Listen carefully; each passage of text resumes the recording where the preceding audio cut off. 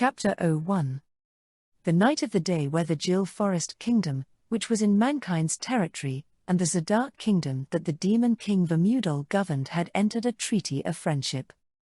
Luity Rygers, who was the hero of the Jil Forest Kingdom as well as one of the former Heroes Party members, was staying in the Zadark Kingdom, which was in the Dark Continent. The place she was at was one of the guest rooms that were prepared in the Demon King Castle. The night view of the castle town that she looked down upon from the room's balcony was something truly gorgeous. Thanks not only to the light of the illumination magic, but also the lights that were attached to the eaves of every shop, the entire town emitted a radiance that was like a treasure box. It was definitely a civilized light. It was a spectacle that couldn't have imagined during the time in the past when mankind had fought against the demon king Gramphia. For Luity, who had visited this land in the past together with the hero Yuya, she still couldn't believe it. The Zadark Kingdom. It was the nation that new Demon King had created and governed all of a sudden on a barren land. "You're making quite the long face, aren't you?" Luity was surprised by the voice she suddenly heard, saw the figure that appeared before her, and stepped back. The one that was there was the Zadark Kingdom's Western General, the man called Sancred. Sancred grabbed the handrail from outside of the balcony, and leaned his body forward. "Wah, what are you?" "This is the second floor." Well, I just did a bit of jumping is all." "That's right." Sancred had jumped from the ground and went up to the balcony handrail. That was simply all there was to it, but, normally, you'd come through the door, right? "I see. I had forgotten that." Seeing Sancred say that with face that said he had seriously forgotten, Luity breathed a deep sigh. "Rather, this is a lady's room, you know." "Ah, I had forgotten that. I wonder if I should push this guy off." It had irritated her quite a bit, but with the face of someone who had overbearingly came every day to woo her in a similar way suddenly coming to her mind, she exhaled. This happens all the time, is what she thought. She stared at Sancred, who was still leaning his body forward from the outer side of the balcony. "What is it?" It's nothing." Luity shook off that someone who came to her mind, and continued to glare at Sancred. "In any case, please hurry up and climb up." "That stands out." "That's true. It's about time for the castle patrol to pass by below." Then please hurry up." "Yeah." When Sancred said that, he nimbly got onto the balcony. "So, what business do you have with me?"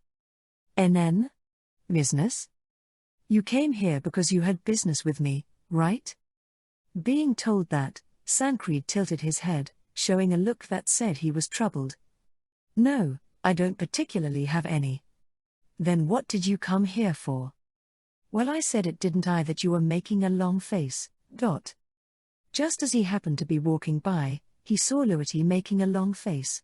That is why he tried coming here. That was simply all there was to it. "I thought that if there was something troubling you, then you might need someone to listen." You're a Mazoku, aren't you?" "Yes, I am. But it's not like a Mazoku can't listen to the troubles of a Sylphid woman."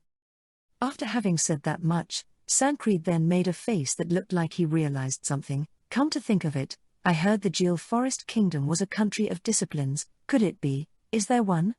A discipline like that?" The Jil Forest Kingdom, where many of the long-lived Sylphid lived, was a country that honored disciplines. There are many cases where foreigners that didn't know of those disciplines would do rude actions without knowingly doing so. "No, there isn't." "I see, then that's good."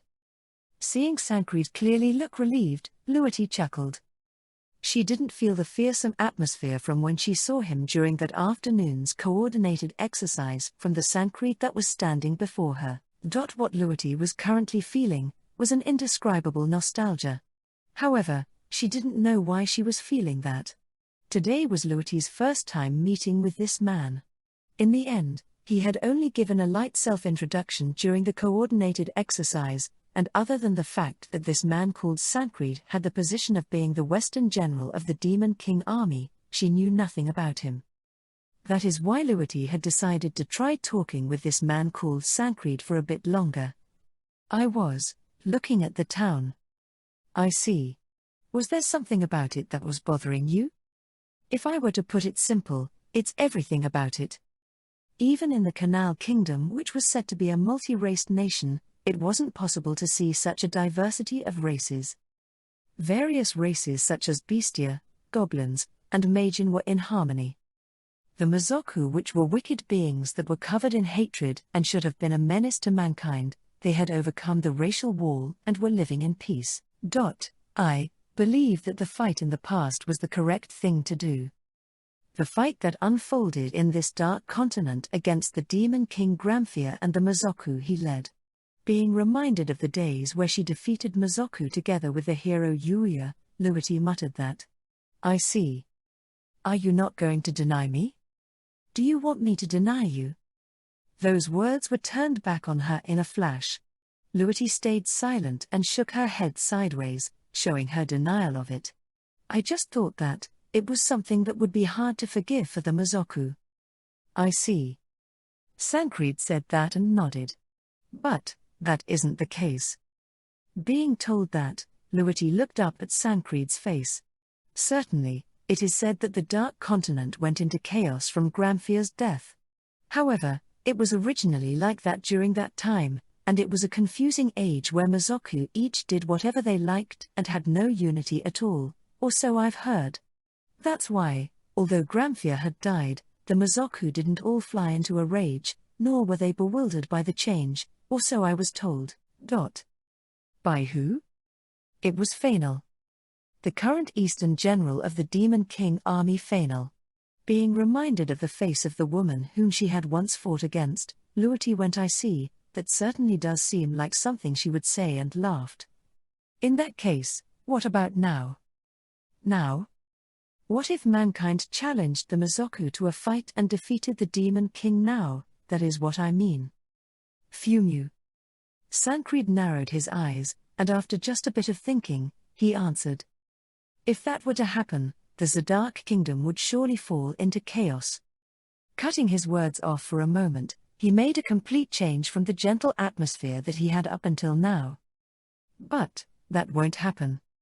A penetratingly cold voice. That was a silent, overpowering sensation. A sharp bloodlust that felt as if thousands of drawn swords had been thrust before her had poured out. Before that happens, I will prevent it. For the sake of all those that live in this country. Is that so? That bloodlust that would have made even the captain of the Geel Forest Kingdom Protection Chivalric Order Zequel step back, Luity had directly accepted it. That was something that she could do because she had experience as a hero with a long military service, as well as the embodiment of her resolution to accept the answer towards her own question. As I thought, that really is how it is. Yeah.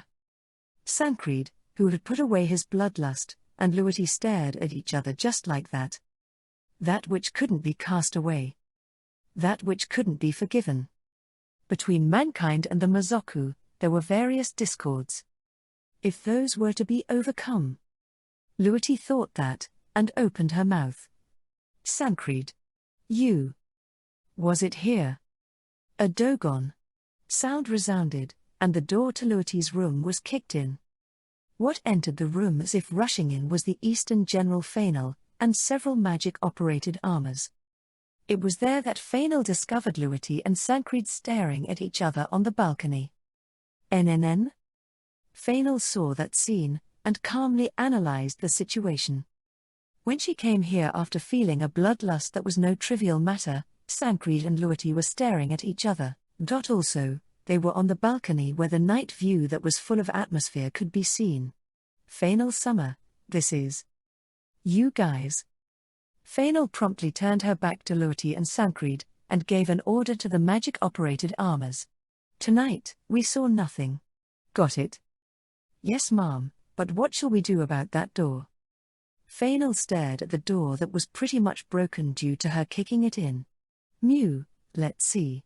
Go fix it before Ichika finds out about it. Yes, ma'am, and if we are found out, I will report that Fainal Summer had broken it and had forbidden us to speak of it. Stop that, I'll end up getting snide remarks from her. Since this concerns our lives, we cannot yield on this. Fainal, who was doing something like a manzai, comic dialogue, with the magic-operated armor, suddenly noticed the gaze that came from behind her and turned around. Ah, well now. Sorry for getting in the way, I had no intention of doing so. Come on, let's withdraw. PL, please wait.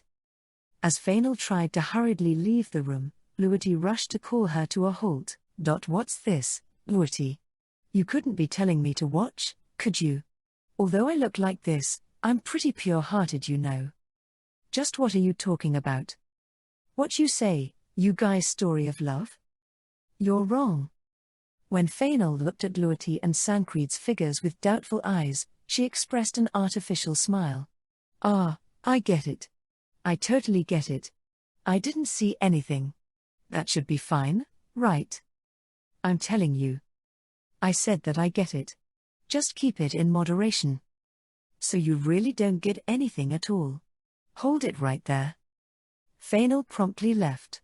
Even the magic-operated armors that she left behind, they repaired the door with experienced handwork, and upon testing how it was by opening and closing it, they closed the door and left. Ah, geez. What are you going to do about this? Luity threw her anger and impatience that had no outlet onto Sancred. There's nothing we can do about it. Why are you saying it like it's someone else's problem? Being glared at by Luity, Sancred averted his gaze. Well, don't be bothered by it. It bothers me. As an apology, I'll take you to an interesting place. Huh? Luity made a puzzled face at the sudden proposal. You can't sleep anyway, right? In that case, this is perfect. After saying that, Sancred took Luity's hand. Luity's face switched between red and blue from Sancred's unexpected actions. Thanks to Fainal, she probably couldn't help but be strangely conscious of it all. Wait, what are you? What, it's merely an invitation for some nighttime fun. Sancred made a broad smile. Gate. Together with vestiges of light, Luity and Sancred's figures disappeared from the balcony. The place the two of them appeared at was an alley in the Castletown Arkfirm. This place is? Arkfirm. It's the place you were looking at earlier. Luity surveyed the area while being enveloped in the hustle and bustle. What came walking to them from the front seemed to be a hairy, fluffy, white long-haired variety of cat bestia. The bestia paid no heed to Luity's group, and passed by in a good mood. Now then, let's go. While still gripping Luity's hand, Sancred tried to leave the alley. Oh, hold on, my hand, please let go of it. NN? Ah. Don't stray away from me. I won't. Or rather, is this all right? That's right, the Castletown is the best place to gather the country's information. If this were mankind's territory, it would also be the place that had the most number of spies being sent to it. If he were to take Luity to a place like that, it would be the same as leaking the Zadark Kingdom's varied information. Although a treaty of friendship has currently been formed with the Geel Forest Kingdom, having defeated the Demon King Gramfir together with the past hero, Luity should be someone that should especially require special attention. Are you talking about money? Today is my treat. You don't have to worry about it. While feeling irritated by Sancred's words that seemed like he wasn't worried about the information leakage at all, Luity drew close to him. I am someone who you never know when I'll turn into your enemy. I'm asking if it's all right to guide me through the town despite that. It will be fine while that's just an unsubstantiated assertion. Besides, you can be relieved since I will cut you down when that time comes. Is that so? Although Luity found that a bit unconvincing, she gave up on doing any more questioning and breathed a sigh. The night is long but too short to enjoy it all. I'll tell you about the shops I recommend. While gazing at the back of Sancred, who had said that and started walking, as she walked, Luity had a thought. That he was similar. She remembered the figure that already died, that had vanished within the flow of time. That shouldn't be the case. Although she felt a stir, Luoti denied her own thoughts. Chapter 02. Luoti walked through the town while being led by the hand by Sancred. What she felt was the hustle and bustle of the town. The light of magic which shined in the dark night, the laughter of the people. The faces that thought back on the hardships of the day. The faces that believed in the hopes of tomorrow. Of the goblins, of the bestia, of the Magian. Various smiling faces were found in this town. The figures of people working, which was created based on a positive culture. Natural figures, which she had recently seen even in mankind's territory of the Shatire continent. While looking at that, Luoti suddenly noticed. Come to think of it. NN? The voices of touting for shops, there aren't any, are there? With it being a castle town night, there should have naturally been some. However, she didn't even see the figures of the employees on the streets. Ah, the touting had disappeared. Disappeared? Yeah. To begin with, touting was something done meant to inform the customers of how great the products or services of their store was. As long as there was competition, there was a need to demonstrate how much better they were than other stores. For any store, if there were parts where they were inferior to another store, they would try to improve and surpass them in it, and that by itself is a good side that would make the entire market grow and develop. But at times where they reached a certain level and were pretty much treated as equal, their bad parts as Mizoku would show its face. Fellow people who possessed unshakable confidence that their own place was the best would have their prides clash. In other words, the Mizoku's time-honored method of deciding who was better, a fist fight would end up starting. If fist fights that started due to touting frequently occurred here and there, doing business would be out of the question. It was there that a battle with the intent of unification was performed in the shopping district, and the victor had made a proposition. From now on, without comparing ourselves to other stores, let's determine victory or defeat with only our own store's products and services. The sales will determine everything, is what they said. In the world of Mizoku, the victor's words were absolute. Accepting the proposal of that man, who seemed to be the store owner of a skewer store, the current form was completed. That was the reason. In short, it's a match done with the actual products and services, that's what it means. Since they possess pride in their own work, something like touting isn't needed. Is that what it means? Certainly, pride does have something to do with it. Luoti's favorable misunderstanding was something Sancred didn't go out of his way to correct. Plus, the sounds of fighting can't be heard from anywhere at all. Well, it's not like there aren't any though. If a fist fight were to be carried out now, there would only be cases where it would be approved of as a duel under the management of a third party. Types of those so-called crimes, there aren't any. Not even a single case? Yeah. Seeing Luoti's surprised look, Sancred answered like that. The Mizoku who had offered up their loyalty to the demon king Vermudal wouldn't commit criminal acts on the turf of their king. Demonstrating their loyalty to the demon king through their way of life was how the Mizoku were. The Mizoku of the past were violent and brutal, but the demon king of those times, Gramphia, had a big influence on that. The current demon king, Vermudal, had a personality that didn't like strife and loved peace. Therefore, it was only natural that the Mizoku would live their lives where they kept order, and the Mizoku personally preferred this new way of living. Then again, there was also the circumstances where the Mizoku that preferred strife were mostly destroyed during the upheaval in the past though. But, just in case, patrols are also performed. Right at that moment, magic-operated armors that were carrying out patrols had passed by next to Luoti. She then noticed that there would definitely be a magic-operated armor wherever she looked in the town. When speaking of the patrolling soldiers when Luoti was in the St. Outla's kingdom, they had the impression that they were somehow slacking off, but it seemed that the Zadark Kingdom's magic-operated armors didn't have something like that. As Luoti had her attention attracted by the magic-operated armors, she had her hand pulled again by Sancred. Like I said, my hand. Please let go of it. NN? Sorry. To begin with. I have. Oh, Here's a good store. This is perfect. Interrupting Luiti's words, Sancred approached one store.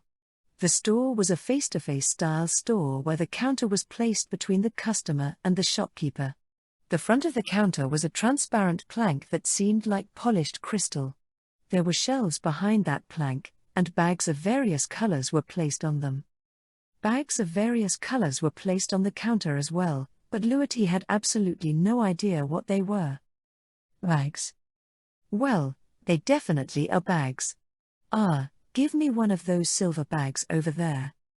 Gotcha, that'll be 5 large copper coins. When Sancred placed 5 large copper coins on the counter, the shopkeeper, a boar bestia, took out a silver bag. Taking that bag, Sancred checked its weight, and then placed it in Luiti's hand. It's called a peace lottery. Well, it's something like a specialty of the current Zadark Kingdom. Peace lottery? Try opening it. Being told that, Luiti pulled the string that closed the silver bag's opening. What was inside were dolls that seemed to have been made by carving stones. One was a magic-operated armor. One was a wolf bestia that somehow seemed to have a frivolous-looking face. And the last one is this, Fainal? Unlike the other black-colored dolls, only the Fainal doll was carefully colored. Its coating was beautiful too, but the craftsmanship of the doll, which was the foundation of it, was also wonderful. Things that had delicate sculpting with a doll of this size, there probably weren't that many of them even within mankind's territory. Feeling a faint amount of magical power from the doll, she could tell that preservation magic was cast on it. Good for you. It seems that the colored versions of the 4 cardinal generals don't come out all that often. No, rather, this is a doll, right? They're game pieces. She didn't know what game it was, but Luiti was just barely able to understand for now that it was something of value. Thank you, very much. After saying her thanks like that, Luiti went ha in realization. Like I'm saying. I have no reason to accept this. Just as she tried to give the entire bag back, Luiti noticed that Sancred's figure had vanished. Huh? As she searched for Sancred's figure in the crowds, a cold cup went right to Luiti's cheek. Hiya? That was quite the funny voice. The one who stood there was Sancred holding 2 cups. Just what in the world is with you? You sure do ask a lot of difficult things. Sancred made Luiti hold a cup in her open hand. It's Ringil and Satudake juice. I said this before, but... NN? Luiti looked up at Sancred, who was taller than her, and glared at him. There is no reason for you to be doing all of this for me. It's because you looked like you were crying. Sancred replied like that to Luiti's words. That should be enough for a reason. Both you and I, and both your country and my country, there shouldn't be that deep of a relationship yet. To begin with, in the Gil Forest Kingdom delegation this time, Luiti didn't have any authority at all. Luiti's participation in the delegation this time was as an advisor who knew of the Dark Continent of the past, and then, as a guard where they could count on her abilities as a hero of her country. Luiti was unable to make any political deals, and as long as there was nothing to gain for the Zadark Kingdom, there wasn't a single reason for her to be entertained by Sancred, who was a general of the Demon King army, like this. This man, who had the position of Western General, had too many mysteries. In the exercise location where the Demon King army generals were lined up, a majority of the delegation members were overawed by the general called Raikta, who emitted an atmosphere as if he were the incarnation of tyranny. However, for Luiti, rather than Raikta, she couldn't help but be bothered by Sancred. It was the same even at this moment right now. Luiti continued to feel a mysterious nostalgia from this man. Relationship, huh? Yes. Sancred replied with a bored-sounding tone. We will end up having that sort of relationship from now on. So don't worry about it. Huh? Before Luiti could think about the meaning of those words, Sancred continued speaking. Today, the Gil Forest Kingdom and the Zadark Kingdom formed a treaty of friendship. From now on, both countries will surely deepen their friendship. In other words, both you and I will also deepen our friendship. Today is, well, It's the first step of that. Ah, so that's what you meant. After looking with curious eyes at Luity as she breathed a sigh, he dropped his gaze down to her hands. Yeah. So that's why you don't have to worry about it. Also, one more thing. Luity stared at Sancred's eyes. Is there still something bothering you? After Sancred said that with a tired-sounding tone, Luity thrust her cup at him. Who did you say was crying? It was you though. I wasn't crying. Is that so? But, if you were left like that, you would have cried, wouldn't you? I wouldn't cry. Is that so? Yes. Sancred nodded, and then pushed the cup that was thrusted at him back towards Luity. Well, drink. It's good, you know. Being encouraged to do that, Luity brought the cup to her mouth while being a bit nervous, wondering what kind of taste it would have. The juice that filled the cold stone cup had a mellow taste where the faint bitterness of the ringel was mixed with the gentle sweetness of the satudake. It really is delicious. Yeah. Sancred also brought his cup to his mouth and drank the juice. Still, why is it a stone cup? It seems that before this country was made, when the Demon King Castle was still worn down, they didn't even have any tableware. See. It seems that the Demon King had his meals with tableware that was made out of stone. So it's handicraft that is associated with that. Right. Hearing about the figure of the Demon King that was different from the image that she held towards them, Luity looked at the cup in her hand and pondered. The Demon King Vermudal was a Demon King that possessed an atmosphere different from the Demon King Shuklus that was in the dimensional gap, and the great Demon King Gramphia that Luity knew of. Those two Demon Kings, they probably wouldn't even speak of something like peace even as a joke. Sancred. What is it? What do you think of the current Demon King? Hearing the words Luity muttered, after being silent for a bit, Sancred answered like this. He is a hard worker. Probably, much more than anyone else in the world. Chapter 03. A hard worker? Luity was reminded of Vermudal's figure as adventurer Shion when she had met him in the past. His figure as he was earnestly absorbed in reading a book in the library left an impression on her. Especially how there were a lot of books in regards to history. His reading of books regarding the hero, thinking about it now, was probably because he was the Demon King. Adventurer Shion would intentionally accept requests that other adventurers wouldn't take, such as requests from small villages and requests that had little profit, and was a person that could be said to be a model adventurer. Hearing those rumors, Luity zeroed in on him. It was there that she suddenly noticed. Come to think of it, why did he do such a thing? What Shion mainly accepted were requests to subjugate monsters that threatened villages and towns. Subjugation requests had low rewards in proportion to their degree of difficulty, and with there not being many that accepted them, many of the requests would go unsettled. However, if left alone, that land would continue to be threatened, and it might lead to towns being attacked. Therefore, normally, people that would try their abilities and people that were driven by righteous indignation would accept those requests, disregarding the reward. In that case, why did Vermudal accept those kinds of requests? As a disguise for the sake of hiding in the Shutire continent, it took too much effort, and as work done for the sake of encroaching into the center of the political administration, it was too roundabout. As a result of completing requests that others would shy away from, the fame of Shion had been raised, but Luity felt that that was only secondary to him. Why would Vermudal, the Demon King, do actions that would protect the peace within the Shutire continent? For Luity, she was unable to understand that. No, there was only one answer that she could think of.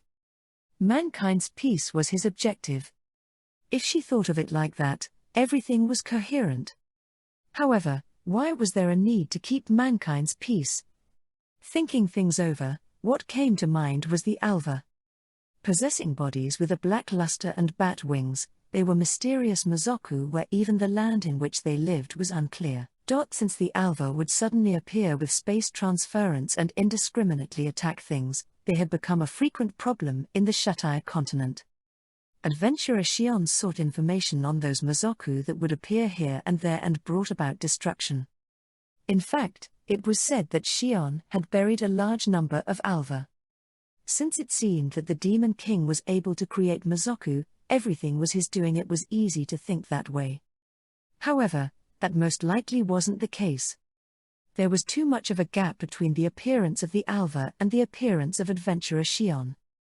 Besides, it wasn't like Shion exterminated only the Alva. It was unreasonable to seek a relationship there. Then, does it mean it had nothing to do with the Alva? However, in that case, just what were the Alva? The Alva had sprung forth after the great demon King Gramphia, who had once reigned over the Dark Continent, was subdued. In other words, it would be valid to think that the demon king that succeeded after Gramphia had created them, but, as long as the time when Vermudal had become the demon king was unknown, she was unable to conclude with this. I'm lacking on information. Having returned from her sea of thoughts, Luity noticed that Sancred's face was right in front of her own and then backed away. Moi? Wah? So you finally noticed. Since you suddenly started mumbling, I thought that you had received some strange curse or something. It seemed that she had gone too deep in her pondering and became unable to see her surroundings. As her face was turning red, a grilled skewer that gave off a fragrant aroma that went to Luity's nose was held out to her. It's a charging boar and marrow mushroom grilled skewer. Want some? When did you get something like this? Seeing that it looked like my words wouldn't enter your ears, I got them from nearby. Could it be that you just left me alone? In order to gloss over her embarrassment, Luity displayed unreasonable anger, but Sancred made a face that said he found it unexpected. Same to you. Could it be that you haven't noticed? I properly pulled you by the hand and brought you here. Huh? Being told that, Luity looked around. Certainly, the scenery was different from before. Now that you mention it, the place is different. That's right, so, won't you eat it? Being told that, Luity received the skewer and bit into it. The charging boar had a unique flavor to it, but by no means was it an unpleasant taste. So, what were you thinking so hard about? That's... Luity hesitated to say it. This man called Sancred looked like he was sincere. If she asked, he would probably answer most things honestly, and if there was something he couldn't answer about, he would probably say that he couldn't answer about it. At the very least, he wouldn't deceive her, is what she thought. It wasn't like Luity knew deeply about Sancred, but she was confident in her eye for people. If I ask, would you answer me? I cannot make a definite promise. But, if it's something I can answer, then I will answer. Hearing that reply, Luity made a wry smile, thinking that he was just as she expected. What was the Demon King Vermudal trying to do in the Shatai continent? She went straight out and threw that question at him. So you were thinking about that? Yes. As if ruminating on Luity's question, Sancred turned his gaze to the sky. The cloudy sky. Bringing his gaze back from that, Sancred met eyes with Luity. It seemed that he tried to bring peace to mankind's territory. And why would he do that? For the sake of this country's peace. Luity thought about the meaning of those words. Why would the Shatai continent being at peace make the Zadark kingdom be at peace? If the world is disarrayed, mankind would demand a place to put the responsibility on, and suspect the Demon King's revival. That seems to be what he thought.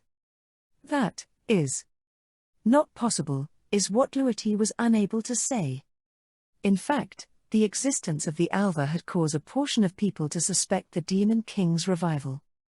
However, the reason why that suspicion wasn't that widely spread was because the world was generally at peace, and because people thought that the Alva were merely remnants of the Demon King.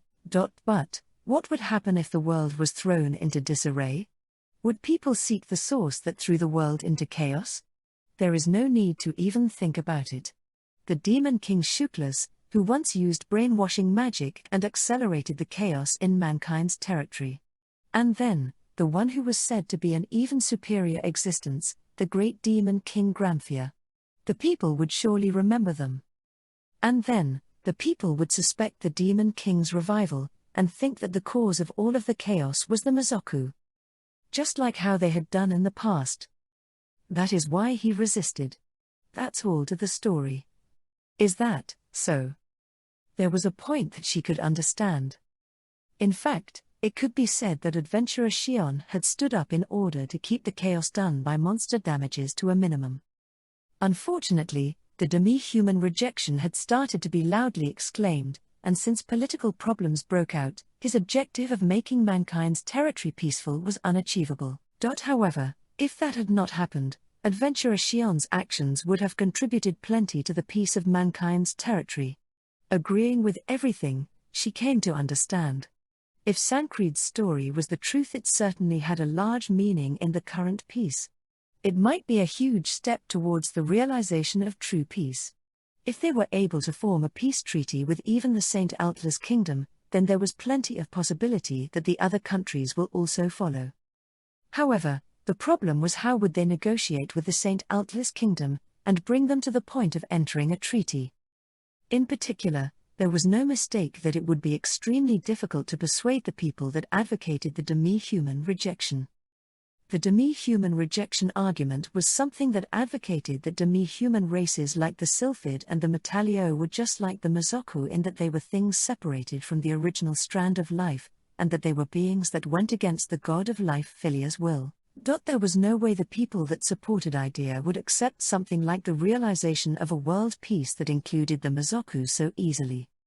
Just how far had those people penetrated the center of the St. Altlas Kingdom, and how would they move the country? There was a need to know that. Hey, come back. Your skewer is going to get cold. Wah, hey, please don't touch my ear on your own like that. Having her ear pulled by Sancred, Luity's thoughts were forcibly interrupted. However, it was true that it would be a waste for the grilled skewer to go cold. Putting one of the grilled skewer's maru mushrooms into her mouth, she enjoyed the crisp food texture. Swallowing it down, Luity had a thought. Having the chance to eat something like this in the Dark Continent was something that she hadn't even thought of just a little while ago. Without being limited to just Luity, mankind's common sense towards the Shutire Continent's Mazoku was suspended in the past. No, the common sense from the past is being succeeded as the newest thing, that would be the correct way to describe it. In actuality, the goblins, ogres, and bestia in the Shutire Continent haven't changed at all from the past. That is why people's perception of them shouldn't have changed. Both now and in the past, Mazoku have continued to be the enemy of mankind. Just what should be done in order to change that mankind's common sense, changing mankind's perception towards the Mazoku, will be difficult, won't it? That's true. That is what he's been worrying over this whole time. When Sancred said that, he returned the skewer that he had finished eat to the stall's shopkeeper. And I'm sure that he's worrying over it even now, all in order to protect this kind of daily life. Daily life. That's right, what was in front of her eyes right now was a scene of daily life. Completely different from the Dark Continent of the past, a daily life similar to what could be found in a town of the Shutire Continent was found here. I have one request. Hearing Sancred's words, Luity responded with a twitch. We, the Mazoku and the Jil Forest Kingdom, have become friends. Yes. At the very least, on documents. That's true. Luity's words that had a hidden meaning weren't denied by Sancred. The method that Vermudel took in order to enter the treaty was pretty forceful, and there was no guarantee that the exchanged treaties would be protected forever after this.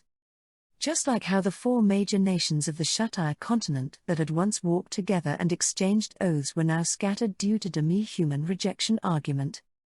But, I beg of you, please don't betray us. At the very least, I ask that you alone don't. Why me? It's because both the Demon King and Fainal seem to have taken a liking to you. And what about you? Hearing that question, Sancred said Fumu and started thinking. Me huh, let's see. I would like to have expectations of our relationship from now on. Well, that's probably an appropriate impression. Saying that, Luity smiled. Since they had only met for the first time today, Sancred's words could be said to be only natural. I can't make a definite promise. But, I will strive to not do so. Yeah, that's enough. That is why Luity answered honestly, and Sancred also agreed to it. By the way, when I heard about something called the truth, I had asked about it to your king, but is the objective of keeping peace that I just heard about that truth I was told about? No, I don't know about that. Please ask that to the person himself. In that case, please be the intermediary, okay? You want me to? Is there anyone else that could do it? Just as he was about to say there's Fainal isn't there, Sancred breathed a light sigh. Well, it can't be helped. I was the one who asked for a favor first after all. Fufu, that's true. By the way, the recommended shops that you mentioned before, was that the end of them? No, I still have more though. Then let's get going. Since this is a rare chance where it's all your treat after all. Seeing Luity as she said that looking like she was having fun, Sancred made a wry smile. I see. No wonder they expected things from you. Did you say something? It was nothing. Saying that, Luity and Sancred started walking through the nighttime Arkverm once again. Chapter 04. The Demon King Castle in the Zadark Kingdom, the Throne Room. The place that was more sacred than anywhere else in the castle. Right now, the lights within the room were put out, and only the moonlight that came in from the window illuminated the throne. The one sitting there was the Demon King Vermudal, Demon King Summer. Vermudal moved his gaze to the voice that called out to him. So it's you, Ichika. Yes. Seeing Ichika who had appeared beside him, Vermudal breathed a sigh. You are also quite the hard worker. Just when do you sleep? I do so when I rest.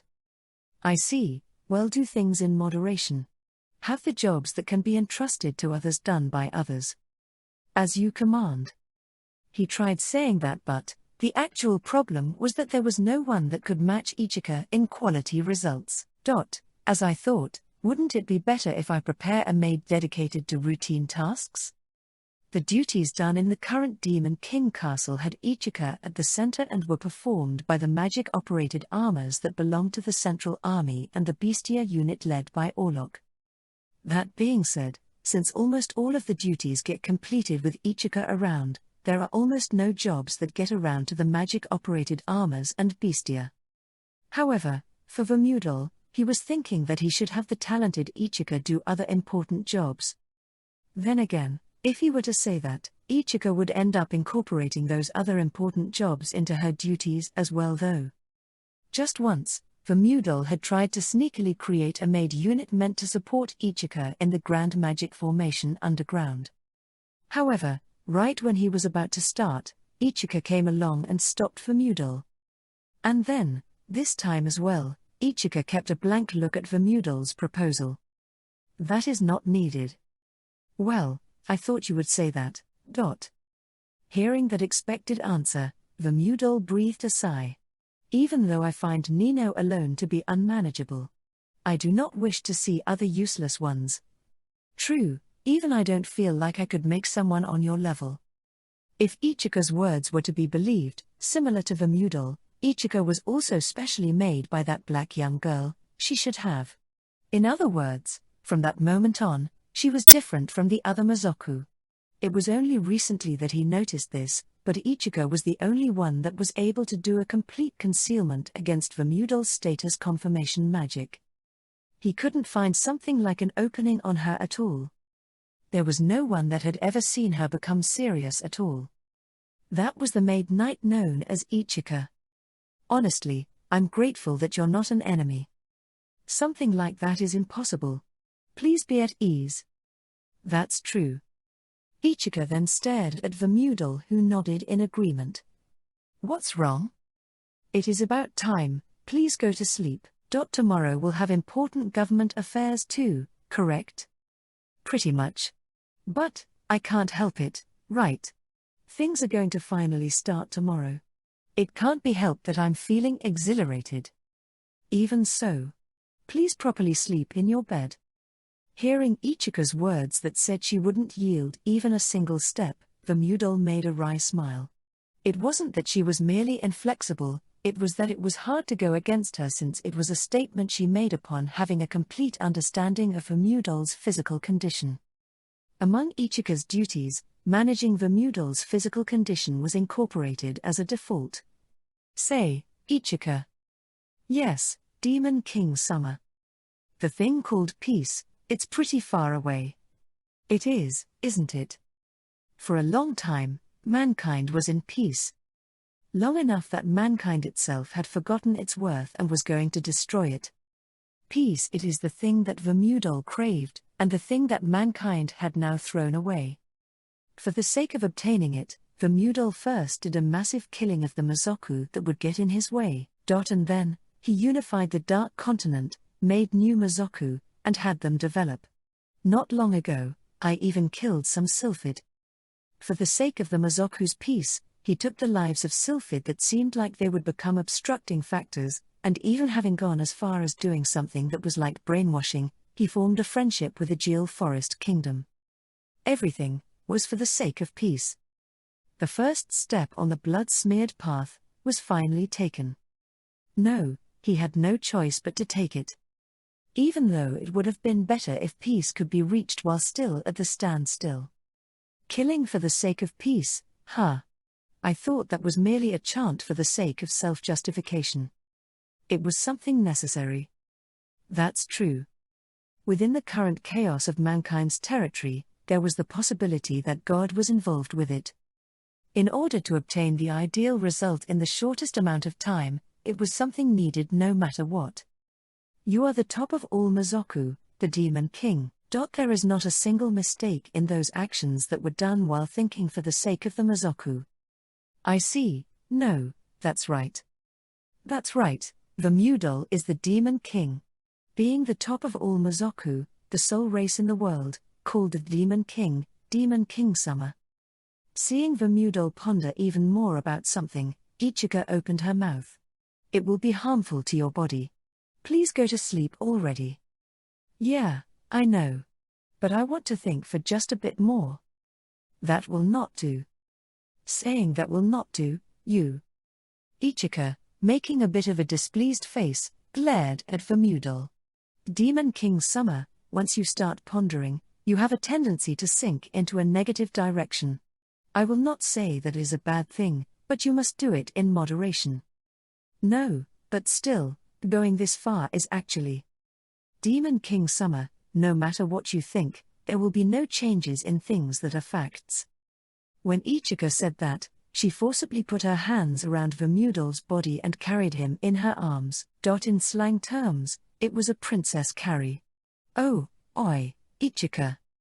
I shall have you rest even if I have to force you to do it. I get it, so just put me down. I will have to refuse. While still holding Vermudol in her arms, Ichika briskly walked to his bedroom. Being carried in a princess carry so easily by Ichika, whose appearance looked delicate, embarrassment and patheticness mixed into Vermudol's heart. Although he knew it was pointless, he couldn't allow it to happen without resistance. If someone were to see this, then my dignity would. There isn't a single presence within visible range of this place nor within the possible range of when we arrive there. The same goes for the route to the bedroom. Ah, is that so? If Ichika says that, then she surely isn't mistaken. Thinking that it really was pointless and giving up on resisting, Vermudol allowed himself to limply be carried just like that. Demon King Summer. What is it? Just now, I was having second thoughts on whether or not I really am the Demon King though. After warding off Vermudol's sarcasm, Ichika spoke with her usual tone. I beg of you, please continue on the path that you believed in. Even if no one else understands your anguish, I will be by your side. Those were words that Ichika has spoken before. Just when was it that he had heard these words? No matter what path you choose from now on, I shall nestle close to you on that path. Vermudol remembered the day he had first met with Ichika. The time when the Demon King Castle was still just ragged ruins and when Vermudol and Ichika were the only two in the master and servant relationship. While being reminded of that time, Vermudol muttered, "I also might end with just perishing to the hero, you know? I am confident that my current self is pretty Demon King-like after all. If one is a true Demon King, then there is no reason to lose to someone like the hero." Is that so? It is. If you'd like, I will show you that I can cut them down. Seeing the rare occasion of Ichika make a joke, Vermudol was caught off guard, and made a small laugh. I see. Then that's a relief. Yes. As she said that with a lack of expression, Ichika arrived at Vermudol's room, and her feet stopped right in front of the door. "Demon King Summer, please wait here for a bit." When Ichika said that, she put Vermudol down, silently opened the door, and slipped inside. "Nino, what are you doing?" Hearing those words, Vermudol stealthily peeked inside from the gap of the opened door. What was in there was Ichika, who had a somewhat terrifying colored aura rising from her, and the figure of Nino, who was rolled into a ball in Vermudol's bed. Since Nino is thoughtful, Nino warmed up Demon King Summer's bed. Is that so? Since that is unnecessary, get out. That cannot be done. Rather than a seed of rationality, a rigid, straight-laced maid has come invading like this after all. Nino thought that she should protect him at his side. Putting that Nino's loyal servant style and beautiful young lady style together, it is on the level of being transmitted down after ages as a legend. I see. It would seem that there are flaws in your thinking processes. Get out. How boorish of you to hinder Nino's loyalty. Those are lines that come out from not having confidence in your own appearance. Any more than this was dangerous. The Demon King Castle seriously could not be allowed to return to its first-day state. Feeling that way, Vermudol purposely pushed open the door so that it made a loud sound. "Ah, Demon King Summer. Demon King Summer, please wait for a bit. Since I will be tossing this dumbass maid out through the window." "No, wait. It's fine, so wait. Nino, what are you doing?" Being asked that, Nino restlessly raised half her body, and tilted her head. With how she was wearing light green pajamas, she was clearly intending on sleeping here. "What you ask, preparing for sleeping together?" "I see. I'll accept those feelings. If it's now, Nino will also come with it as a set, you know. I will accept only the feelings." Puffing her cheeks, looking quite displeased, Nino was about to restlessly leave the bed looking like it couldn't be helped. Even though there's nothing to be bashful about it at this point. Demon King Summer. Wait, that's a misunderstanding. It is one of Nino's usual jokes. Vermudol warded off Ichika's sharp gaze. Vermudol had not gotten into that sort of relationship with anyone before. He hadn't withered to the point of having absolutely no interest in the field of love, that is what he had thought. But, right now, he didn't have the leeway to be concerned with that sort of thing. Demon King Summer is serious after all. If you understand that, then you should also be a bit more. Nino, who had for some reason crawled back onto the bed, looked into Vermudol's eyes. But, Nino thinks that it's because there is no leeway. Nino thinks that you should try turning your eyes onto something a bit different. Hearing that surprisingly decent opinion, Ichika also made a slightly surprised-looking face. Even how Rokona said before to go to the castle town, Nino thinks that she had that sort of aim, you know. I see. Certainly, that castle town inspection had a strong element of play to it. That too meant that Rokona probably paid attention to Vermudol's needs and tried to get him to vent out his stress. I understand your view. Now then, move away from there. Don't wanna. Move away. Ichika, Nino thinks you should leave this place and come back after about 7 hours have passed. By that time, Nino will be gone, maybe. Just as that quarreling started, Vermudol had snapped his fingers and called a magic-operated armor. Please prepare one bed in a vacant room right away. I will sleep there. I have received your command. Leaving Ichika and Nino, who had once again started glaring at each other, as they were, Vermudal stealthily left his own room. Chapter 05. After leaving the bedroom, feeling that he really didn't feel like he would fall asleep any time soon, Vermudal came to the Demon King Castle rear garden for a walk. The rear garden was the place that the golem-type Magian, the Central General Gordy, could often be found covered in moss. However, at present, Gordy's figure was not in the place she usually stood still at, and only the sound of swords clashing resounded in the quiet night rear garden. The two that were crossing swords noticed Vermudal's gaze, but they did not try to sheathe their swords. Instead, they increased their sword speed, and tried to come to a quick conclusion to their match. The two's swordsmanship that had already surpassed an ordinary person's limits had become something that Vermudal couldn't see. Before long, the sword attacks that seemed to have even sound fall behind stopped, and he saw the conclusion where each of them had their swords thrust before each other's necks. This was an extraordinarily ideal way to finish a fight for the Mazoku, and had the meaning of being a tie where they praised each other's brave fighting. Incidentally, in cases where they reached a conclusion where they don't come to an agreement, they would start fist fighting in place of bravely fighting. As expected of the two of you. When Vermudal gave them an applause, the two sheathed their swords and bowed. They were the Northern General Alchio and the Central General Gordy.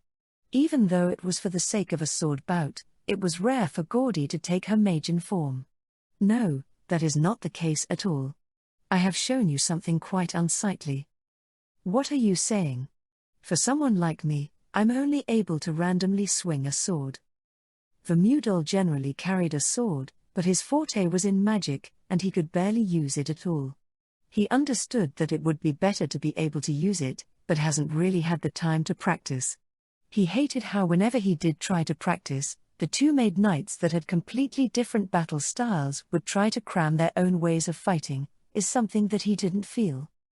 Ichika's battle style was of the orthodox school where she used a sword and shield, or so she feigned to be, and was actually an ever-changing impregnable style where, depending on the situation, she would defend even with the sword and attack even with the shield. At the time when the Magian Oral who was affiliated with the Central Army had first marched into the Demon King Castle, how Ichika had blown him away with her shield was a case of that. In Nino's case, unlike the previous style, she was the type to perform high-speed combat with two curved blades. Generally speaking, her attack speed is uncommonly fast, and if one tried to defend against one of her curved blades, the other curved blade would come attacking from their blind spot. But not just that, even the trajectory of the curved blade that they thought they defended against would change right on the verge of collision. Furthermore, the ultra-fast boisterous dance that was interweaved into her footwork made it so that she wouldn't allow her opponent to make a single counterattack. You are making a somewhat difficult face, aren't you, Demon King Summer? I guess. By the way, Gordy, I knew that you used a sword but, I feel like this is my first time seeing it. Being told that, Gordy dropped her gaze onto the sword at her waist. That may indeed be the case. I also have no recollection of having wielded my sword before you, Demon King Summer. Fumu, that is quite a waste. Alchio said that with an expression that said he truly found it to be unfortunate. If she was able to be that much of a match against Alchio, whose main occupation was that of a swordsman, Gordy's skill must also be quite something. The ones that used the sword among the four cardinal generals were only Alchio and the Western General Sancreed, but if Gordy were to be added in, then it would be just right for them to polish each other's sword skills. That being said, since the four cardinal generals were usually scattered in various places, they probably didn't have very many chances to do so. Come to think of it, where did Sancreed go? Even though he's the type of guy that seems like he would be the first to show his face at times like this. Sancreed was a man who had a high chance of appearing when there were event-like things going on. It was unknown whether or not that was just a coincidence or if he had heard about it from somewhere though. Who knows? Well, isn't this a good thing? What's this? Alchio, do you hate Sancreed? No, that isn't the case at all. At times like this, I would always have a bout with Sancred. See. If he knew that I had a match with Gordy, that man would surely want to participate as well. For me, I have no intention of handing over such a good chance like this. Is it something like that? Thinking I really don't get the thoughts of guys who use swords, Vermudol suddenly realized something. Wouldn't it be fine to go up against Ichika or Nino? Hearing Vermudol's words, who had innocently said that, Gordy made a wry smile, and Alcio grimaced. Nino makes a face that openly says she does want to do things like this, and in Ichika's case, since she doesn't stay in the same place for more than 1 minute, we can't get a hold of her. Is that how it is? It is because the only time that those two come to a stop without making a reluctant face is when they are beside you, Demon King Summer. HN. Being reminded of the two who argued in his bedroom, Vermudol thought that even the interpersonal relationships of the Demon King army were also pretty complicated. Incidentally, when Ichika and Nino had done a mock battle before, the two of them didn't pull back at all until Vermudol stopped them, and they were one step away from having a death match. Since they felt that Vermudol who was watching was much more terrifying, they haven't performed any mock battles since then. But still, it sure is rare that the 4 cardinal generals are gathered here and spending the night. That is true. Indeed. While looking at the two who agreed with him, Vermudol remembered a certain matter. Come to think of it, Alcio. Yes. That sword of yours, it's a work of your lover, right? Huh? Seeing Alcio being clearly agitated, Vermudol thought so that really is the case. And was convinced. The light-bearing sword Aural was Alcio's beloved sword, as well as a famous sword that possessed a tremendous ability. Even the Norn blacksmiths, they were unable to make a sword that surpassed Aural even now. It was to a degree that, if an example had to be given, it might be able to even burn up the flames of life. It was said to be that kind of product. Why did Alcio possess something like that? The answer to that was the woman of the race called Metallio who Alcio had lived together with in the past. The Metallio with the name of Margaret was the one who imparted the blacksmithing technology to the Dark Continent, and it was widely known that Alcio protected her during those days. That was simply all to their relationship, is what had been said, but it seemed that what Nino suspected was correct. Demon King Summer, if I remember correctly, the ones called Metallio, are similar to the Norm and, yeah, they specialize in blacksmithing. No, not about that, their height is a bit. Putting it untactfully, they are smaller than Nino. Is that so? Hearing that, Gordy quietly took some distance from Alcio. Well, tastes are, they vary from person to person. Well, even if Alcio is a bit of that, well, you are a comrade who has sworn allegiance to Demon King Summer. That's true, it isn't very good to speak about people's preferences. Especially when it has something to do with a racial characteristic. Please wait. You are making some kind of misunderstanding. Alcio made a retort at Gordy and Vermudol who were nodding in agreement. Ah, I get it. It's fine, Alcio. I believe I understand. That is right, there is no need to worry, Alcio. I also do not speak about people's preferences. No, like I said, please wait. Seeing the two of them looking at him with warm eyes, Alcio breathed a deep sigh. To begin with, Margaret is still alive. NN? That is strange, is what Vermudol thought. A Metallio's lifespan is on the longer side among mankind's races, but even so, it was only somewhat longer than the humans. For her to have lived since the Dark Continent's past era, that was something unimaginable. Both of you. Why do you think Margaret was accepted by the other Mazoku? It was because she possessed blacksmithing technology, wasn't it? That is also a part of it, but... Alcio cleared his throat a bit then continued. Margaret is a half between a Metallio and a Sylphid. She had strongly inherited the trait of being a long-lived race of the Sylphid. Hearing that she was a half, Vermudol remembered the poster girl of the Steel Fish store, Carol, who he had met in mankind's territory. That young girl was also a half.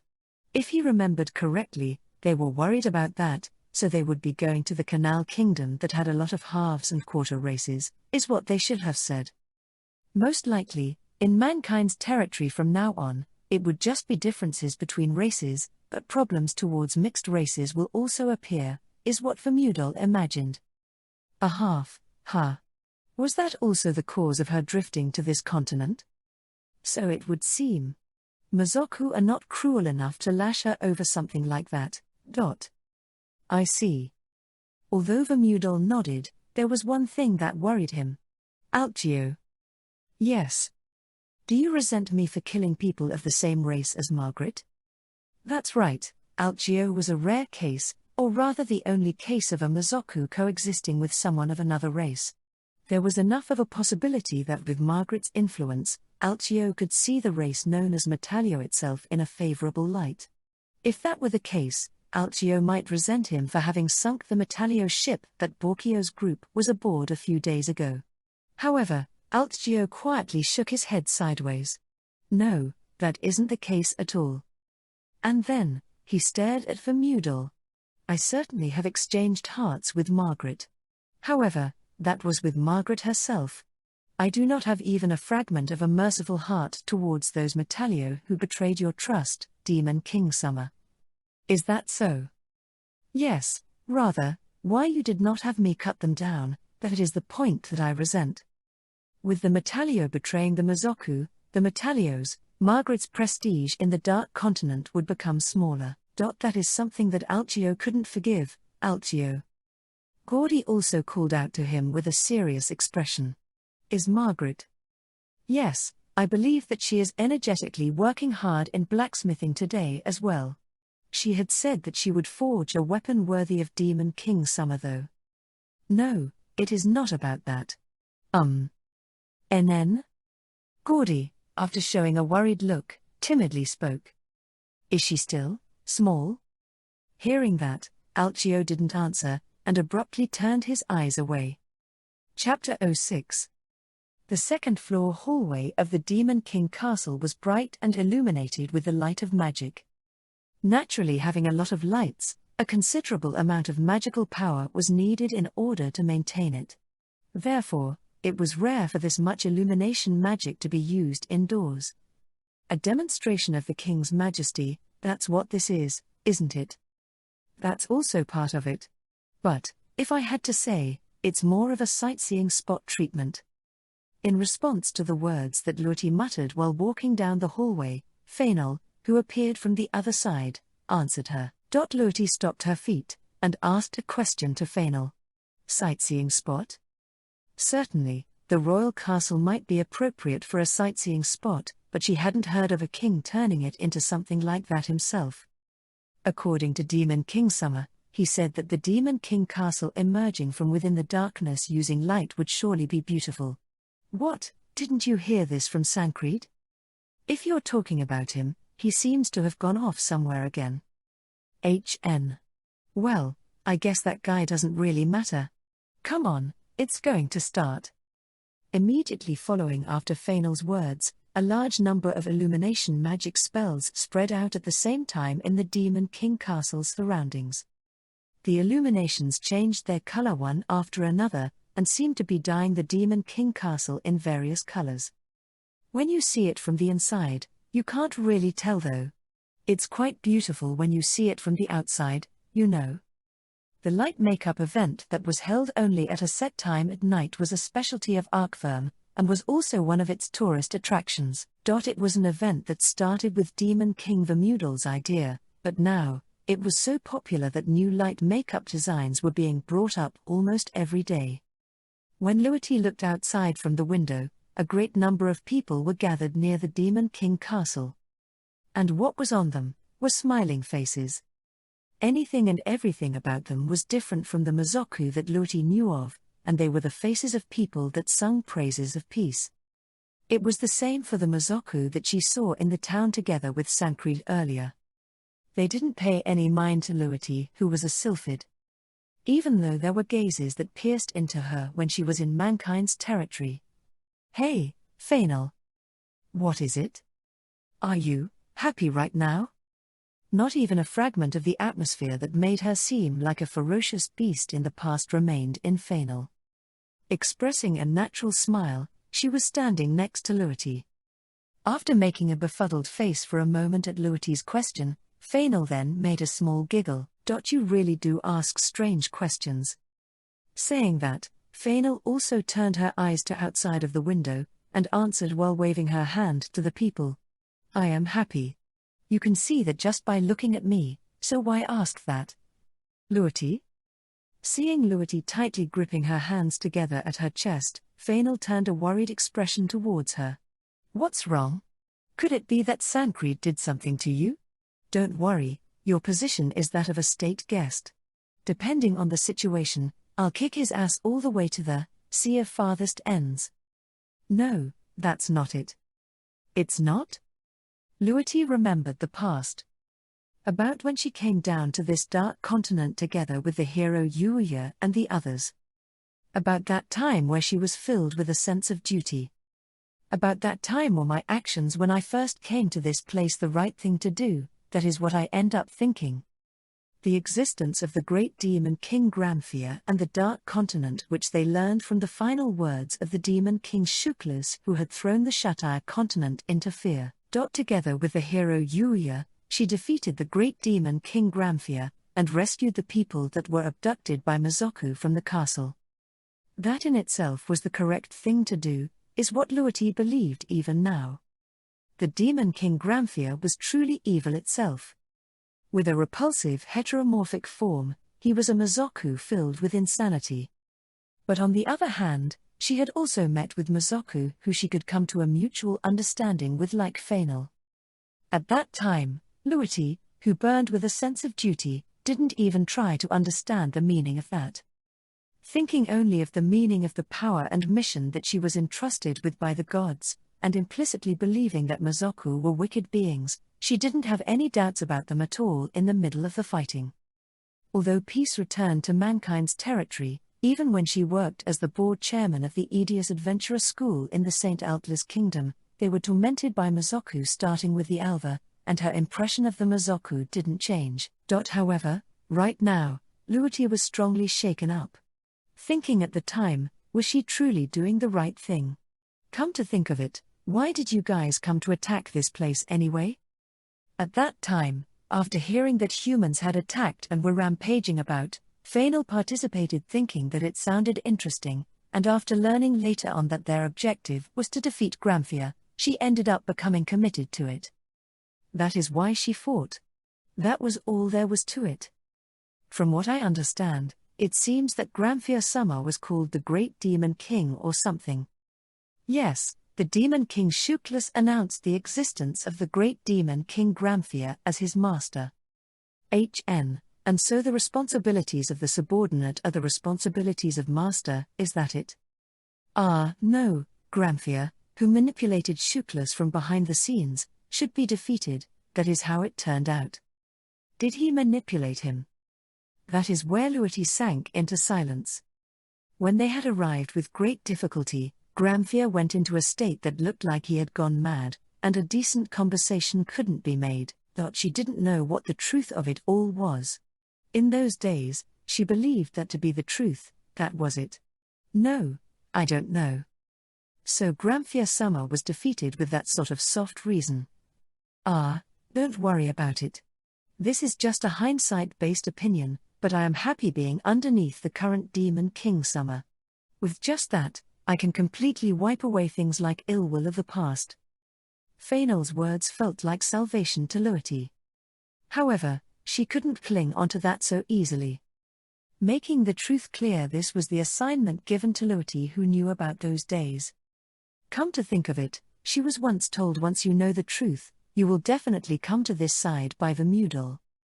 Thinking could that be what he meant, Luity realized something. Vermudal knew something, and it was because he knew that he tried to get into contact with Luity. The reason why he didn't tell her about the truth up until now was most likely because Luity didn't have the resolve to accept the truth. Fainal. Abruptly, Luity firmly grabbed a hold of Fainal's shoulders, and stared at her. What is it? Could it be, you have that sort of preference? Wait, I certainly said that I could become friends with you, but I didn't have that sort of intention, you know. Why are you blurting out such strange things? That's not it. Where is Vermudal Dono right now? Luity separated her hands from Fainal's shoulders, roughened her tone, and asked that. Huh? Demon King Summer? Wouldn't he be asleep? Hearing Fainal's words, Luity dropped her shoulders. Certainly, it was already the middle of the night. To wake up a country's king just for the sake of her own business, that would be too impolite. True. Honestly, just when I thought that you, the rampaging Sylphid, had finally calmed down, in the end, you really haven't changed at all. That goes the same for you. When Luity rebutted with that, Fainal puffed out her chest looking like she was boasting. What are you saying? Unlike you, I am a good general that is liked by her subordinates. In actual fact, rather than being liked, she was treated like an idol, but let's leave that aside. Fainal held love for her current professional duties, and freely enjoyed both her boisterous and peaceful days. Luity felt that Fainal to be a bit radiant. That's right. You and I seem to be different. Luity. Muttering that, Fainal extended her hand to Luity. But, Demon King Summer, I can't say that eavesdropping is a very good hobby. When Fainal turned her gaze to a corner of the hallway, Vermudal appeared while making a wry smile. No, I didn't have any intention of doing that, but I couldn't grasp the timing to come out. If you stay up too late, I'll report you to Ichika, got it? Please spare me from that. Seeing Vermudal breathe a sigh as he remembered how he was princess carried, Luity remembered what she wanted to ask and went that's right. Vermudal Dono, there is something I know. You want to hear my story, right? It seems that you're finally ready for it. The fact that Luity accepted Vermudal's gaze from the front demonstrated her affirmative will. That's right. And then, I believe that you also want to hear my story. The current Luity was able to understand that Vermudal also craved the truth. He wanted to know about the things that couldn't be written in books, about the things that only the Heroes Group knew about. Yeah, that is exactly it. Beside the two who were grinning at each other, Fainal looked uncomfortable. Should I sit out of this? No, Fainal. Please stay for it. After all, it is a story that I will have to tell the 4 cardinal generals anyway. Is that so? In that case, could Algio, or at least Rokona be present? Hearing that, Vermudal let out an exasperated-sounding voice. Fainal. Why, yes. Don't worry. I don't be telling you to remember all of the content of the conversation after all. Why, yes. At that moment, Fainal made her most delighted expression for that day. Chapter 07. So, even though you came here in the end, I won't help you, you know. Sorry. This place was the Grand Library that was in the Demon King Castle's underground. At both of Vermudal's sides were Rokona and Fainal, and Luity was sitting at the other side of the desk that was placed in between them. Just as he was thinking about where a place where no one would approach them would be, they ended up concluding with going to the Grand Library. He thought that Rokona would also be asleep at this hour, but contrary to his expectations, the master of the Grand Library was in the middle of staying up late and working hard. I thought that you would already be asleep. Ah ha ha. Even though there's a certain Demon King Summer that brings me a job to do every time he comes up with something. I'd like to know just where I have the spare time to be sleeping. Geez, Verki, you're seriously so funny. Vermudal averted his eyes from Rokona, whose eyes weren't laughing at all. He felt bad about it. However, there was practically no personnel that seemed like they could assist Rokona in the jobs that were on the level that he had to ask Rokona to do. For example, a person able to assist her in the construction of magic theory, within the Demon King Castle, there was only Ichika. But since that Ichika was also had her duties broken down to the second in her schedule, he couldn't ask her to do any more jobs than she already had. He had thought of creating Mizoku that possessed intellect on the same level as Rokuna, but if he carelessly manufactured personnel that were too smart, they would clash with each other and cause unnecessary chaos. In the end, he had no choice but to entrust it all to Rokuna. Of course, he thought, I guess I've gotten carried away and pushed too many jobs onto her, and was reflecting on it though. Well, I do feel sorry about it. You only feel that way, and still plan on pushing more onto me, right? Pretty much. Why, you little... Purposely not responding to how Rokuna was glaring at him with reproachful eyes, Bermudal turned his gaze to Luity. Now then, why don't we get started? Yes. After a bit of silence, Bermudal opened his mouth. First, let's talk about the Alva. This is about what you said you wanted to investigate when you were in the St. Altlis Kingdom, isn't it? Yeah. The Alva were mysterious Mizoku that appeared in the Shutai continent. Although they don't understand their language, their intelligence seems to be considerably high, and their magical power is also high as they can use magic. As I had told you before, those are not under the Demon King Bermudal's influence. They don't listen to my commands either. In that case, who do those Mizoku belong to? I can make a general guess, but there is something I would like to confirm. In Shuklas's stronghold, were there any Alva, or maybe anything that resembled them? No, there wasn't. I thought that they were Mizoku that were found somewhere in the not-yet-traveled Dark Continent though. No, Alva do not exist in the Dark Continent. I see, it's been decided with this, is what Bermudal thought. The Alva were not a legacy of Shuklas who came out from the dimensional gap. The Alva were new Mizoku. However, first keeping that a secret, Bermudal continued. In other words, that would make the Alva unidentified Mizoku that no one knows about. Luity silently thought for a bit, and nodded. An uninvestigated place that we didn't know about in the dimensional gap. If that doesn't exist, then that is how it would be. Well, that would be the case. So, about the next thing to confirm. Bermudal shrugged his shoulders, and raised the next question. Was Shuklas a genuine demon king? I don't understand the meaning of your question.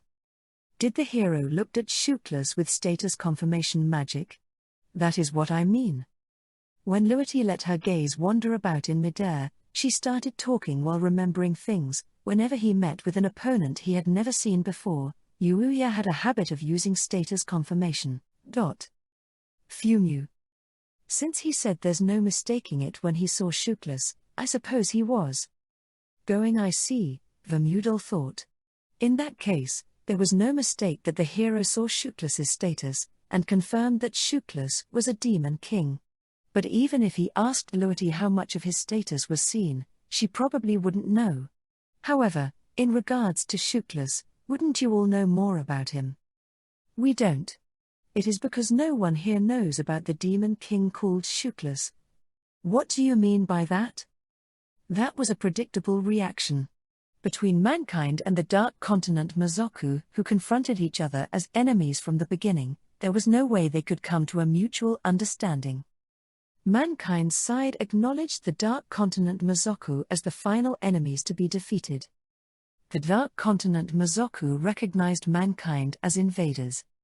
In actuality, there was no telling how Gramphia and a portion of the Mizoku who abducted members of mankind using space transfer thought of it, but nevertheless, it couldn't be helped that they would feel that the one called mankind's hero was the main cause of everything and why they were attacked. In any case, it had become clear with this. Shuklas really was a demon king. I'm sure that Ichigo will get mad at me for speaking like this, but Shuklas had no connection to the Dark Continent whatsoever. However, he was something that met the conditions of being a demon king. Just as he thought that Luity would reply, signed that she didn't understand the meaning of that, surprising words came out from her mouth. Come to think of it. NN? When Yuuya saw Gramphia, your predecessor, he muttered. So this is the great demon king. At the time, I only thought that he was simply talking about his heteromorphic form though. Vermudol guessed at what Luity wanted to say. He guessed that in other words, the hero Yuya had detected some kind of difference in the status between Shuklas and Gramphia. In regards to that, since the person himself is no longer around, there is no way of ascertaining it. In any case, it means that Shuklas has no connection to us. Then, why did Shuklas talk about Gramphia's existence? A hypothesis could be made. Actually, Gramphia was a demon king that possessed terrifying magical power, and was able to create demon kings other than himself. That was the theory. However, this could be excluded. It was because those that knew Gramphia would say that Vermudol's magical power was definitely stronger. Magical power was greatly connected to creation, but as long as Vermudol was unable to create demon kings, Gramphia shouldn't be able to create demon kings either. However, without talking about things that far, Vermudol only answered Luity's question. That is where the problem lies. It is because it seems that Gramphia was a Mazoku that shut himself up in the Demon King castle. Moreover, there is also the possibility that he didn't even know about the Shataya continent. That is right. What Gramphia grasped was something on the level of there is a place somewhere where mankind exists.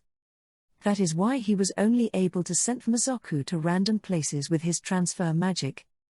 Even so, that was plenty enough to say that Gramphia had commenced an invasion on mankind, and it was only natural that the hero was summoned. But on the other hand, without Gramphia realizing it, Shuklas had started a large-scale invasion in mankind's territory. Therefore, Gramphia wasn't completely innocent. But he wasn't the great demon king as he was known as in mankind's territory. However, in that case, the stories don't connect. It's a simple story. Gramphia didn't know about Shuklas, but Shuklas knew about Gramphia. That's all there is to it.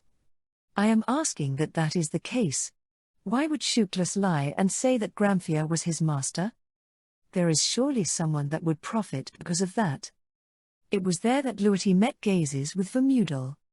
As if she had realized something, you are suspecting the existence of a mastermind behind all of this? Yeah, I am suspecting the existence of an extraordinary mastermind. Who is it? Who do you think it is? Hearing Vermudol's words, Luity worked her thoughts out. Who was the one that could manipulate Shuklas? Yuya heard of the existence of the great demon king and seemed to have consented to the idea. However, if the assumption that Gramphia was the great demon king was wrong, then just who was the one that manipulated Shuklas? Thinking that far, Luity remembered a connection. Come to think of it, why did Vermudol confirm things about the Alva at the start? The Alva, and the existence of the one manipulating Shuklas. If these two stories were connected, could it be, are you saying that the Alva are the subordinates of that mastermind? That is what I am thinking. Vermudol was relieved by the fact that Luity had calmly accepted the story up until now. What Vermudol was trying to do from now on was repudiate the God of Life. Even if Luity wasn't a devout believer of the God of Life, she was once a member of the hero's party that defeated the Demon King in accordance with the guidance of the gods. If he didn't advance the conversation carefully, far from not obtaining Luity's cooperation, there was the possibility that she would become an enemy. I am thinking of a certain possibility. Vermudol carefully chose his words, while including his wish of it becoming a future where there was even a little bit more help. Chapter 08. A possibility. That's right, from here on would be a story that is complete conjecture. However, it needed to be spoken out. It's because if it wasn't, then things wouldn't start. The possibility that the Alva was something created by that person. I am suspecting that. Luity ruminated over Vermudol's words, and thought about the meaning of them. To create the Alva, to create Mazoku. In other words, it meant to create life. When thinking of the number of Alva, which were a new species of Mazoku, it wouldn't be strange if someone were to have meddled with that flow of life. When Luity was about to open her mouth, Vermudol continued his words first. That isn't all. I am thinking that Shuklas was also prepared by that person. That's. As she was about to say now that is impossible, Luity sank into silence. What if the mastermind's objective was to kill Granthea? However, having reached this far, she didn't understand the meaning of killing Granthea. Granthea was a powerful demon king, but to bring about fear and chaos to mankind's territory, he was unnecessary to Shootless. However, manipulating a demon king isn't something that anyone can do, you know. True. But there is one person that can. Someone that can create both the Alva and Shootless. See. Luity didn't answer to those words. Certainly, there was someone that could create both the Alva and Shootless. The god of life Philia. If it was Philia, who managed the seeds of life and governs over life, that certainly is possible. Having lent her power to the summoning of the former hero Uria, she was also the one that granted them the oracles in order to defeat the demon king. Luity arrived at one possibility, then looked at Vermudal's eyes and asked, "Could you tell me just who it is that you are guessing it to be?" "That's obvious." Vermudal gave an immediate reply. "It's the god of life Philia. I do not know as far as to why she would do such a thing, but as a possibility, I believe it to be considerably high." "So it's not like you're convinced of it?" "If I were convinced of it, I would be making preparations for war right now." As Vermudal said that and shrugged his shoulders, Rokuna silently peeked over at him. His words right now weren't a lie, but they were the truth either. There was no proof of it, but he was actually convinced about it. That is why Vermudal was trying to gather hands that he could play to the point that could be said to be excessive. However, it seemed that Vermudal intended on concealing that from Luity. While making a yawn, Rokuna dropped her gaze onto the book in her hand, looking uninterested. "Is that so?" While keeping her gaze fixed on Vermudal, Luity continued on to her next question. "Well then, let's suppose that the god of life is the mastermind behind everything. What do you intend to do?" "That question is one that thought about asking you. What do you intend on doing?" "I intend to fight." "Going, I see," Luity started thinking. There was no mistake that Vermudal was focused on fighting against the god. With his remark just now, that face was something she could completely understand. And then, Luity's answer was also something that was decided. If the god is the mastermind, I believe there is a need to inquire about her intent. For Luity, the idea that the god of life is the mastermind left behind some suspicions. They were able to make hypotheses, but there wasn't a single piece of evidence. However, she also couldn't just agree to it. The truth that Vermudal thought of certainly is something that mankind wouldn't even imagine. However, as long as there was no evidence, she couldn't believe in it immediately. If it's about the god's intent, then you will understand immediately. As if reading Luity's thoughts, Vermudal muttered, "I have destroyed the scenario that God created. If she plans on being fixated on it, then she will surely be rushing to make corrections right away. Scenario? Yeah." Curving the corners of his mouth, Vermudal expressed a small smile. "The scenario where the hero defeats the demon king and brings peace to the world."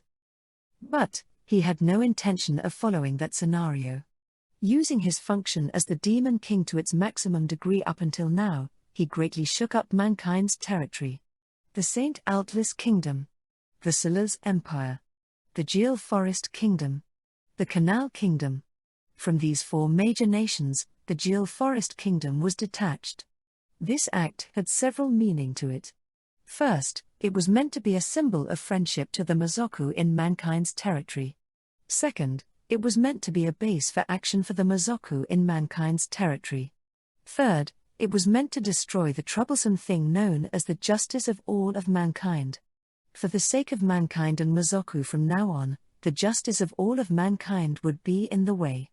In actuality, despite having been saved when they had drifted ashore onto the Dark Continent, Borkio betrayed Vermudal's kindness for the sake of the justice of all of mankind. As long as the Mazoku were imprinted as the enemy to mankind, there was logically nothing that could be done about it, but for Vermudal, it was something extremely bothersome. Therefore, by destroying the relationships of the four major nations, he put pressure on mankind's state of mind, and made them carry suspicions towards the justice of all of mankind. The fourth and final meaning was something that he could not tell Luity at the present point. It was meant to prevent the completion of the Holy Sword. The Holy Sword was said to be completed by going around every part of the world and controlling the power of the gods. Vermudal had not seen the real thing, but as long as it seemed to be a sword that kept enough power to defeat the southern general Raikta, he couldn't allow it to be completed. For the sake of that, there was a need to first form a friendship with the Geel Forest Kingdom. That's right, all of this was an act to destroy the prepared scenario. He wouldn't let something like the Holy Sword be completed. He had no intention of perishing to something like the hero. He wouldn't become something like a sacrificed for the sake of mankind's peace. He absolutely wouldn't allow something like imposing all evil onto the Mazoku. And if that was something that God established, he would also knock down that God. For the sake of the peace of the Mazoku, I will exhaust all of my strength. If the peace of the world is needed for that, I will make it happen. That is why, please lend me your strength, Luity. Your blind acceptance towards God, cast it away. Luity quietly replied to Vermudal's invitation. Vermudal, if even you are a creature with life, then you should eventually return to the God of Life's side. Do you not fear that? That's right, this was the reason why mankind, and the Grand Altlis Temple, worships the God of Life. The God of Life Philia who manages the flow of life looks at all of one's deeds during their lifetime. That is the religious outlook that is instilled onto the people. Easy to understand words such as after death and the next life easily tied people down. Those that doubted the God of Life's existence and the temple's dogma, it could be said that it would be better if they were gone. Not really. More than that, I find being played around with by a God however she likes in my current life to be scarier. Are you different? Luity was at a loss for words. Keeping silent as if to ponder, before long, she opened her mouth. I cannot make an immediate reply. How? I understand the truth you are speaking of. However, I don't have a way to judge if that really is the truth. True. Luity answering like that, in a certain way, was only natural. There was a possibility that everything that Vermudal talked about was a magnificent lie. Most of mankind would doubt the Mazoku more than God. That is why. Until the time the gods will that you spoke of is shown. At that time, I will give you my answer. Are you fine with that? Yeah, it's not a problem. After Luity nodded, she stood up from her chair. This was a meaningful time. Good night, Vermudal Dono. Yeah. Good night, Luity. Katsu while making the sound of shoes resound, Luity left the Grand Library. After seeing her off, Rokona poked Vermudal's shoulder. Is it all right? With just that. You had quite a few cards left hidden though. It's fine. If I were to show all of my hands at once, then she would instead be cautious. Well, for me, I think that it will be either tonight or tomorrow though. Vermudal went fumu to Rokona's prediction and nodded. I see.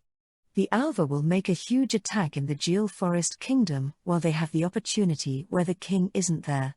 It was the scheme of the Mazoku, I suppose that would be how it looks. But, there haven't been any reports from the intelligence team about it, right? There haven't. There have only been regular reports stating that there aren't any abnormalities in both the royal capital and the national borders. Then, it won't happen. When Vermudal said that, Rokona made a dissatisfied-looking face. That might be true but... For now, I'll have them stay vigilant. Yeah, please. Vermudal thought that they most likely won't play such a large-scale hand just yet.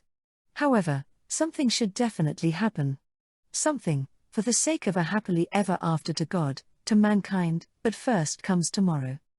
Tomorrow, the Treaty of Friendship would officially come into effect, and the friendship between the two countries would be relayed far and wide through diplomats. Everything would start from there. Munia. NN? As Vermudal was about to show a dark smile, a weight was suddenly placed on his shoulder. Ara.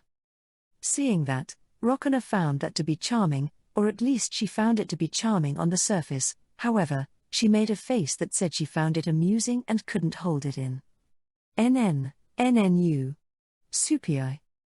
Fainal, whose thread of tension had been cut now that Lurti was gone, was asleep and leaning on Vermudol's shoulder. Her figure looked truly happy.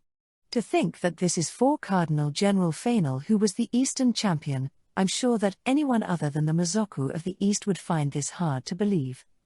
The Eastern Mazoku know about this? Going, of course they do, Rokona nodded. In the Demon King's eastern territory, where it was relatively warm and easy to take care of, the figure of Fainal taking a nap looking really comfortable could be sighted quite often. She was seen being like that as much as her figure zealously training was seen, but in the end, it seemed that her happy-looking sleeping face left more of an impression on the Mazoku. Now I'm starting to get worried about the eastern area. It's fine, I'm coordinating things in that regard after all. Well, if you say so, then it must be true, but... Feeling that his image of Fainal from when he had just met her was breaking, Vermudol breathed a sigh. She's just the embodiment of the idea that peace is wonderful. It's a good thing. Is that so? Although he felt a faint amount of discomfort, Vermudol changed his mind, thinking that it might be something like that. Unfair. Nino also wants to sleep with Demon King Summer. Vermudol was surprised by Nino, who popped her face out from underneath the desk, but he immediately changed to a look of amazement. Nino disregarded that sort of thing, and hugged Vermudol. Since when were you there? Nino is always within Demon King Summer's heart, you know. I see. Then I guess it can't be helped. Yup. It's because Nino is the unforgettable type of beautiful young lady. It can't be helped. Thinking it looks like I won't be able to sleep today, Vermudol smiled, looking troubled. Chapter 09.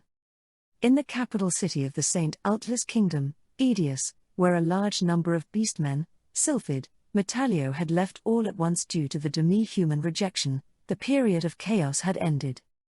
The personnel that flowed out and vanished were replaced with people that came flowing in from other regions and humans that came back from foreign countries, and other than the point that there was almost no demi-humans, things could be said to have almost returned to how things were. The reason why the end of the chaos came quickly was because the business transactions with the other countries had continued. Putting aside the Geel Forest Kingdom that they were in a state of tension with, the merchants of the other countries, especially the merchants of the Canal Kingdom and the small countries other than the four major nations, were still doing business with the merchants of the St. Altlis Kingdom. So while there was a circulation of goods from other countries through merchants like that, the endeavors to raise self-sufficiency in the St. Altlis Kingdom also continued. Like that, Edius was at peace on the surface, however, with the atmosphere of the smell of war definitely intensifying in the air. Today as well, it received the night. So it's you again. What appeared at the side of the young girl who sat on the roof of a vacant house was a single young boy. He probably entered the house without permission, and climbed up from the attic.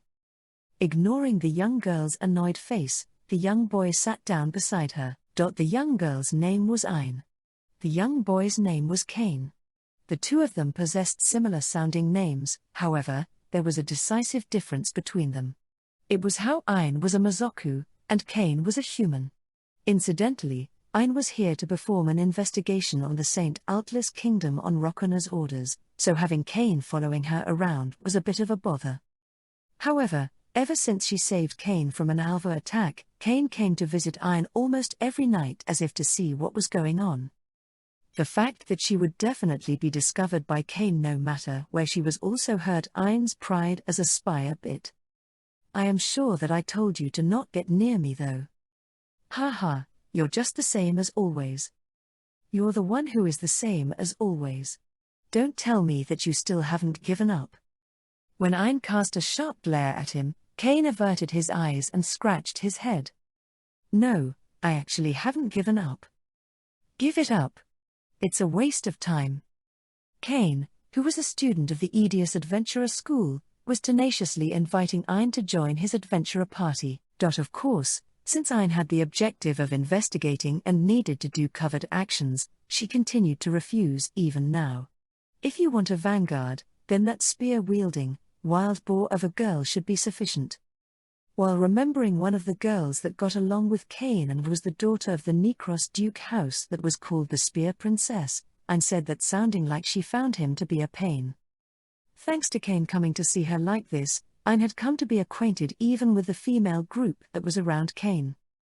It was extremely bothersome, but on the other hand, for some reason, there were a lot of people related to important people among the girls, so there was the merit of being able to obtain various information. To Ain, this gave her mixed sentiments. Ah, you mean Seria. I had thought of trying to invite her too, but there's this whole situation going on, see. It seems that her worries are pretty big even as a duke. It seems that a majority of the royal capital has calmed down though. Certainly, it looks like it's calmed down on the surface, but it's really muddy on the inside. Is it about that demi-human argument thing? Then it would be fine if you relied on that woman you call senpai. She holds an important position, right? The one that Ain was talking about was Qualia, who was Cain's senpai as well as the daughter of the head priest of St. Altlis's Grand Temple. It seemed that she had built a good senpai-koi relationship with Cain, and she could sometimes be found happily walking together with him. Ah, yeah? Ku-senpai, huh? When Cain was about to say something, he hesitated, and just like that, he turned into a groaning ornament. The reason for that was simple. It was because Qualia was a supporter of the demi-human argument. Publicly, she demonstrates an understanding with ways of thinking other than the demi-human argument, and although she might not be self-aware of it, Qualia was also one of the people that created the current atmosphere of the St. Altlis Kingdom. A bit more, I think that I'll consult Ku-senpai a bit later. I don't care. Do as you like. Yeah, I'll do as I like. Seeing Cain say that with a smile, Ain breathed a blatant smile.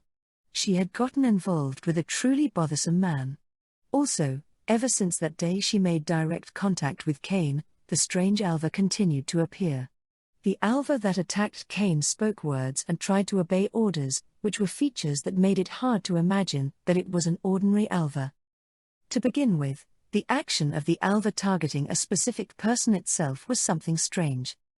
In order to investigate what the Alva's objective was and what the person that was being targeted by Alva was, Ain monitored Cain, but as a result of trying to prevent the Alva's strange actions, she ended up revealing her figure in front of Cain. Like this, although she became acquainted with Cain and no longer had to hide from him, it seemed like the Alva would also come to attack her frequently if she were to make movements that were even a little showy. And so, what, do you still have some kind of business with me? Ah, yeah, it would be great if you knew though. Seeing Cain acting hesitant, Ain clicked her tongue and urged him to continue on with her gaze. Since Cain had also gotten completely used to this, he saw that as an acknowledgement and continued his story. Do you know anything about things like the Jewel Forest Kingdom's internal conditions? Hearing the words Jewel Forest Kingdom, Ain reacted in her mind, but she feigned calmness. Certainly, the internal conditions of the Jewel Forest Kingdom weren't known in the current St. Altlis Kingdom. The St. Altlis Kingdom had sent out spies, but since the Jewel Forest Kingdom's vigilance level had increased, they could not get a great deal of information. That is the story that Ain had heard from the spy of some country that she had just happened to find and defeat not too long ago though. Why would you want to know something like that? Information related to the Jewel Forest Kingdom needed to be treated especially carefully nowadays.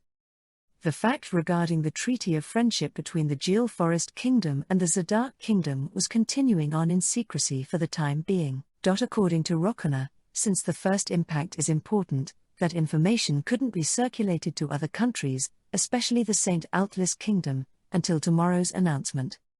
If Cain were to know something, she would need to identify and crush the information route, restrain Cain until tomorrow morning or afternoon when the situation moves, and prevent the diffusion of information. However, what came out of Cain's mouth were some unexpected words.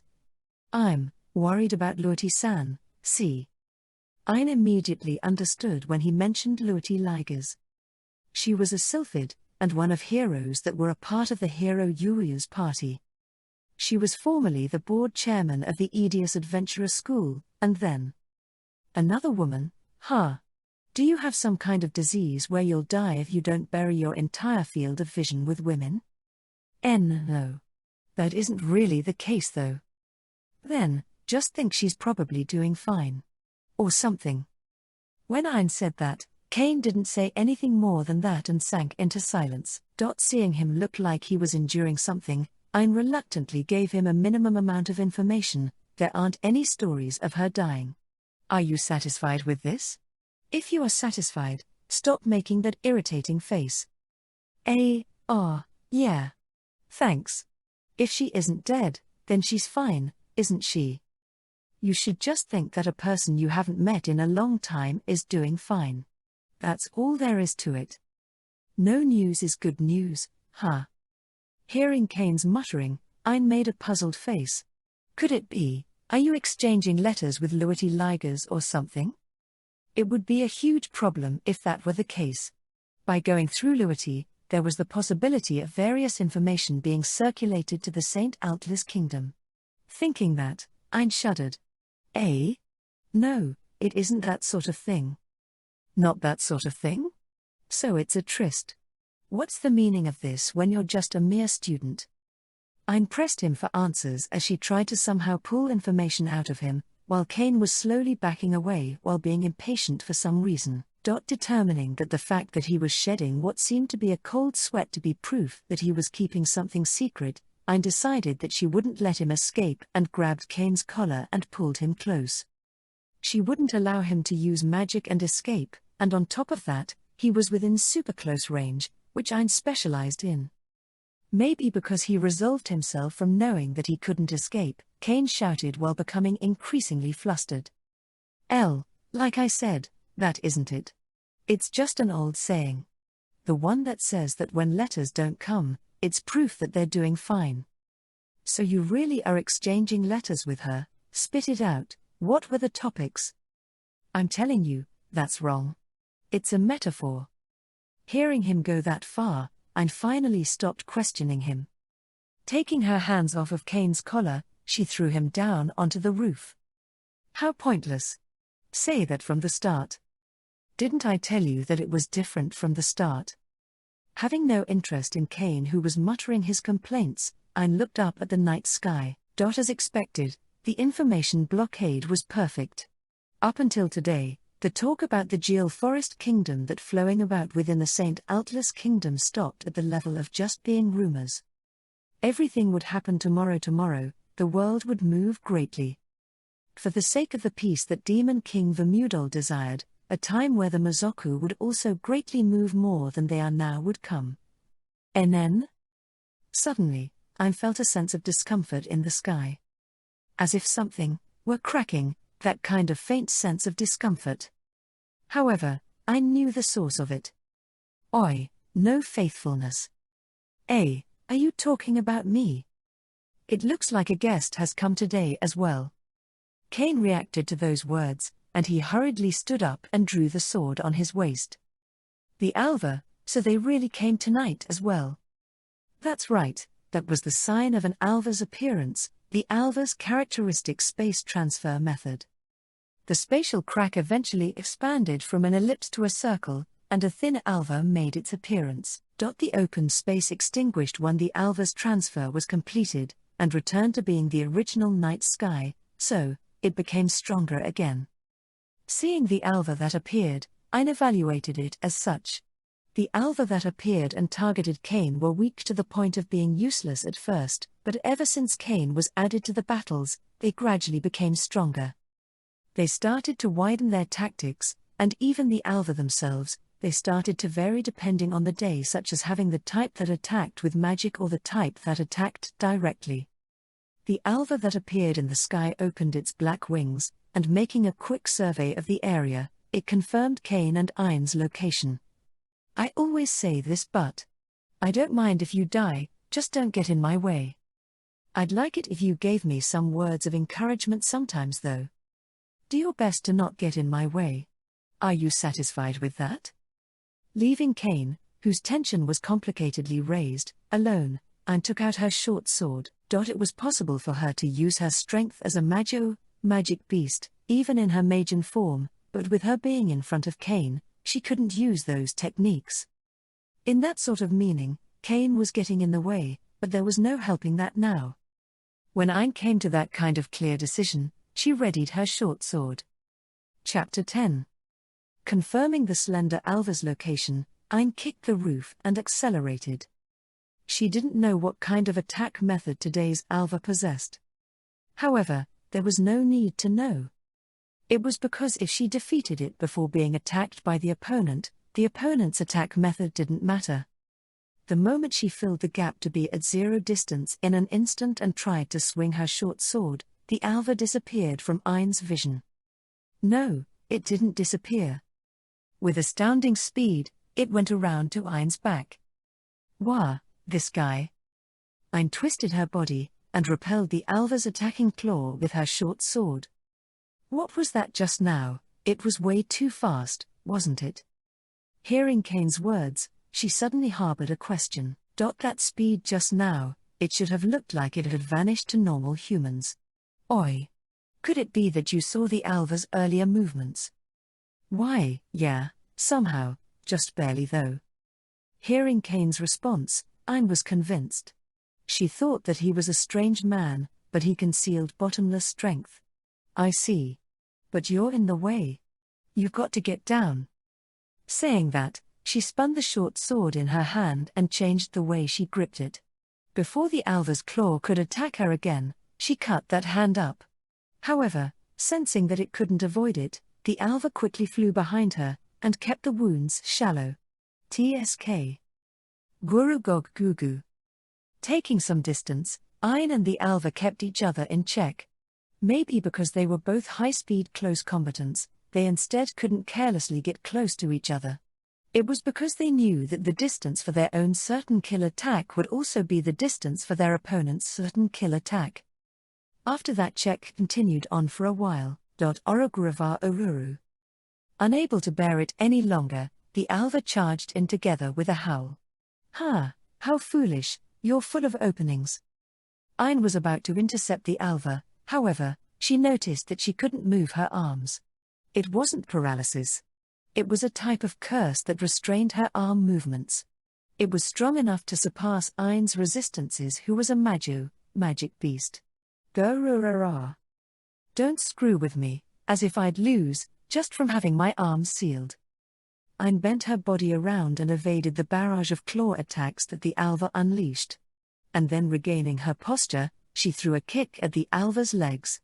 Dogon, a sound as if it was struck with a blunt weapon resounded. Together with a groan of pain, the Alva flew back with its wings, and made a howl. Gorogava Oruru. At the same time as that, Ayn felt that her legs became unable to move. So it's my legs this time. But that wasn't a problem. Even if she couldn't move her arms and legs, her head and torso could move. It was possible for her to at least bite and tear up her opponent the moment the Alva got close. At the time she thought that. Gillow light. Together with that voice, a dazzling beam pierced the Alva's wings. Goo, pua. The Alva screamed from the unexpected attack. Ayn was also surprised by the sudden situation, and was further surprised by the fact that it was Cain's attack. He did it chantless. That's right, Cain only gave the keyword that activated the magic, and didn't do the chant.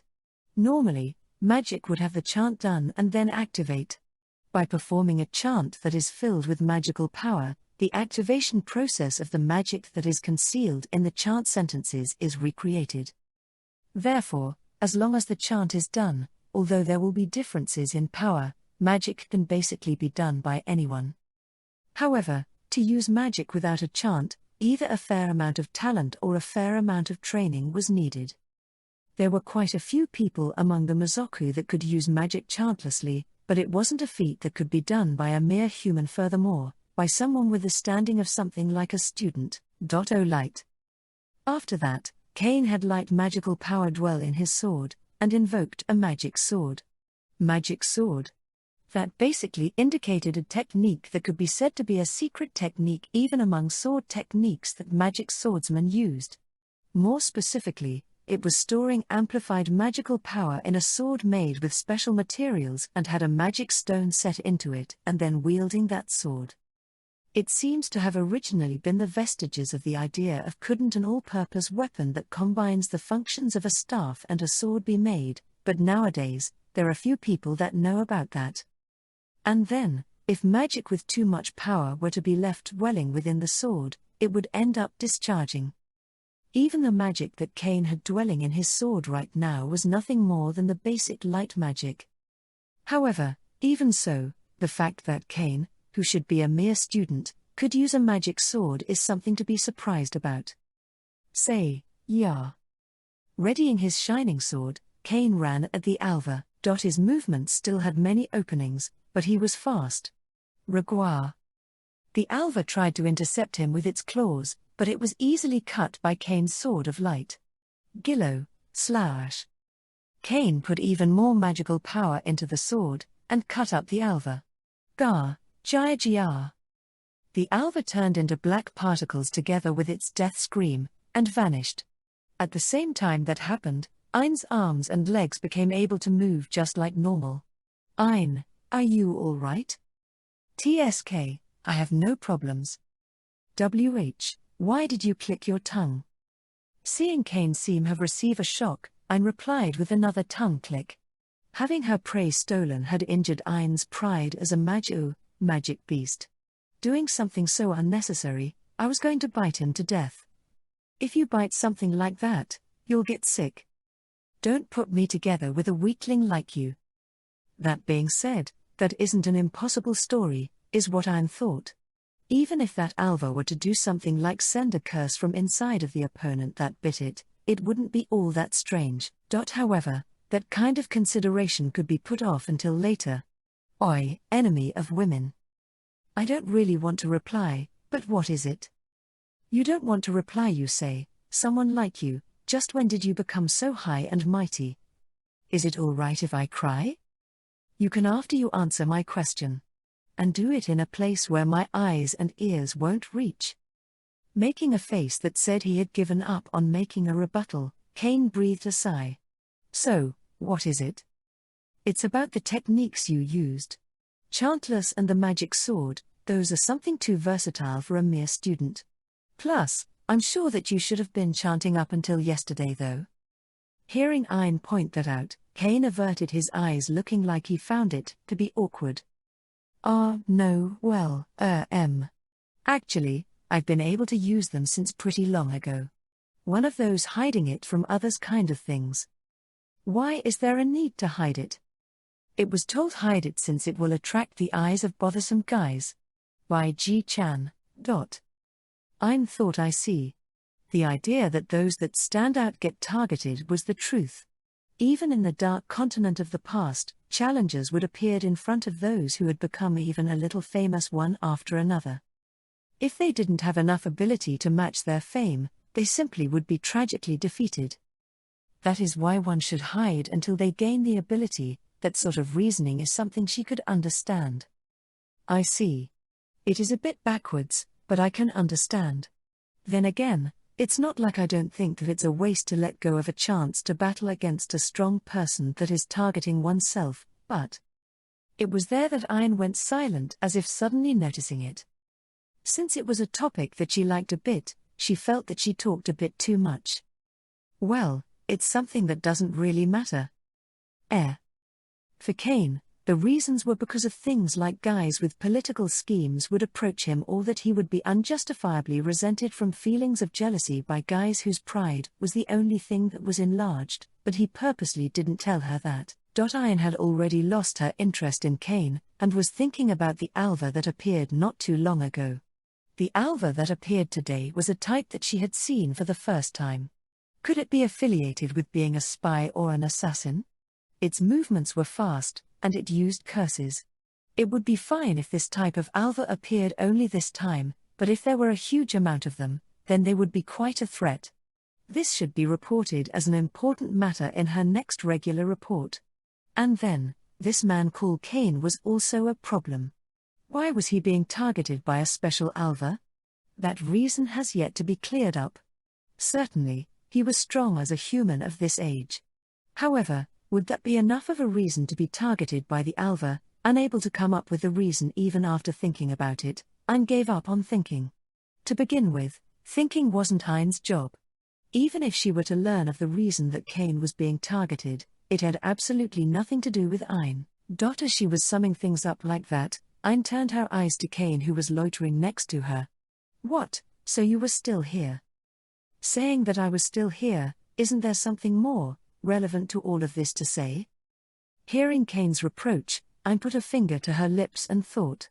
Could it be that you, who has laid your hands on various women, actually don't have any friends? "No, I do have friends."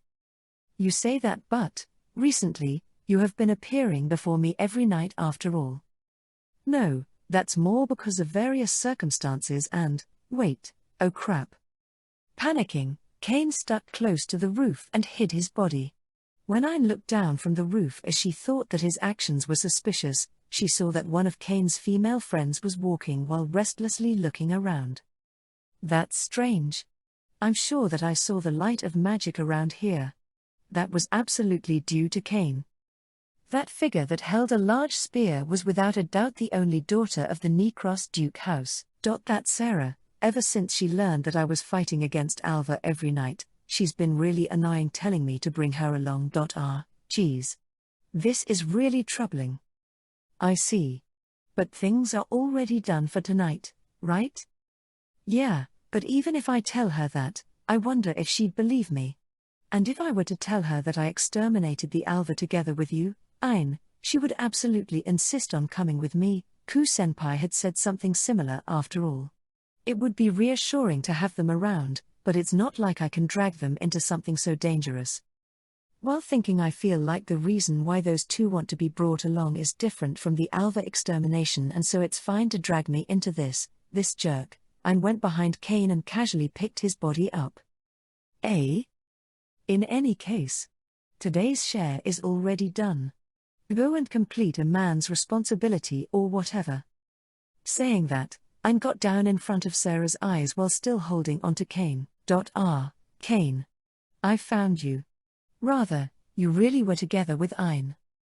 This guy simply came to me on his own. Here, take him back." After she said that, and carelessly tossed Cain to the ground, Ein once again returned to the top of the roof. Some noisy voices could be heard from below, but Ein couldn't care less. While gazing at the moon that couldn't be seen in the dark continent, Ein made some large stretches. Chapter 11. That day, the Jill Forest Kingdom was enveloped in astonishment. Hey, oi. This official notice. The entering of a treaty of friendship with the Zadok Kingdom, it says that they're Mazoku?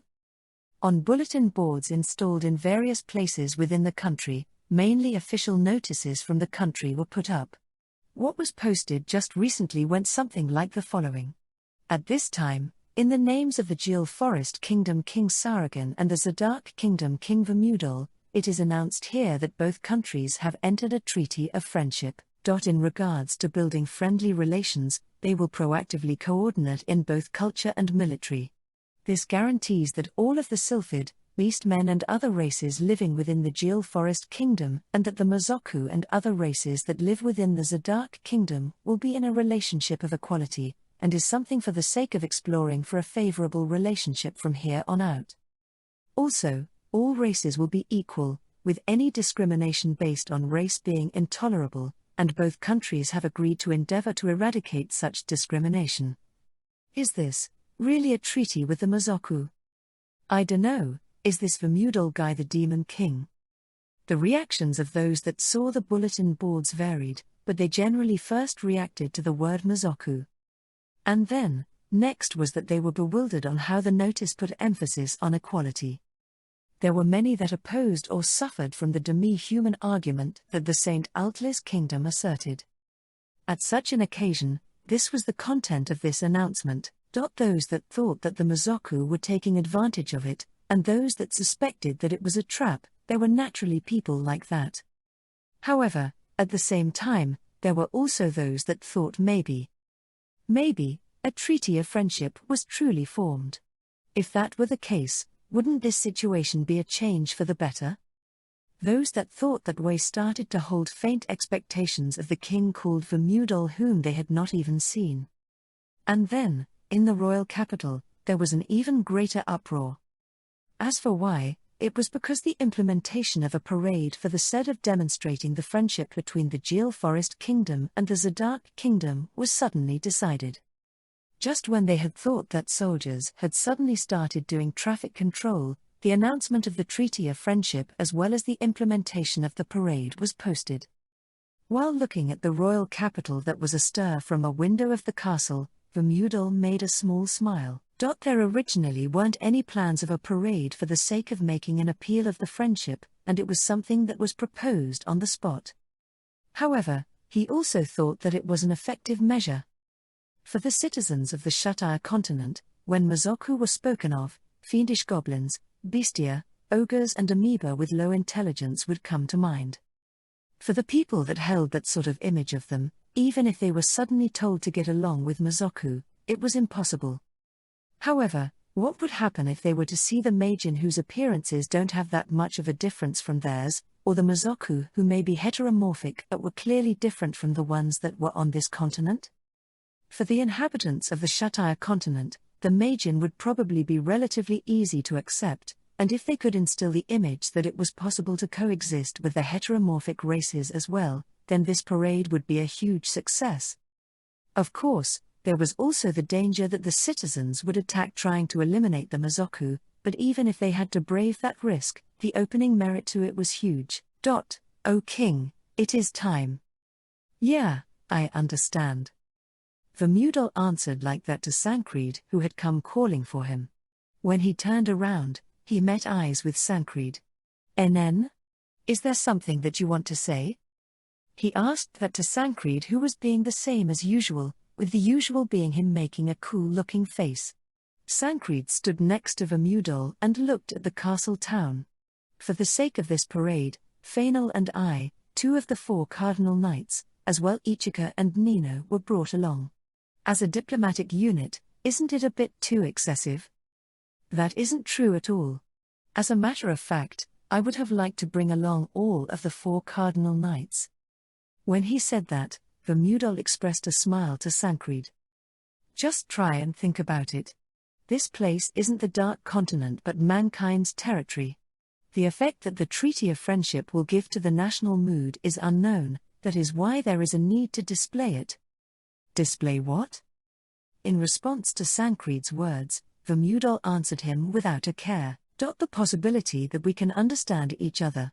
And then, also, well, reality. Reality? Yeah. No matter how they feel, we have already entered the Treaty of Friendship. This country already has no other path other than to walk together with us. It would demonstrate it in an easy-to-understand way. As he said that, Vermudol turned around. The figures of Ichika and Nino were there before anyone noticed. "Let us go forth, Demon King Summer. Nino is here to pick you up."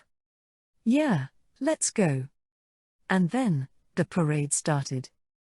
The royal castle gates were opened, and soldiers meant for guidance came out. The ones that went at the front were soldiers that wore gorgeous ceremonial equipment. Hoisting the Jeel Forest Kingdom flag, their gallant figures were displayed. And then, the ones next to them were knights that wore jet black full-body armor. Everyone of the Jeel Forest Kingdom shouldn't know about them, but they were the magic-operated armors that were affiliated with the Zadok's Central Army. Seeing the flag that had a sword crossed with a staff drawn on a jet black background, the people understood that it belonged to the Zadok Kingdom that they were said to have formed a friendship with. What appeared after them were Jeel Forest Kingdom soldiers that were composed of beastmen tribes. And then, a commotion spread by the figures that continued on after them. Similar to the knights from earlier, they were bestia that wore jet black armor. They're totally looking at us, Orlok. Shut up and walk. If you make any useless chatter, we'll get scolded by Ichika Ne-san afterwards. The bestia affiliated with the Central Army would normally be performing routine tasks in the Demon King Castle, but they also possessed equipment with the official style of the Central Army, and even performed military training. Lining up in ranks and walking wasn't a problem for them. The coordinated movements of those bestia gave a shock to the citizens of the Djil Forest Kingdom. Oi, those are bestia, aren't they? Were they really capable of making such coordinated movements? In the Shutaya continent, just like the goblins, bestia were also known as Mazoku with low intelligence. They also had communal lives, but their lifestyle level was low and they were incapable of battle that made use of their groups. That was the common knowledge about them in the Shutaya continent. However, the bestia that were walking in front of them overturned that common knowledge. Hey, oi. I've totally been feeling the gazes of women for a while now. Couldn't it be that they've fallen for me? Oi, that's obviously because they've fallen for my silky smooth white fur. A calico cat bastard like you should just butt out. I told you to stop it. Just shut up and walk. Naturally, there was no one among the citizens that noticed that they were having such a conversation. But unfortunately for them, Ichika was completely listening to them, and had decided that she would scold the ones that were chattering afterwards. And then, the ones that were on board the carriage that was at the center of the parade were the two most important people. The Djil Forest Kingdom King, Saragon. The Zadok Kingdom King as well as the Demon King, Vermudal. Seeing the two of them waving their hands with gentle smiles, the people could actually feel the friendship. For those that made going on adventures their livelihood, they might notice that Vermudal was the adventurer Shion whose whereabouts had gone missing, but being overwhelmed by this situation that has never been seen before, there was no one here that would speak that out loud. The ones walking at both sides of the carriage were a young lady whose basic theme was green, and a woman whose basic theme was black. The two of them possessed completely different impressions, however, they matched only in the fact that they were maid knights. Maid knights acted as both a maid and a knight, and were existences said to be the finest attendants. Since maid knights were seldomly seen in mankind's territory, various gazes such as interest and adoration, and even fear would turn towards the two of them. Feeling such rude gazes, Nino looked displeased in an obvious way, but Ichika was expressionless as usual. And then, at the front and back of the carriage, there were four people who seemed like knights. The two at the front were the captain of the Djil Forest Kingdom's 1st Protection Chivalric Order Zequel and the Western General of the Zadok Kingdom's Western Army Sancreed. Their types were different, but seeing these two uncommonly beautiful people, sighs leaked out the women that saw them. Zequel, who had protected the Djil Forest Kingdom for a long time, was popular enough for portraits of him to be sold in the castle town, but it was clear that Sancreed, who was next to him, would be just as popular. The ones that were rushing their pens in a hurry were probably portrait merchants. And then, the two at the back of the carriage. One of them was the captain of the Djil Forest Kingdom's 2nd Protection Chivalric Order, Alfresto. He had a face that left the impression that he was young, silver hair, and blue eyes. Matching the evaluation of being overall cute, he was also a popular person. Beside him was the Eastern General of the Zadok Kingdom's Eastern Army, Fainal.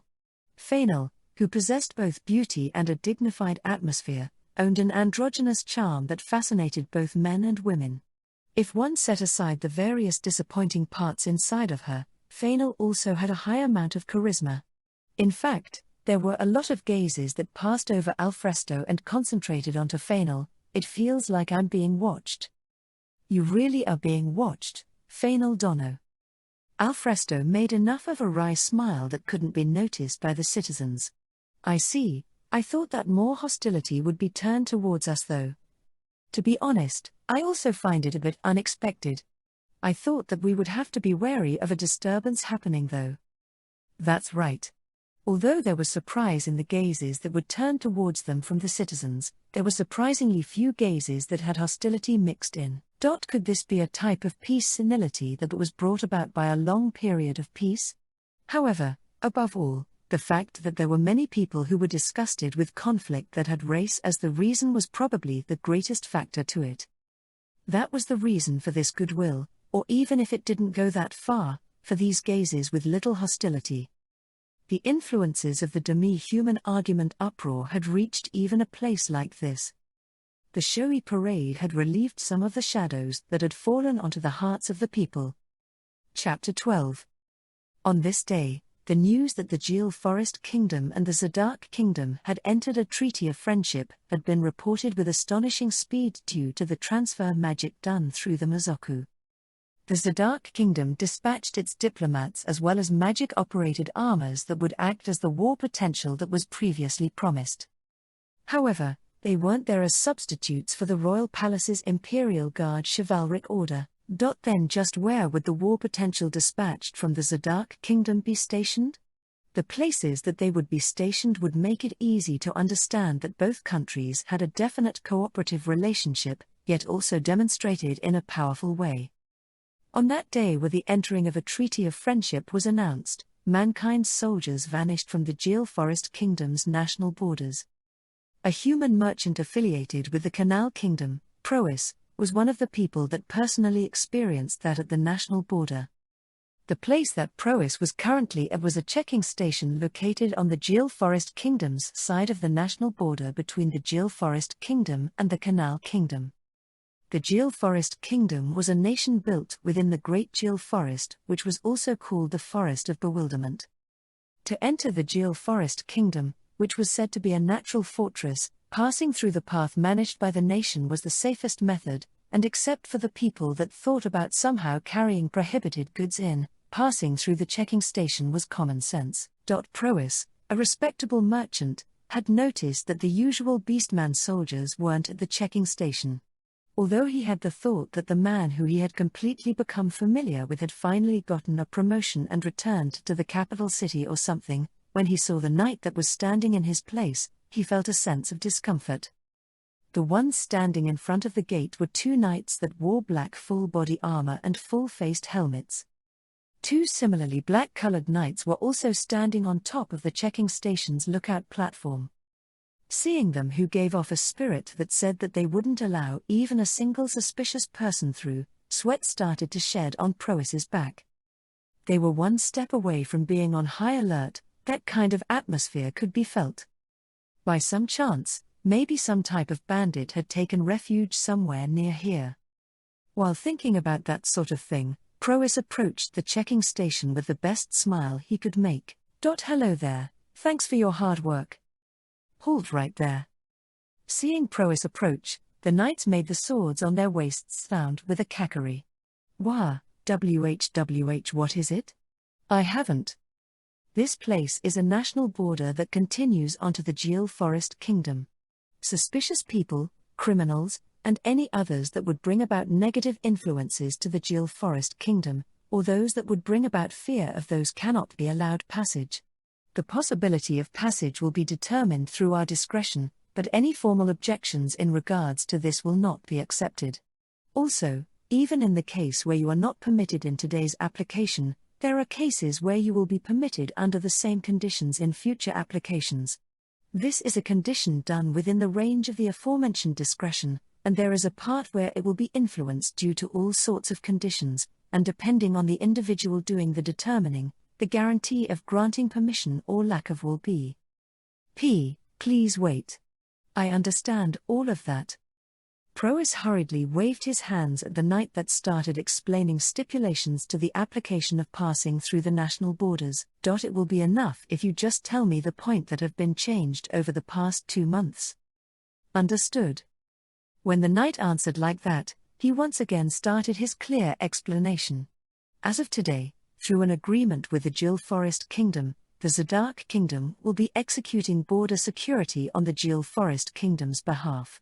There are no changes to the inspection criterion, and inspections based on the Jeel Forest Kingdom's laws will also be enforced from now on.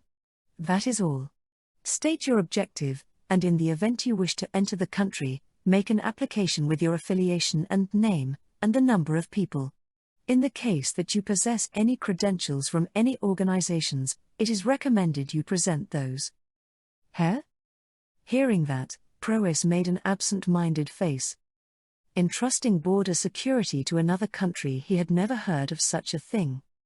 Even small countries that don't have enough people in their own armies would do something like entrust such an important duty to another country. Not to mention that the place that Proas was trying to go to right now was one of the 4 major nations, the Jewel Forest Kingdom.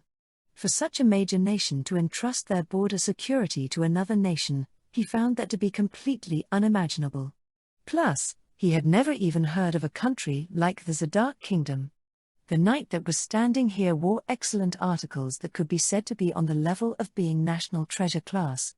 The fact that all of the knights had the same appearance probably meant that that was the official style of the place called the Zadok Kingdom. Just what kind of country was it? Suddenly facing such an unbelievable situation, Proas couldn't help but be bewildered. Before I make an application, may I ask you something? Permitted. However, any allegations related to the application will not be tolerated. For cases of special case applications due to unavoidable circumstances, a separate inspection will be performed. No. It isn't anything like an allegation. Then state your business. In the case I am unable to answer, I will state something to that effect, but I will not state the reason I am unable to answer. Yeah? Of course. Although he thought what a bothersome guy, Proas maintained his smile. From Proas's experience, the ones called knights were generally strict. They loved established routines and order, and even the knights affiliated with the Jewel Forest Kingdom, which had a large number of disciplines, boasted top-class strictness. However, Proas thought that the knights of this Zadok Kingdom were deserving of that description as well. With all due respect, what do you mean by an agreement with the Jewel Forest Kingdom? I have traveled a considerable amount of the world, but I don't know of a country called the Zadok Kingdom.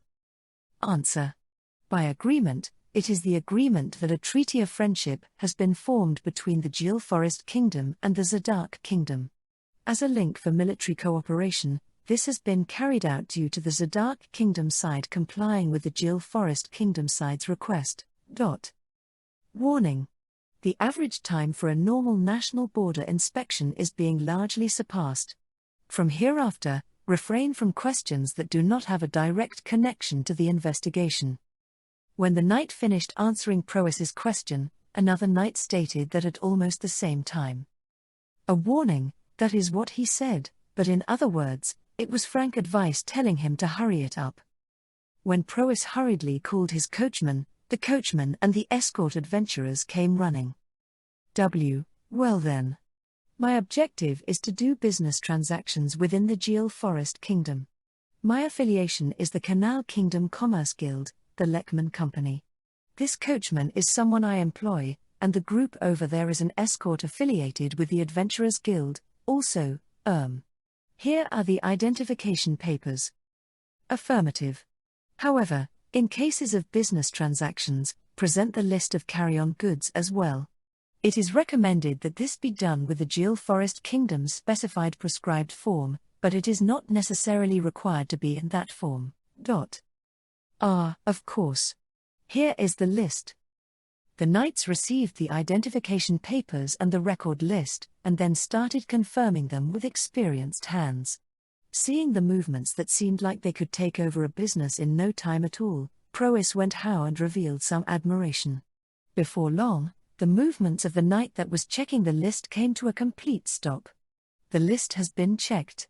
It contains many weapons and armor, but it is recommended that you pay prudent attention at your selling location. Depending on the situation, at the time that other events occur, an investigation at the time of your departure from the country will be carried out.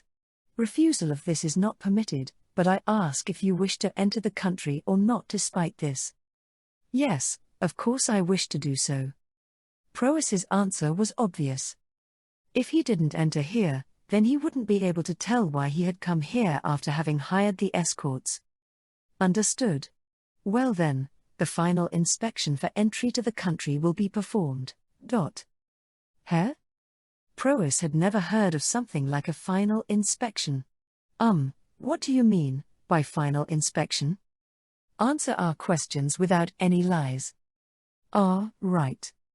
Proas thought, well, if it's just that then, and nodded. After the knight confirmed that, he began to ask questions to Proas with a quiet tone. In regards to those within the Jewel Forest Kingdom, all races are equal. Without exception. Do you agree or disagree? Going I see, Prois understood. This was without a doubt an influence from the recent to me human argument thing. Preventing advocates of discrimination from entering the country would be said to be natural in a certain meaning. Of course. I naturally agree. Yes, that goes for everyone here. After Prois expressed a whole-faced smile and answered, he looked behind himself and glared at the coachman and adventurers. Oh, of course. Yeah, we don't do anything like discriminate. Naturally. It is just as you have heard. Seeing Prois answer like that and smile, the two black knights nodded at each other. Understood. Well then, we will confirm that those words are authentic. Huh? In front of Prois, one of the knights raised the visor of his helmet. There was no face which should have originally been there, and it was hollow. Hearing the sound of wind blowing through the inside of the armor, Prois's group noticed that the inside of the armor was empty. And then, Prois understood that the knight in front of him was a Mazoku. A country that Mazoku were affiliated with, something like that didn't exist in the Shutire continent from what Prois knew. In other words, the Zadark Kingdom was a Mazoku. The Jeel Forest Kingdom has joined hands with the Mazoku. One of the escort adventurers spoke that out loud. The coachman became unable to continue standing and fell down, and Prois also became pale. This was Prois's first time seeing a genuine Mazoku that was different from goblins and bestia. His legs trembled with the feeling of wanting to run away, but he couldn't go back now. If he were to do that, all that would be left were losses. Fortunately, it didn't look like they would kill them. Prois thought in that case to encourage himself. Don't have a PP problem. Although he became teary-eyed, Prois once again glared at the ones behind him. There is no problem. No problem at all. Confirming that the coachman answered while wailing, Prois next turned his gaze to the adventurers. If these guys were to draw their weapons or something, then that would be the end of it all. As he thought that he would demand an outrageous sum of compensation if that were to happen, the adventurers also displayed wills of consent while hesitating. Seeing that, the knight put down his helmet's visor. Understood. Your entry to the country is approved. May you have good business. The knights announced that and stepped away from being in front of the gate. Prois kicked the coachman that was still on the verge of tears, and got on board the coachman bench. Warning. Refrain from acts of violence. Bear in mind that you may become the targets of restraint depending on the situation. Oh, of course, yes. After Prois hurriedly shouted in response to the knight's words, he returned to the inside of the carriage. At any rate, he wanted to get away from this place as soon as possible. Once they urgently passed through the check station, Prois breathed a deep sigh of relief. Wait a second, could it be? It isn't going to be the same way within the country, right? While holding that kind of unease, Prois hurriedly shook off his imagination. However, after that, he looked at his own goods and suddenly thought, that was some good equipment. I wonder if we could sell something like that in our company. The escort adventurers looked at Prois, mutter to himself with worn-out faces. With that group aboard, the carriage clopped its way through the forest. Chapter 13. With the parade finished, a buffet-style dinner party was held in the Jeel Forest Kingdom Royal Castle. The participants were nobles, royalty, military personnel, and even among those groups, they were people that were especially hand-picked. There was extravagant cuisine, and pleasant music performed by an orchestra. The venue that was decorated with resplendent ornaments was undoubtedly the finest location in the Jeel Forest Kingdom. Normally, the dinner party would become a place of fun social activity, but having accepted guests that were Mazoku, it was enveloped with a feeling of tension. We are being watched. It can't be helped. It's because in a certain way, we are today's leading actors. To the displeased-looking Nino, Vermudel shrugged his shoulders. Vermudel had also felt the gazes that were fixed upon them, but since they were not mixed with hostility, he determined that ignoring them would be the best thing to do. If he had to say, they were gazes mixed with fear, or maybe interest and expectation. And even for that, it was most likely an expectation that they would play a restraining role against the Street. Altlis Kingdom on the point of military cooperation.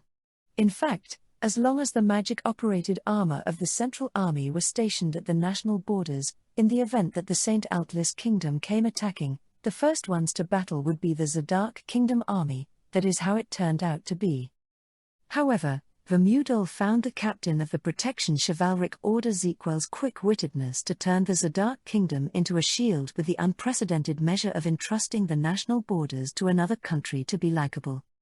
From the start, it was the Zadark Kingdom's side that proposed military cooperation, and it was only natural to make effective use of that. Vermudal Dono. Oya, why if it isn't Saragon Dono? Thank you for preparing a place like this ahead of time for us. Seeing King Saragon come along, Vermudal returned his greeting. When Saragon nodded to that, he sent a gaze that said do not approach. To the people in the surroundings. Are you enjoying yourself? Yes, thanks to you. Exchanging such formal words, Saragon made a serious expression. So, it's finally started. NN? Our treaty of friendship will most likely have a grand effect on the world. There is the part where we cannot predict just what kind of reaction the St. Altlis Kingdom will make, but the reactions that the other countries will make are unknown as well. Will it bring about chaos, or will a new flow be born? Either way, the world will surely be shaken in a large way. The Geel Forest Kingdom and the Zadark Kingdom's friendship, in other words, meant the friendship between mankind and the Mazoku. That would become throwing even more live coals into the fire of the Shutire continent, which was currently shaken up by the demi-human argument. In this treaty of friendship, the word equality was insisted to the point of being excessive, and was the exact opposite for the demi-human argument that advocated human supremacy within mankind. If thought about ethically, justice would surely be on the Geel Forest Kingdom's Zadark Kingdom side. However, the point that the Zadark Kingdom was a country of Mazoku was an obstacle. Was it truly all right to place trust in the Mazoku? That sort of view was only natural, and it would instead be unhealthy of them if they didn't have that sort of view. As for how the various countries would react to the news they received from the Geel Forest Kingdom, just as Saragon said, it was unknown. However, Vermudal saw that they wouldn't suddenly just go to war, and would first run about gathering information. To see whether it was the truth or not. To see what the Zadark Kingdom was, and to see who the new king of the Mazoku was. Among all kinds of other things, they would surely gather various pieces of information. And then, a target of that intelligence gathering should naturally befall upon the Zadark Kingdom's diplomat. Vermudal then sent his gaze with a peek to his own subordinate that he had newly created for the sake of that. Nanolas. He created a Mazoku whose abilities were fragmented as a Magin, but possessed a talent that towered above the rest as a diplomat. It wasn't like he didn't have any worries about how things would actually turn out, but if it was him who was pleasantly chatting with a Sylphid, then he would surely answer Vermudal's expectations. Yes, however, I am sure that they will also understand the true meaning of peace that is to come eventually. We can only pray that that is how it will turn out. Pray. However, just what should he do? At the very least, the god that Vermudal should pray to did not exist in this world of Reemfilia. Though, if that black little girl that had sent Vermudal to this world was an unknown god of Reemfilia, then he might have to pray to her. Saragon Dono. NN? Saragon Dono, have you met with the gods? No, but if it's Luity, then I think she might have. Is that so? After nodding, Vermudal started to think. The Geel Forest Kingdom was a country that held faith in the god of Wateraclear and the god of Windworm. If the hero Yuya had to visit here in order to complete the Holy Sword, then the possibility that the means to meet with a god remaining somewhere in this country was high. The god of life was most likely an enemy, but that did not necessarily mean that the other gods would be as well. There was a need to meet with the gods as soon as possible. But, he had yet to obtain Luiti's cooperation. Saragon Dono. You would not mind if we walk about this country, would you? Of course I wouldn't mind. We are friendly relations, aren't we? I thank you for your kindness. Things would be simpler if they could borrow Luity's strength, but it couldn't be helped right now. While thinking that, Vermudel looked at Luity, who was sitting 2 tables away from him. He's looking at me. It can't be helped. There are several things that would move forward if you just cooperated. While bringing some salad to her mouth, Fainal replied to Luity. What Fainal carried on her plate was a salad of foliage plants that were in season, and all of them were normal vegetables raised basking in the light of the sun and couldn't be raised in the Dark Continent. But they were high-class ingredients that contained a faint amount of magical power, but when compared to the goods of the Dark Continent, their concentration of magical power was low. However, the part on how they didn't run, shout, or fly like the vegetables of the Dark Continent made them easy to handle. I didn't say that I wouldn't cooperate. But you won't do it now, right? That was the promise after all.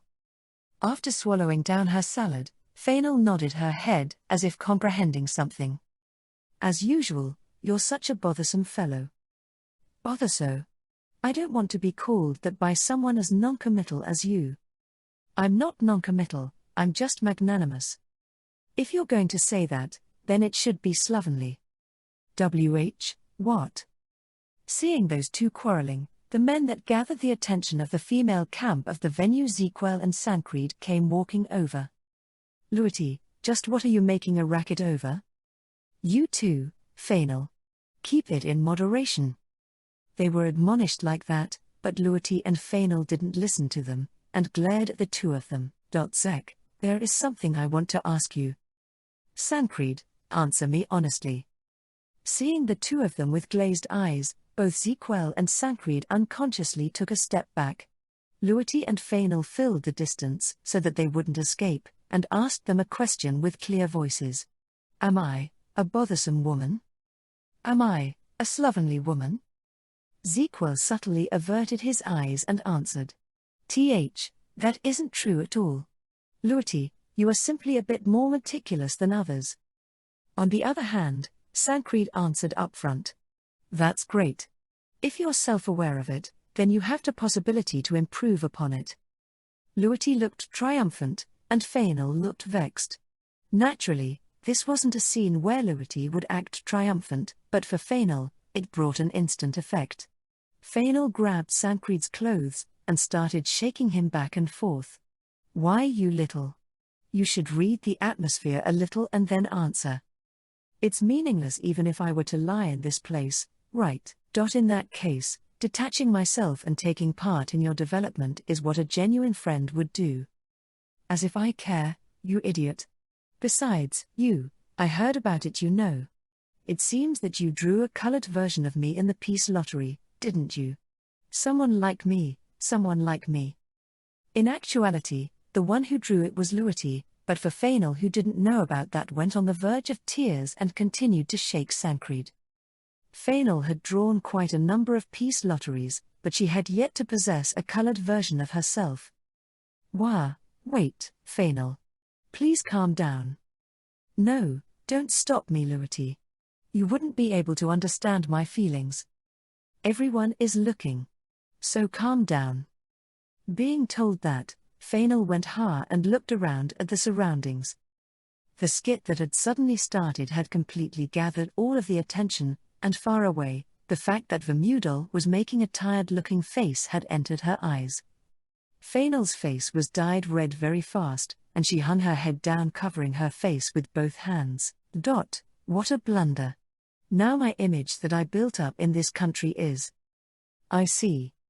Whether it be in the Dark Continent or here, your image won't change. That is what Sancreed muttered in his heart, but he didn't dare say it out loud. Chapter 14. In the shadows of having entered the Treaty of Friendship, there were some that were overcome with sadness. For example, the survivors of the Imperial Guard chivalric order. For example, the friends and relatives of the generals that had died. The incident was suppressed, and it pretty much wasn't told to the public. Therefore, there was no one that knew of the sadness of those that were left behind. They had a thought. Why did the knights have to be killed? To them, The justice for all of mankind that had taken root in mankind of the Shutire continent started to whisper. It was because the other party were Mazoku. They should get revenge on the betrayer that pardoned the Mazoku that killed their beloved ones. That was an act that would be forgiven, and an act that would be praised. If seen with the large visual point of all of mankind, that was justice. That is why they gathered comrades, and formed a plan that aimed for the time when the dinner party was being held. And then, right now, they were keeping low in the room that they had infiltrated through the guidance of those within the royal castle. Their forms were as cooks, as waiters, and as security soldiers. The plan after this was simple. They would break into the venue, and kill as many people as possible. They would kill, and get dyed in blood. If they were to do that, it would be impossible to suppress that news. Everything will be exposed in broad daylight, and the savage deeds of the Mazoku would be known to all of the citizens. And even if this event were to be suppressed again, the information about it should spread through the outside collaborators that knew of the implementation of this plan. That's right, this was a fight that they couldn't lose. They put strength into their hands that held their weapons. Is everything ready? A man with the appearance of a waiter asked that question. The man's name was Hendrik. He was the vice-captain of the Imperial Guard Chivalric Order, and a man who had the day off and wasn't there at the day of the incident. The resentment for how the captain whom he respected more than anyone else was killed. The anger towards King Saragon who suppressed that information. For him, Saragon was already not a king that should be protected. He would kill Saragon, and accept a new king. He believed that that was his duty that should be carried out for the citizens of the country. For the sake of all of mankind, we must become the cornerstone towards the future. Hearing Hendrik's words, other voices spoke in unison. Let's go. When Hendrik said that and stood up, he noticed that there was a maid he didn't recognize standing in front of the door. She had long black hair, and voluptuous bulges on her chest that advocated that she was a woman. What covered her lean body was a maid outfit with black as the basic tone. And then, she had breast armor and a sword hanging on her waist. She also carried a gigantic shield. Just when he thought she's pretty heavily armed, isn't she, he remembered. I saw her at the parade. Someone's voice was heard. That's right, this woman was a maid knight under the Demon King's direct control. The maid knight in front of them opened her mouth while staying expressionless. You had said let's go, but may I ask where it is that you are going? Her cold eyes that seemed to be penetratingly cold ominously shone red. Someone went high and raised their voice. If you desire a journey to death, then although it may be presumptuous of me, I shall assist you in doing so. Zokuriak chill ran down Hendrik's spine. It's no good, this wasn't a situation where excuses would pass. If they didn't kill her, then they would be killed. Besides, their opponent was only one person. If any one of their comrades made it through here and reached the venue, then the plan would succeed. Don't hesitate. Our opponent is only a single person. Hendrik encouraged himself, and shouted towards his comrades. For the sake of all of mankind, we must become the cornerstone towards the future. Hearing that voice, other voices were raised one after another. For the sake of all of mankind, we must become the cornerstone towards the future. For the sake of all of mankind, we must become the cornerstone towards the future. Together with the voices, the sounds of swords being drawn resounded. The maid knight had yet to draw her sword, and her expression didn't even break at all.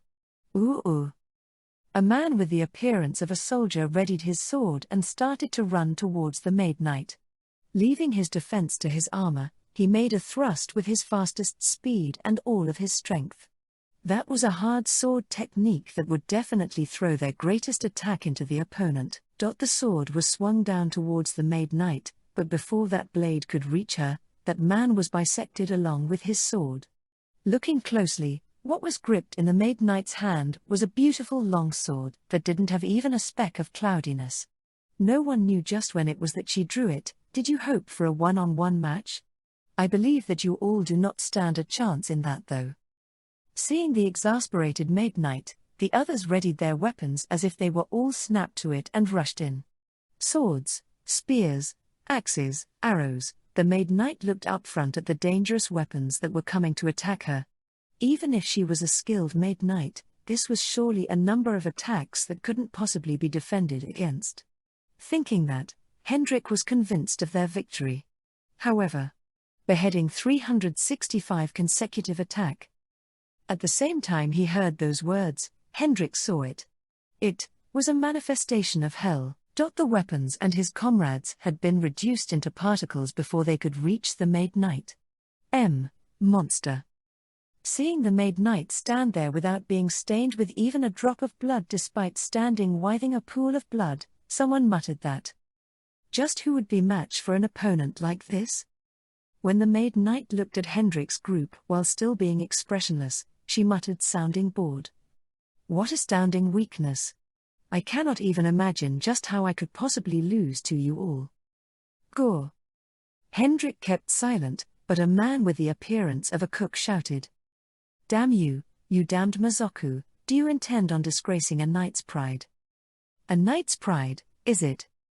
The Maid Knight breathed a sigh. And just where do you all have something like that? It is with our unbendable justice. Hearing that man's voice, his other comrades also readied their weapons once again. However, the Maid Knight breathed out, looking like she didn't care for that answer at all. How stupid. Something like the pride of a knight that goes against the master that they should be serving, that's worth even less than a rusted sword. That also goes for a sword that injures its master, and a shield that cannot protect its master. No matter what kind of justice is there, know that that is something that cannot be forgiven. A mere mass-murdering Mazoku speaking as if she knows. If you didn't want to be killed, then you should have quit being a knight. Living for the sake of your master, and dying for the sake of your master, isn't that what a knight's job is? Be self-aware that you yourself are just a tool. The man groaned, however, he clenched his sword while being filled with fighting spirit and murderous intent. For the sake of all of mankind, we must become the cornerstone towards the future.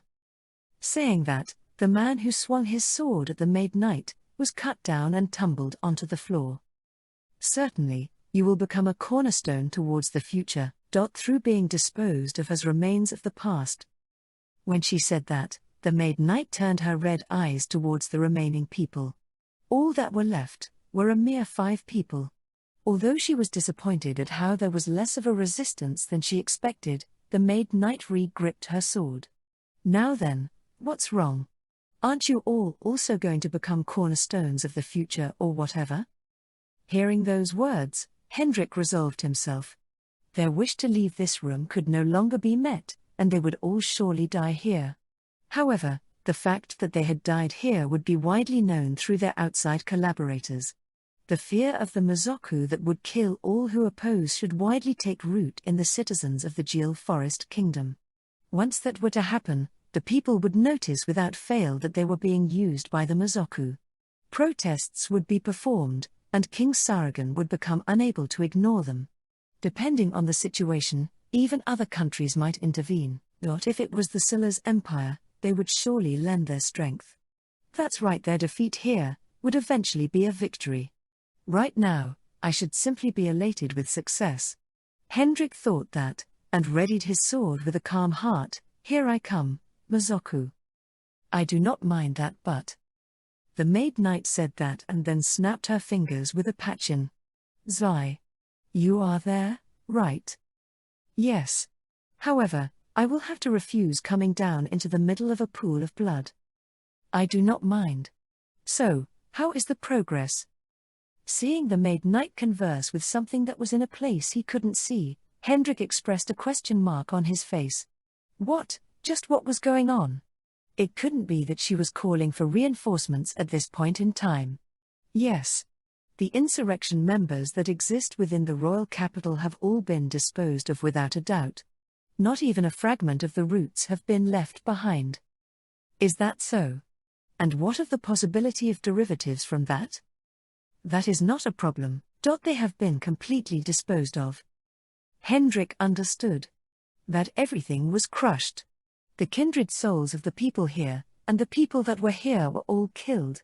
In other words, their defeat here would only become a defeat, leaving nothing behind but death. That couldn't be allowed. He needed to break through them here, no matter what he had to do. When Hendrik looked at his comrades, they also made expressions that said they were of the same will. Even if it was just one person, they would break through here. What they had to do hadn't changed. Hendrik calmed his heart and focused. What he harbored in his heart was the sword of justice. Bearing the regrets of their comrades, Hendrik and the others ran forward. For the sake of all of mankind, we must become the cornerstone towards the future. Before the number of corpses increased even more, the Maid Knight sheathed her sword into its scabbard. Justice for all of mankind, is it? That really is a nuisance. After the Maid Knight breathed a small sigh, she gave instructions to Zwei. Deal with this place with the people whose hands are free. After that, send everyone to their respective post. Understood, Ichika-sama. The Maid Knight Ichika went outside of the room and closed the door. The dinner party was without a doubt being held right about now. She held anxiety in various meanings in entrusting the duty of being the Demon King's bodyguard to Nino, but this was something that couldn't be helped. Phew, how stupid. Remembering the ones that she had just cut down not long ago, Ichika breathed out once again. Due to the justice of all of mankind, Wakio's group betrayed the Mazoku, and the ones that were in front of her had betrayed the king that they should have been serving. However, with today's disposal, the possibility of people that were aroused by the justice of all of mankind in the Jewel Forest Kingdom from now on had surely become low. Now then, I suppose I should return to the venue as well. Fixing her clothes that didn't have the smell of blood at all, Ichika advanced down the corridor. Chapter 15. The night that the dinner party ended and all of the invitees had left the castle. On the balcony of the royal villa that was assigned as Luiti's place to stay, the figures of two women were there. They were Fainal and Luiti. The two, who were completely recognized as friends even by those around them, sat facing each other at the table. On the table, there were 2 wine glasses and 1 bottle. You know, Luiti, I had always imagined about what kind of country you guys' country was like. Turning her eyes to the outside scenery, Fainal muttered that. While gazing at the view of the moon and the stars which would never be seen in the Dark Continent, Fainal took a glass into her hand. What she remembered was the figures of the heroes group that she had fought several times in the Dark Continent. The serious and often scolding, yet clumsy human great sage, Turia. The free and uncontrolled, yet possessed a strong sense of duty in the strangest places Tiger Beastman, Juno. The always annoying half-metallio, half-human, Duke. The prim-faced and most rambunctious Sylphid, Luiti. And then, the one said to be summoned from another world, the hero Yuya. He was unconventional, stupid, perverted, strangely stubborn, and limitlessly sweet to women. Furthermore, he hated twisted things. And he couldn't ignore those that were suffering. And although the companions that surrounded Yuya would say this and that about him, they believed in Yuya from the bottom of their hearts. No, it looked like they even loved him. And it seemed like the hero Yuya had tried to sincerely answer those feelings. Well, unexpectedly, he had proposed to Fainal on their first meeting though. Of course, it goes without saying that she answered him with an electric shock. At that time, she thought of him as merely an idiot with no faithfulness, but she came to realize later that he was an idiot that would pierce through hopelessness. In any case, the hero Yuya's party was a group of companions where various races gathered and laughed with him at the center, that the place that you all lived in was a place where various races lived on good terms with each other. That is what I had thought. Luiti didn't answer her, and simply quietly turned her gaze to Fainal. Fainal also didn't speak any more than that. Taking a sip of wine, she washed it down her throat, and gazed at the starry sky just like that. You must have been disappointed. Only if I were to speak honestly. For me, when mankind is spoken about, it's about you guys. Fainal shrugged her shoulders at Luiti, who made a wry smile. However, There is something that I still don't understand. Something you don't understand, you say? It's about Yuya. Did that guy ever properly receive my Volzaber even once? Volzaber was Fainal's unique magic, and Fainal's certain kill technique that clad her arms in blades of electricity. If one were to receive it directly, they would turn into ash without even leaving behind any bones. However, that wasn't the case with Yuya. Although he would become tattered, he stood up from it. At that time, she thought that it was because of the hero's abilities, he shouldn't have been able to stand up. It isn't something that can somehow dealt with using grit. At that time, that guy stood up with something other than idealism. The hero got up any number of times. That is how mankind narrated it. That was by no means a metaphor, because as long as his heart didn't break, the hero would crawl back up from the depths of death any number of times. Fainal had actually seen that. I also don't understand it. No matter what the setting was, Yuya would stand up, hold his ground, and support and guide the hearts of his companions which looked like they would break. Or maybe that might be an ability of the hero, but they could no longer know now. I see. After Fainal said that, she concentrated on her glass. Luity wouldn't lie in a setting like this. They got along well enough for her to understand that much. The hero, huh? Hearing Fainal's words, Luity also ruminated on those words. The Demon King Vermudal had gone out onto the center stage. Advocating friendship and forming a treaty with the Gil Forest Kingdom, he created the image of being a demon king that could be talked to, and made them have a premonition of a new age. If they could reconcile with the Mazoku, then half of the world's problems would disappear. However, would there be people that believe in that? That was a different story. In actuality, when the Treaty of Friendship was proposed, there was a disturbance, and a lot of casualties such as the Gil Forest Kingdom's generals and Imperial Guard knights had come from it. This was something that she couldn't say was something she felt at ease about at this point. The details were unknown, but there was a report that not too long ago, starting with the Imperial Guard Chivalric Order Vice Captain Hendrik, the figures of those related to the generals and Imperial Guard knights killed by the Mazoku had been extinguished all at once. Documents that smelled of high treason were also discovered at their homes, and they seemed to be hiding themselves somewhere. That was the story, but it was said that King Saragan, who received the report, discontinued the search. It seemed that the reason was that it wasn't a problem, but it seems that King Saragan didn't talk about how it wasn't a problem. Zequel said, didn't the king move his secret unit and dispose of them?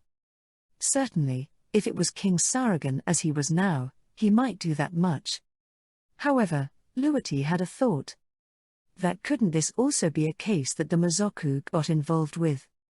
Then again, since Fainal didn't react no matter how many leading questions she asked her, it was another Mazoku, or maybe King Saragan had truly commenced it himself.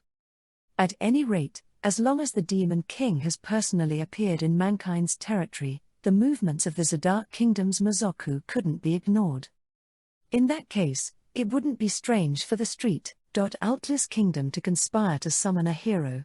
As Luity was thinking about that, Fainal muttered something as if she had suddenly remembered it. I just remembered this from talking about the hero, but Luity's thoughts were interrupted. Could it be that you didn't end up together with Yuya? Hearing those words, Luity's movements came to a complete stop. She didn't expect to be asked about this sort of thing. What do you mean, by together? I mean, if you became a married couple or not. I've said this and that a couple of times, but I felt that you had the highest chance of doing that with him. Certainly, she was aware that she was the one that had connected with Yuya the most. However, the result was that Luity and Yuya didn't end up in that sort of relationship. The reason for that wasn't because Yuya was someone from another world. It's because Yuya and I couldn't live in the same time. That's right, that was also the reason why the Sylphid built communities with fellow people of the same race. Among mankind, there didn't exist any races that were as long-lived as the Sylphid. In cases where a child that was born with another race didn't strongly inherit their trait of longevity, the child would end up leaving this world much earlier than the parent Sylphid. Most Sylphid were unable to endure this. Luity also didn't have the confidence that she could endure that. Sorry. I was insensitive just now. No, it's fine. It's because we who live long lives often forget about that. Seeing Luity make a laugh without energy, Fainal stood up, went around behind Luity, and hugged her tight. There's no way it's fine. I might not be all that smart, but I at least know that much. Fainal. Luity looked up at Fainal, who was hugging her, and smiled, looking troubled. It was because the face of a sad-looking Fainal was there. Why are you making that kind of face, geez? It's because you looked sad. Luity remembered the time she reunited with Fainal. If it was now, they could be friends, that is what Fainal said. And then, right now, Fainal was sharing Luity's sadness. It was because she understood her, because she ended up understanding her. Luity thought how troubling. Luity had not yet decided to take sides with Vermudel. Depending on the situation, she might end up having to fight against Fainal once again. And yet, Luity ended up realizing something. That the existence of Fainal, who got sad for her sake and lived in the same time as her, had made her so happy. Fainal. What is it, Luity? That is why, Luity had no choice but to acknowledge it. This friendship, and Luity Ligaz's friend called Fainal. Thank you, very much. Don't mind it. It's only natural. While looking up at Fainal's face, Luity made a chuckle. It is, because we're friends. Yeah, that's right. Fainal also looked down at Luity's face and similarly laughed. Because we're friends. Fainal and Luity laughed, sounding like they were truly having fun, and lively talked about silly things underneath the starry sky. Chapter 16. The royal capital of the Djil Forest Kingdom, Rumilus, was located at the center of the Great Djil Forest, and Sylphid and Beastmen made up a majority of its population. Among them, a small number of humans and Metalio were also included, and they continued a fairly good coexistive relationship. However, the Sylphid who lived far longer lives didn't maintain deep cultural exchanges with other races, and had a tendency to build communities with fellow Sylphid. Although Duke and Luity, who were members of the hero Yuya's party, lived in the same country, it was said that they weren't all that acquainted until they became companions, but this was also related to the Sylphid circumstances. For the same reason, Rumilus ended up being naturally divided into the zones, the Sylphid zone and the Others zone, but since the area around the royal castle was the commercial district, the shops of various races were lined up. Although trade with the St. Outlas Kingdom had become smaller ever since the demi-human rejection had intensified, the effect it had on the Djil Forest Kingdom's industry was small. Originally, the Djil Forest Kingdom was a country that lived together with the Great Djil Forest, and there are many countries that desired the crops raised in that fertile land. Especially the Sulas Empire, which they actively had business with even now. They also did favorable business with other countries, and on the surface, there weren't any problems in the people's lives. Without any changes from before, people were walking about, happily shopping even in the commercial district around the royal castle, and among them, there was the figure of one young lady. She couldn't really be called small, but it was hard to say that it was an average height. She had a physique where one could agree if she were called a thinnish young boy. She had light green, very short hair, and green eyes. Wearing cloth clothes that could be found anywhere, she displayed a displeased-looking expression. That was the Maid Knight, who was a subordinate under the Demon King Vermudel's direct control, Nino. Not wearing her usual maid outfit and armor, the current Nino would be seen as merely a town girl to those that didn't know her. Nino's duty this time was information gathering. Via the parade and dinner party from the other day, Vermudel's face became well known in the Djil Forest Kingdom. Unable to leave the Zadark Kingdom open for too long, Vermudel and Ichika, as well as Sancreed, had already returned to their country. Fainal stayed behind in order to deal with some remaining business, and Nino was left behind as information-gathering personnel. There were two types of information to gather. One was about the gods. Information in regards to the god of water Clear and the god of wind Worm who were worshipped in this country, and information regarding the method to meet the gods. The other one was about the town's reaction. The intelligence group was also moving about, but limited to this time, he sought information from a different angle. In other words, the point of view of an ordinary person. In order to grasp the reaction of the populace, there was a need to gather rumors in the town that was related to the Zadark Kingdom and the Geel Forest Kingdom's friendship. Originally, this was a job that would take time to carry out, but Nino was selected since she could immediately her opponent's guard. Even now, Nino was walking around the castle town without being suspected by anyone. Then again, since that in itself said that she didn't stand out, Nino felt dissatisfied about that though. To begin with, the fact that she was doing this kind of mission alone was something that Nino couldn't agree with. After all, the fact that Nino was in the Geel Forest Kingdom like this meant that right now at this time, Ichika was the only one at Vermudol's side. Having no one but that straight-laced, cold-blooded, expressionless maid knight around, there was no mistake that Vermudol wouldn't be able to relax either. Perhaps he would be unable to stand the fact that the soothing Nino wasn't around, and might create a new substitute maid knight. That would be no good. That absolutely couldn't be allowed. However, would he really be healed with something like that? Noticing that it was a temporary healing, he might re-evaluate Nino's value. In that case, there would be no need to be impatient in accomplishing the mission. Nino's value should break through the limit with some superior information. As Nino continued to walk down the road, her eyes suddenly stopped and were drawn to a street stall. A syrupy something was emitting a sweet smell and was cooking on an iron plate. Nino stared hard at that thing that cooked, making a jewer sound, and asked about it. "What is that?" "Ooh, you mean this? It's called a fried cake. It seems that the hero Yuya had developed it in this country." "HMMN?" As she said that and looked at the black cat beastman shopkeeper's hands, the shopkeeper flipped the fried cake over with skilled hands. "Could it be that you haven't eaten one before?" "Nope." "Aka, that's no good, Oju-chan. When Nino answered like that, the shopkeeper made a grave-looking expression with exaggerated gestures. When the shopkeeper handed a fried cake to the child that was excitedly waiting next to Nino, the shopkeeper started mixing that syrupy something in order to fry the next cake. Not having eaten this is the same as not being in the Geel Forest Kingdom. After all, look, it's that kind of thing. To begin with, this fried cake that the hero Yuya developed was something meant to surprise Worm Summer, who was starved for stimulus. Worm, the god of wind. Ooh, that's right. Eating this, Worm Summer was surprised and even demanded seconds.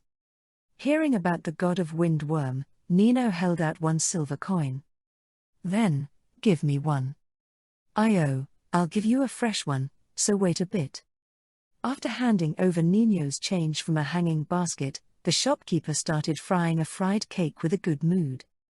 While looking at their hands, Nino asked a question to the shopkeeper. "The god of wind, can they be met even now?" "Huh? With Worm Summer? NN." Hearing Nino's question, the shopkeeper groaned, sounding troubled. It was true that there was that kind of story with the fried cakes, but it wasn't like the shopkeeper was the one to hand the fried cake over to the god of wind. Even if she were to ask if it were possible to meet with them or not, the shopkeeper had no way of answering. Let's see. Flipping over the cake that was on the iron plate, the shopkeeper thought about it. It would be easy to say I don't know. However, the young lady in front of him had hair and eyes that reminded him of the Great Geel Forest. Looking at this green beautiful young girl, it would be wrong to cut her down with an I don't know, that is what he thought. I've heard that Worm Summer's temple is somewhere within the Great Geel Forest, but, as for guys who have gone there, there's pretty much only the hero that's done it, or so I've heard. Hoi, it's finished. Wrapping up the fried up cake with a large leaf, the shopkeeper handed it over to Nino. "NN, thank you. Ooh, and if you meet with Worm Summer, Give 'em my regards. From behind Nino, who had started walking while eating the fried cake, the shopkeeper's joking voice could be heard. Nino suddenly looked back at the shopkeeper's direction, and changed her vaguely displeased-looking lips into the form of a impish smile. Don't wanna. Saying that, she left into the crowds of people. The shopkeeper, who saw that, just kept a dazed expression, and gazed at the direction that Nino vanished into. Not noticing how the shopkeeper had been unconsciously charmed, Nino recalled what she had just heard while munching on the fried cake. It seemed that something called the God of Windworm's temple was somewhere in the Great Geel Forest. And then, the hero Yuya ensnared the God of Windworm with fried cakes. While savoring the fluffy texture that had a faint sweetness, Nino started thinking. Certainly, it was tasty. When she was in mankind's territory before, she had thought that she had eaten all of the tasty things, but to think that something like this was still left. Thinking that she should have had Vermudol eat this while he was in this country, Nino lamented over her own mistake. However, it was still at a level where she could recover. If she were to make and hand over this fried cake together with the story about the God of Wind, Vermudol would surely be delighted. Making the past hero's method of ensnaring the God of Wind her own, it was certain that he would be deeply moved by Nino's competence. Now that that was decided, she would need to return to that shop from earlier. She would obtain the recipe somehow. Finishing up the remainder of the fried cake, Nino was about to turn around when her shoulder was patted with a pawn. A chill ran through her at that moment. Nino turned around with her most displeased expression of the day. What was there were human men that were expressing vulgar smirks. There was one man wearing strangely tailored clothes, and two men who seemed to be his underlings. The one who placed their hand on Nino's shoulder was one of the underlings. Yo, looks like you have quite a lot of fun, ain't cha? Ya sightseein'? As a matter of fact, we were having fun sightseeing too. Wanna have fun together? She went, so that's it. Nino noticed what was happening to her. This was one of those being hit on things. They were charmed by Nino's beautiful young lady style that was on a sinful level. When she thought that, she felt like she could even forgive the man that had touched her so familiarly. It'll be fine. Even for you, it'll totally be more fun being together with us than by yourself. Right, and even that person over there is a super impressive guy. After all,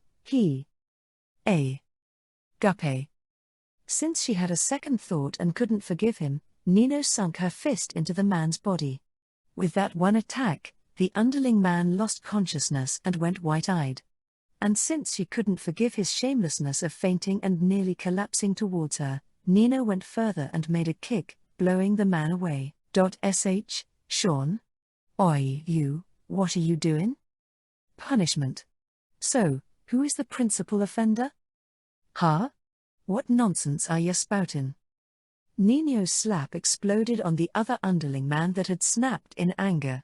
The slap, which was too fast and made her hand look like it disappeared, had reaped the underling man's consciousness. However, he was forcibly awakened by a follow-up slap. So, who is the principal offender? The most important-looking guy that's frozen up over there? Don't screw we. He got a second double slap. So, who is the principal offender? The important-looking guy that's trying to run away over there? You, don't cha know who that perso? He got a third double slap. After throwing down the man who started crying and stepping on him, Nino stood in front of the most important-looking man who had completely lost the timing to run away. Nino looked up at the man who had a fair amount of height, and glared at him. You are the principal offender. Wait. Please wait. That's it, tell me what you want. It can be anything. I want your scream, I guess. Gorian making an unpleasant sound, the tip of Nino's shoe kicked the man's crotch. Looking at the man, who foamed at the mouth with an extremely ghastly face and collapsed, with a disgusted-looking face, Nino breathed a sigh. It would seem that you didn't need any assistance. When Nino turned her gaze to the direction that voice came from, a man with a shapely face was standing there. The man with blonde hair and blue eyes wore even better tailored clothes than the trash that had fainted at Nino's feet just now, and carried a long sword. Narrowing his long slit eyes, the man broadly grinned. It has been a while, Nino. Nephos, Albania. He was the eldest son of the St. Altlis Kingdom's Albania Duke House. Nephos brushed up his hair and... Nino won't be accepting anything like being hit on. Bye-bye. Seeing how Nino looked like she didn't remember him at all, he panicked and started to chase after her. Chapter 17. Ever since Nephos Albania had met Nino in the St. Altlis Kingdom's Edius Adventurer School, he had been scheming to somehow obtain her. However, while he unable to come up with even a single effective hand and was anguished over what he should do, Nino's whereabouts became unknown. And when he thought that he had no choice but to give up on her, Nephos coincidentally discovered Nino in the Geel Forest Kingdom's royal capital, Romulus. Wait. Don't you remember me? Nino knows that trick. It's a pattern where you hit on someone by making them drop their guard by acting like an acquaintance. That's not it. Don't lump me together with that sort of thing. Getting enraged from getting defeated in an argument, you overpower your opponent. But that will not work on Nino. Like I said, that's wrong. I'm begging you, please wait. While breathing a sigh, Nino turned around to face Nephos, who was hot on her heels. What? Nino is busy. You just ate a fried cake. No matter how you look at it, you have free time. I see. Goodbye. Nephos hurriedly went around to the front of Nino, who had once again started walking. I still haven't finished my business with you. Clicking her tongue, Nino averted her gaze from Nephos. There were two choices. Either silence this guy, or leave this guy behind. As Nino started to think about which one was better, Nephos misunderstood that as her waiting for him, and breathed a sigh of relief. Phew, honestly. I had introduced myself at that time. I'm Nephos. You remember, don't you? Making him faint and silencing him was the easiest thing to do, but the man in front of her seemed persistent. It would be the same even if she left him behind here, and would probably appear before her over and over. In that case, making him eternally silent would be for the best, but as expected, she felt that would be overdoing it. As Nino thought, well now, this is troubling, Nephos's irritated-sounding voice resounded. Oi, are you listening to me? Nino wasn't. What do you need? As I said. Your master, I am asking where Shion is. Hearing that, Nino expressed a question mark. Shion, if he knew about Vermudal from when he was infiltrating mankind's territory, he should have seen him at yesterday's parade and noticed though. What about yesterday's parade? Come to think of it, there was some kind of ruckus, wasn't there? Since I wasn't interested, I didn't see it. That's so. In other words, it seems he didn't see the Demon King Vermudal's figure. That being said, there also wasn't a need to expressly explain it to him. Nino is currently in the middle of a job, so Nino is alone. If you can grasp that, leave. I see. Nephos said that, and he was about to turn around and leave surprisingly easily.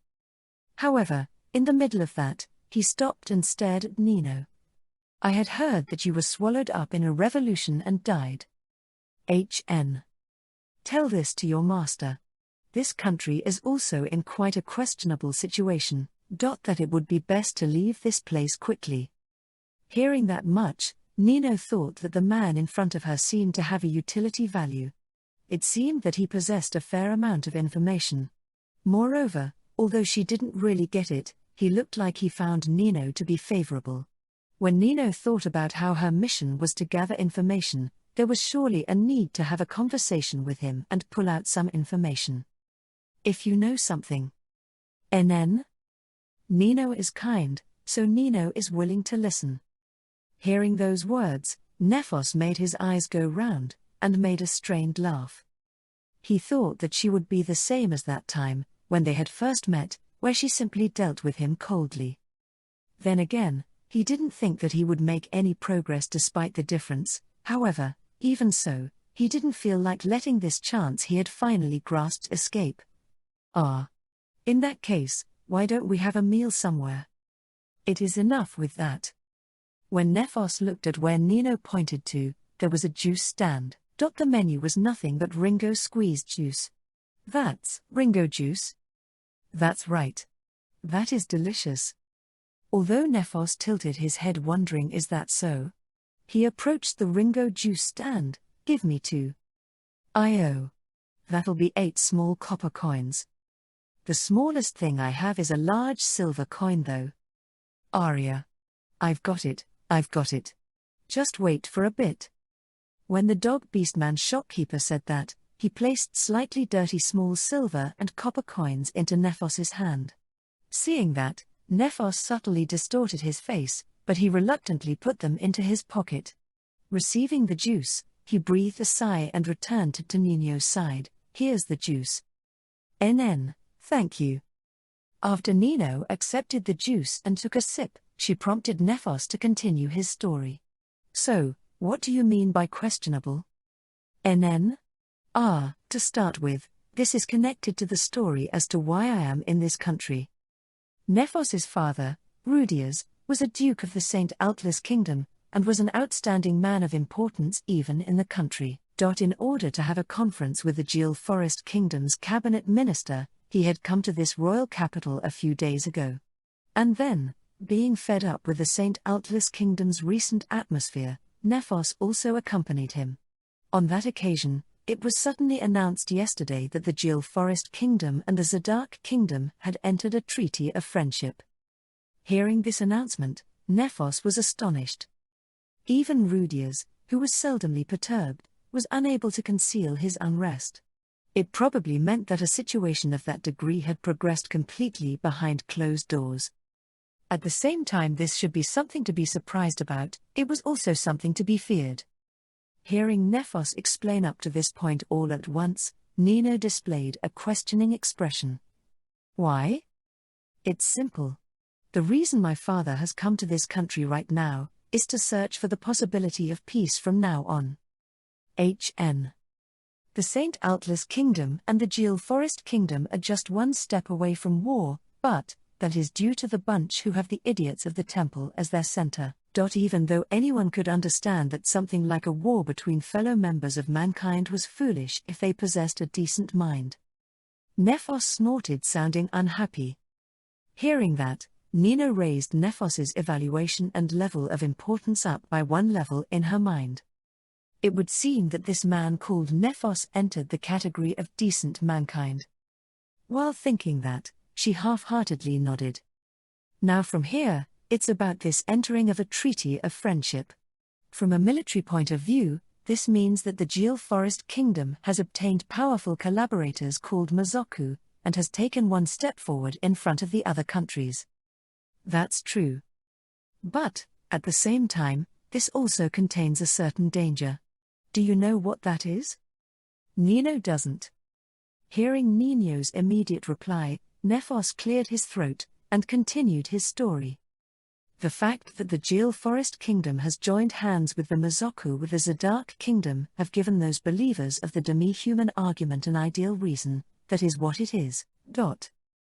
That's right, if this story about the Treaty of Friendship was circulated to them, the believers of the demi-human argument would probably say this. Those demi-humans have revealed their true nature. Joining forces with the Mazoku, they intend on driving mankind into a crisis, that is what they would say. And then, complaining about the necessity of the hero summoning, they would surely shout for a crusade.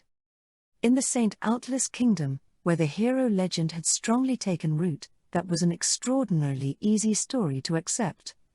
If the warmongers were to gain even more strength, it really will turn into a war. But, they don't understand the danger of that.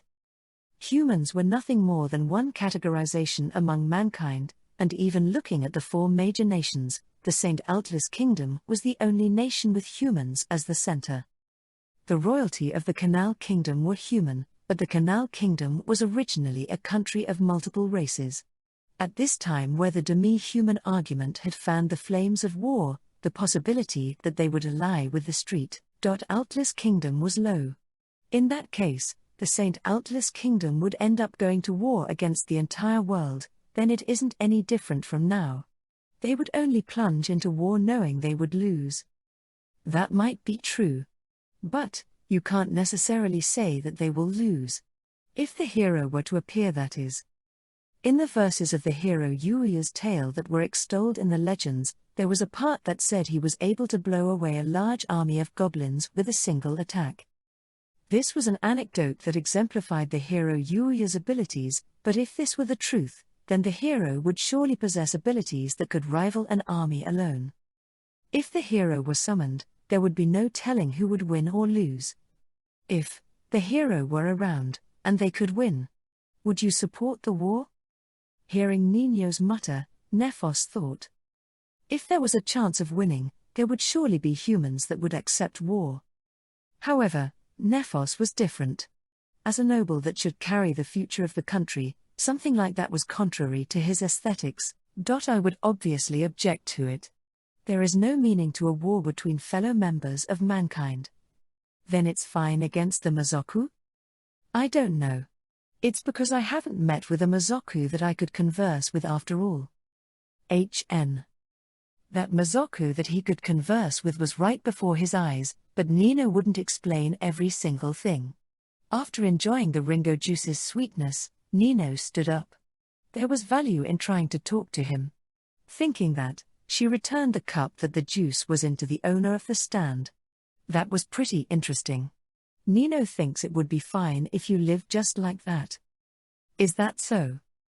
Nephos nodded, and gulped down the Ringo juice all at once. Hey, Nino. What? Will you be staying in this country for a while? Nino thought for a bit about how she should answer Nephos's question.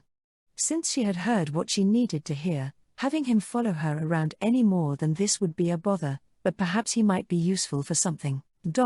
Probably. I see. I am staying at an inn near the royal castle called Arodia. I'll welcome you at any time. HN. Where are you staying? Won't tell you. Saying that, Nino started walking. Since he didn't chase after her this time, she continued on just like that. The Saint Atlas Kingdom's situation: there are warmongers on one hand, and humans that are trying to stop a war between fellow members of mankind on the other. And then, there is the fact that there is conference being held with the Gil Forest Kingdom for the sake of that. Nino had obtained several pieces of information. For the time being, this information should be reported with maximum priority. If Nino were to use transfer magic, she could easily make a report to Vermudol immediately, but she unfortunately couldn't use that. If it was Fainal who similarly remained in the Gil Forest Kingdom, then she could use it, but she should be in the middle of a job that she was entrusted with from Vermudol at this time. In that case, she had no choice but to wait until a Mazoku came for the regularly timed report, if only Nino could also use magic. Nino's skill with the sword was top tier, but her talent in magic was lacking. Since she had confidence that she could cut up an average magician with her sword, she didn't feel that it was necessary, but at times like this, she would end up thinking, if only I could use some convenient magic. Then again, since the place that Nino should be at the side of Vermudol, who was also a magician, it might not be a problem even if she couldn't use it. Rather, there is also the possibility he did this under that premise. No, there is no mistake that that is how it was. Supporting the parts that the other lacked, that kind of relationship. Surely that was Vermudol's desire, is what Nino thought. As expected, it means that Nino is number one. Muttering that, Nino vanished into the crowd of people in a good mood. Chapter 18. Fainal was in a room of the Gil Forest Kingdom's royal castle. She was facing a desk and gazing at a document with a terribly stern face, but reacting to the bashan sound of a door opening, she raised her head. So you've come. The one who was on the other side of the door that was thrown open was Nino. She was always making a displeased-looking face, but maybe because she was called out by Fainal, She was looking a degree worse than usual today. Nino quietly opened her mouth. What? Nino is busy. Fainal made a wry smile in response to that manner of speech that skipped over the greetings. Maid knights have originally had the abilities and behavior of not only a knight but a maid as well. She might speak like this because Fainal wasn't her master, but Nino's curt attitude shouldn't be shown to those that possess fantasies about maid knights, is what Fainal thought. In any case, there was a reason that she called over that Nino. Nino. What? After tapping the document at her hands with her finger, Fainal sent her gaze to Nino. It's about this document. Bye-bye. The moment she heard about the document, Nino closed the door with a slam. Fainal heard footsteps become distant at a great speed. Most likely, she probably wouldn't catch up to her even if she started chasing her now. Phew, is that girl really a maid? Isn't she actually just a knight dressed as a maid, is what Fainal thought. When compared to Ichika, she hadn't really seen her do any work. Well, I guess that wasn't surprising. Saying that, Fainal breathed a sigh. Thinking that it would most likely turn out like this, she had already sent a message to someone else. And it was right at that time that the presence of that person had appeared in the room. Falling a bit behind the appearance of his presence, a black-clothed man that possessed ashen hair and eyes stood in front of Fainal and bowed. Zwei, here before you.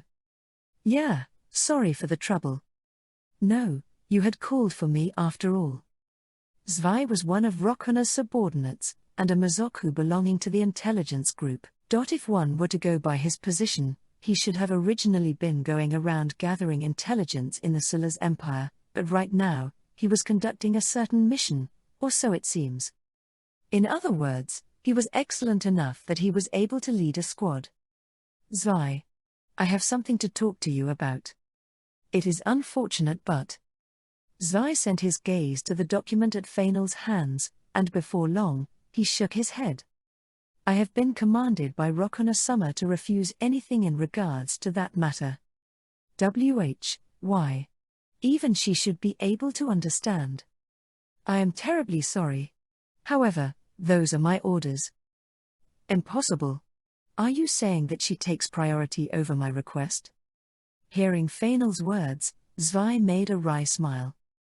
The fact that she didn't use the word command here is a reason why Fainal is liked by everyone in the Eastern Army. Other than times where it's a critical moment, Fainal wouldn't use the word command. She intuitively understood the weight of the word command. Yes. She said, an idiot should occasionally use their head. Wah, what was that? If you have an objection, I can deliver her a verbal message. After Fainal thought about it for a bit, she breathed a sigh. No, it's fine. It feels like she'd make an objection to my objection. I believe that is quite sensible. Well then. After Zwei answered like that and once again erased his figure, Fainal soon became unable to sense him. Although Fainal was surprised by that, she was impressed and thought as expected of the intelligence group. Leaning her body into the back of her chair, Fainal looked up at the ceiling. She played all of the hands that she could, and this was the result. At this rate, she would be unable to accomplish the duty tasks she was entrusted with from Demon King Vermudal. Failure wouldn't be allowed. However, at this rate... just what should I do? A line of sweat was shed. A stalemate, a maze without an exit, various words flowed within her head. A means to solve this challenge, Fainal currently did not have one. Foo, this is pretty ironic, isn't it? Fainal covered her face with one hand, and laughed while hanging her head. At the edge of despair, she couldn't help but laugh. To think I would be driven to the wall in a place like this. This kind of sensation, just how long has it been? At that time, an orderly con sound could be heard from the door. Getting surprised, Fainal raised her head. Fainal? Are you there? That voice was a voice that Fainal knew well. Being a former hero, and Fainal's friend, it was Luity Ligaz's voice. Luity, ha. Please come in. After Fainal answered like that, Luity opened the door, and made a puzzled face. And of course she would. The usually dignified Fainal was making a face like a knight who had resolved themselves for death. It was impossible to not find that strange. "What's wrong, Fainal?" "Phew, I'm merely reflecting on my own powerlessness. Right." After replying with a look that said she didn't really understand, Luity looked at the top of Fainal's desk. What was there was a mountain of piled-up documents. Even in Fainal's hand, there was a document. "I don't really get it, but if you're busy, then I can come back again later." Fainal was about to see off Luity, who said that, and was about to turn around, but after suddenly changing her expression, she jumped up and leapt over the desk. Seeing Fainal make a dance sound as she landed close to her, Luity displayed a surprised expression. What's wrong?" "Luity. I've realized it." "Huh?" In response to Fainal, who was tightly gripping Luity's hands with a serious face, Luity expressed a question mark on her face. Fainal didn't notice that, and just nodded as if she had comprehended something. "That's right. If I just think about it, it's really simple. In other words, it was that sort of thing."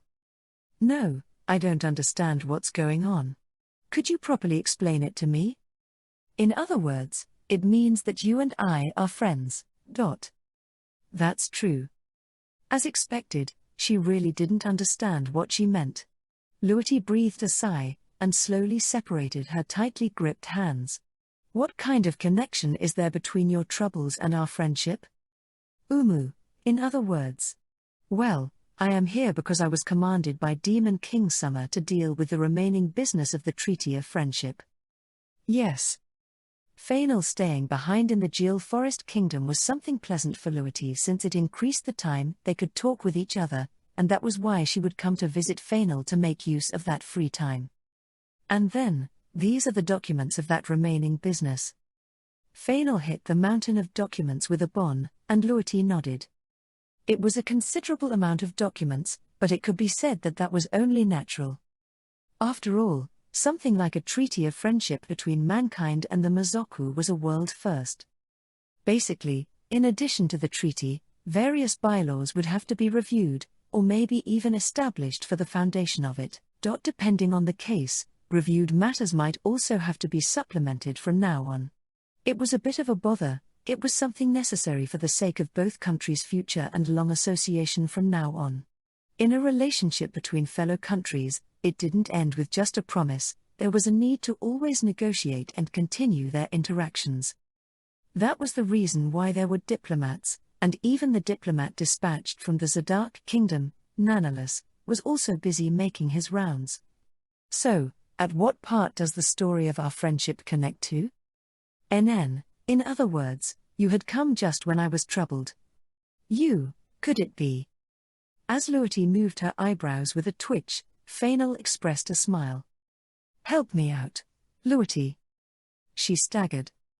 Luity almost ended up collapsing from that all too great of a shock, but she somehow managed to hold her ground with fighting spirit. As if there is someone that would ask a person of another country to assist in their country's paperwork. "Are you an idiot?" Even you're calling me an idiot?" "If you don't like being called an idiot, then let's go with dumbass. To begin with, although I do go in and out of the royal palace, I am not someone has something to do with politics, you know." Hearing those words, Fainal's expression instead became brighter. Then this is just perfect, isn't it? Employing personnel that one is lacking on site is something that happens often. There are jobs where it's all right to do that, and jobs where it isn't all right to do that. But these are documents that also affect your country. Hey, you shouldn't be talking about the contents of documents like that so easily. Overawed by Luity hitting the wall, Fainal drew back. It was there that Luity shouted as if pressing her for answers. "To begin with, what is with the top of that desk? Properly sort those documents into those that are processed and those that need to be processed. Take the excessive things off of the desk. Understand that whether or not paperwork gets done starts from organization of the desk." "Wah, what the heck? You've suddenly gotten really scary." "That is because You are just way too hopeless at this. For Fainal, she had resisted obediently nodding to her, but there was a sound argument to what Luity had said. And then, above all, Luity was scary. Overwhelmed by Luity, Fainal helplessly started organizing the top of the desk. Hey, move those hands faster. You're technically a person of the military, aren't you? Don't put technically to that. Aren't you being a bit mean today? Move your hands instead of your mouth. Once your work environment becomes decent, the meanness will disappear. While being told that by Luity, Fainal properly sorted out the documents on top of the desk. Though, since there were too many things unprocessed after separating them, there wasn't even a fragment of a sense of accomplishment. That's pretty much it. Wouldn't it have been better to use the time on tidying up on doing the paperwork instead? Being glared at by Luity after leaking out her dissatisfaction, Fainal hurriedly averted her gaze. An orderly work environment makes efficient work possible. That's, well. Luity turned a gentle smile towards Fainal, who had fallen silent. I believe that there is a proper reason to why you were entrusted with this work. Wouldn't it be nice to properly finish it up and report that? Could you help me out with it? Nope. Hearing Luity's reply, Fainal breathed a depressed-sounding sigh. Chapter 19. In the vicinity of the Djil Forest Kingdom's royal castle, there were many estates. One among them had become vacant due to sudden circumstances. More specifically, it was the result of the coup d'état attempt that occurred on the day of the dinner party, and it was now being used as the house that the delegates of the Zadark Kingdom are staying at. The ones staying there were Nanalus, who was the diplomat, and the maid knight Nino. Also, the members of the intelligence group that were sent out within the Djil Forest Kingdom would come here to rest in turns. Now then. In a room of that building that was named the Zadark Kingdom Delegation Building, one man put his arms through the sleeves of a suit. It was a black suit where one could understand that it was of high quality at a single glance. He had beautiful white hair, and a well-managed white moustache. Polishing the glasses that used holy silver for the frame with a cloth, the man checked their condition. A gentle old aristocrat with an abundance of experience. If he were to be described, those words would surely be appropriate. However, in truth, he would instead be classified as being young in the Dark Continent. His name was Nanalus. He was the diplomat of the Zadark Kingdom. As for why he was created with that kind of outward appearance, that was merely a problem of image. The negative image held towards Mizoku, things like being wild, fiendish, snatching humans, there would be no end to it if they were all brought up, but in any case, a violent image followed them around. The most effective way to overturn this kind of image was a gentle and elegant elder. Against Nanalus, who gave off an intellectual impression, there was almost no one that thought he looked fiendish. For those that imagine Mizoku who are just like the typical image people have of Mizoku, for example, Mizoku like Oral and Reikta, they would see Nanalus and have some of that malicious image removed. And then, Nanalus would slip into the openings of their heart and remove their wariness. Those with a strong sense of suspicion were the exception, but at the very least, it was a fact that there were many people that became close with Nanalus at the time of the dinner party between the Djil Forest Kingdom and the Zadark Kingdom the other day. And then, the many letters that was placed on Nanalus's desk right now were sent from those people.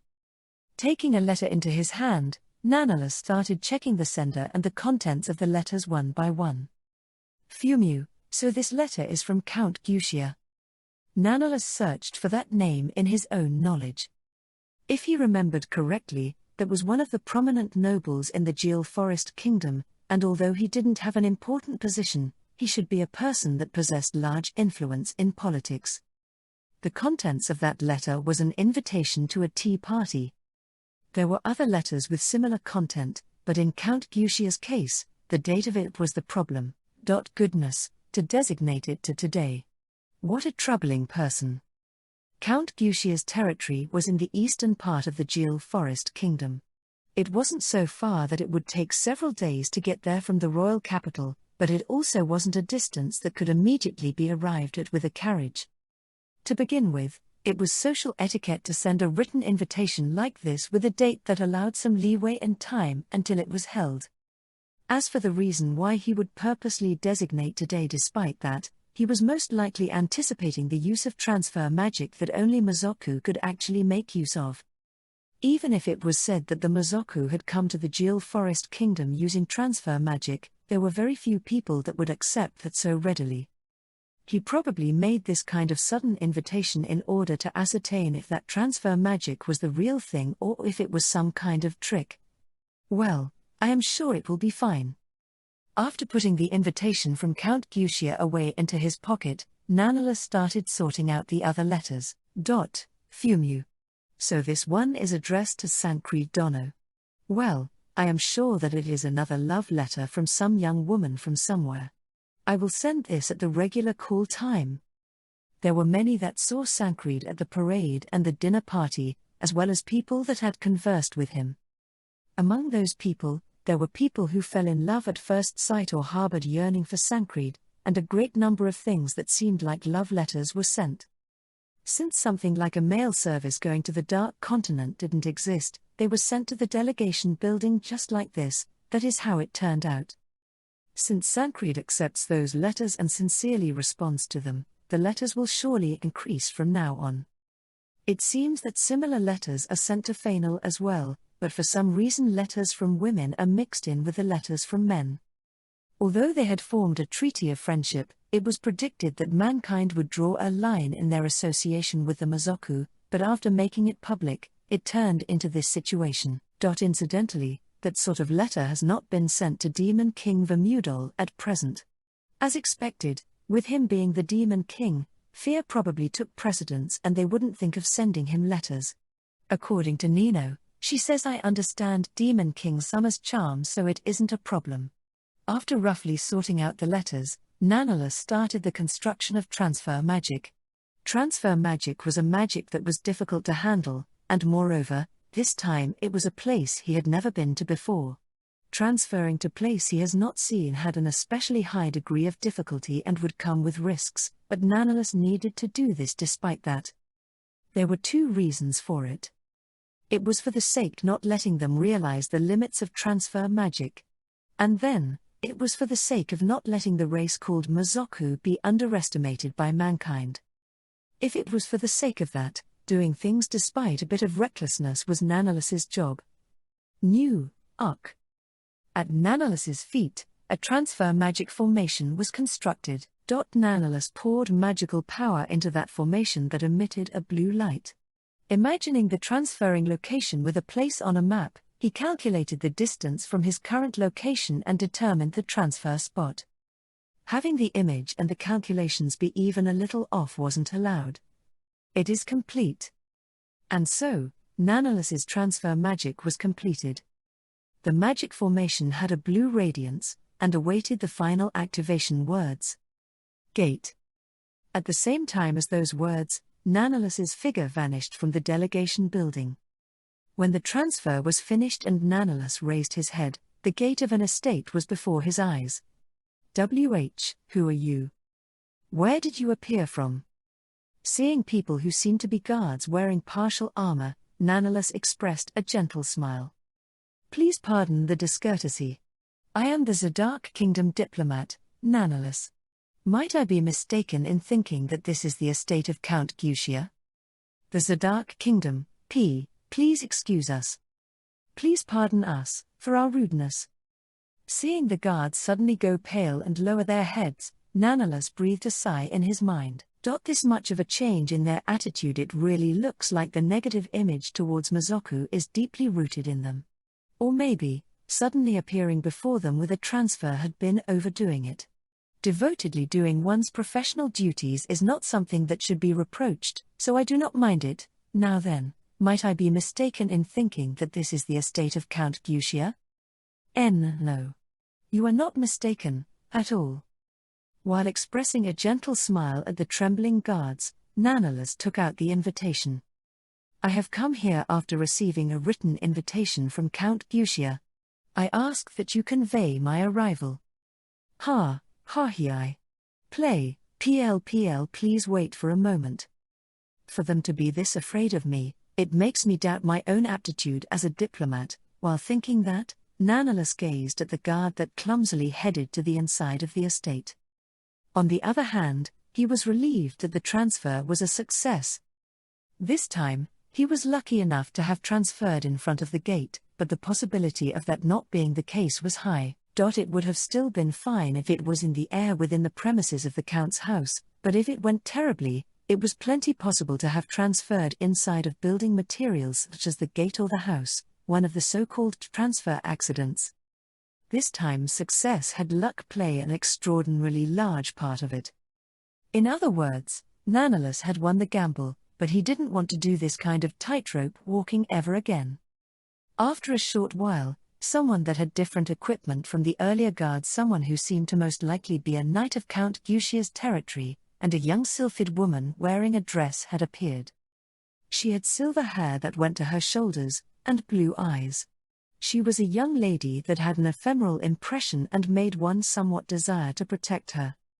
That young lady pinched the hem of her dress, and made a bow that still had some inexperience remaining in it. "Welcome and thank you for visiting the Gucia house today. I am the second daughter of this house, Galeria. I am the Zadark Kingdom diplomat, Nannalus. Today, I have come after receiving an invitation from Count Gucia." Nannalus returned the bow to the young lady who introduced herself as Galeria. Seeing Nannalus like that, Galeria's cheeks were dyed a faint scarlet. Nannalus did not give that any particular attention, and while showing a gentle smile, he held out the written invitation that the earlier guards had forgotten to receive. "Now then, Galeria Summer. If you would please confirm this written invitation." "Ah, yes. Well then." After receiving the written invitation from Nannalus, Galeria started checking it as if it were really precious. Before long, after raising her head, Galeria smiled. "Yes, this is correct. Well then, I shall guide you." "Thank you very much. However, Galeria Summer, for you to personally guide me is..." Normally, guiding is something that a servant would do. For a family member of a noble to greet him, that could be said to be unbelievable. "No, I had asked to leave this to me. So that was the case. To think you would show such consideration for someone like me. It would seem that Count Gucia is seeking an intimate relationship with the Zadark Kingdom, is what Nannalus guessed. It would be safe to regard Count Gucia as a person of importance from now on. Please don't say that. Nannalus Summer, you are a diplomat of the Zadark Kingdom after all. Rather, I am worried if I am fit for the role. No, for someone such as me, whoops, this won't end at this rate. Oh dear, how troubling." Hearing Nannalus say that with a joking tone, Galeria, after showing an expression that said she was taken by surprise, put a hand over her mouth and giggled. "Foo-foo, that is true. How silly of me, how embarrassing. Oh dear. It seems that I have brought shame to a lady, please do forgive me. Well then, Nannalus Summer. Although I may be inexperienced, would you please accept my guidance?" "Of course. That would be a great honor for this inexperienced diplomat." Just as Galeria let out a smile at those words, the knight that stood there like a sculpture lightly cleared his throat. "Galeria Summer, it is about time." "Ara, you are right. Well then, let us start walking." Chapter 20. Passing through the gate, they walked down the path to the estate. With Galeria at the lead, Nannalus followed after her, and the knight walked behind him. However, Nannalus sensed a presence that wasn't gentle at all from the knight. The knight having this attitude was probably because he was a Mazoku, but that being said, Nannalus felt that this knight was a failure as Count Gucia's subordinate. As long as he served Count Gucia, he had the duty of paying the standard amount of respect to the Count's guests. Making at the very least a slight bow to the guest was proper etiquette, as well as common knowledge. If he was making light of him and thought that the likes of a Mazoku didn't have that kind of common knowledge, then he was mistaken. In the Zadark Kingdom, even the magic-operated armors knew at least that much etiquette. It was there that Nannalus noticed one more gaze. It was that of Galeria who was guiding him. This gaze was a favorable one, unlike the knights, but this one could also be said to be rare. He had conversed with various women in the Gil Forest Kingdom hosted dinner party, but he had almost no memory of having talked much with Galeria. At most, he had talked to Galeria, who had become a wallflower and handed her a drink. Since Nanalus looked like he was of advanced age, that did not receive love letters like Sancred did. To begin with, he was outside the range of being a love interest to women, and Nanalus also found that to be convenient. In other words, this favorable gaze that was coming from Galeria wasn't a feeling of love, and it probably meant that she simply wasn't cautious of him. Nevertheless, even though he was walking while being accompanied by a noble's daughter, the fact that they weren't conversing at all was pretty new to him.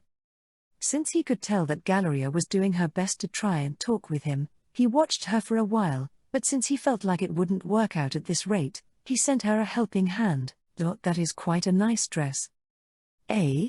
Why, yes. This. Yes, it suits you very well. After Nanalus said that, Galeria made an expression that clearly said that she was relieved. It was most likely a dress she held a lot of pride in. Since noble women would typically choose their outfit to match the season, the weather, the location, and the latest fashions, they possessed a surprisingly large amount of dresses. And since that was connected to displaying the noble's power, there were examples where the noble women of the St. Altlis Kingdom would secretly compete in their number of dresses. Although the Gil Forest Kingdom was not strong in that sort of tendency, it wasn't like it didn't have that sort of thing at all. And then, in most cases, an ace-up-the-sleeve outfit, a so-called best set of clothes, would exist. The fact that Galeria was wearing that could be said to be display of Count Guccia's enthusiasm towards this tea party. Just what kind of request would the Count make, is what Nanalus thought at this time. Nanalus Dono. Hearing that voice, Nanalus's thoughts were interrupted. While expressing a gentle smile, Nanalus turned his gaze to the owner of that voice, to Count Guccia. At a corner of the garden that spread out in front of the estate, a circular table and chairs were prepared. There were 2 maids at Count Guccia's sides, but their atmospheres said that they weren't mere maids. They were probably the ones known as battle maids. Battle maids were maids that had somewhat studied martial arts, and it is said that there are many nobles in mankind's territory that employed these battle maids. At first, they were substitutes for maid knights, but nowadays they were recognized as a proper occupation, or so it seems. Seeing as how they had thin swords hanging at their waists, they probably served as Count Guccia's guard. To think I could truly have you come by today. No, I am surprised as well. I did not think that I would be received by your daughter. In response to Count Guccia's words of surprise, Nanalus purposely replied in a harmless and inoffensive way. If he were to poorly react to how he mentioned about coming by today, it might turn into giving him some kind of information about transfer magic. No. That was Galeria's wish, you see. That is quite a wonderful daughter you have. Yes, she is a daughter I am proud of. Saying that, Count Guccia laughed, and then sent his gaze to the maids. After confirming that the maids nodded with their gaze, Count Guccia turned back to Nanalus. Well, please have a seat. The garden's roses are beautiful at this season. While pulling out the seat he was recommended by a maid, Nanalus lowered himself into the seat. After he took his seat, baked sweets were immediately lined up on top of the table, and hot black tea was poured into Nanalus's cup. Although he felt a bit of suspicion in how Galeria sat close to him, Nanalus turned his gaze to Count Guccia, who sat across from him. By the way, Count Guccia, who received Nanalus's gaze right from the front, erased his smile and started to talk with a serious expression. But while thinking, so it's finally time, Nanalus didn't change his gentle smile. For things that were too important, Nanalus would be unable to answer with his own discretion. Since Count Guccia should also understand that, he probably intended on having this meeting be on a wait-and-see level.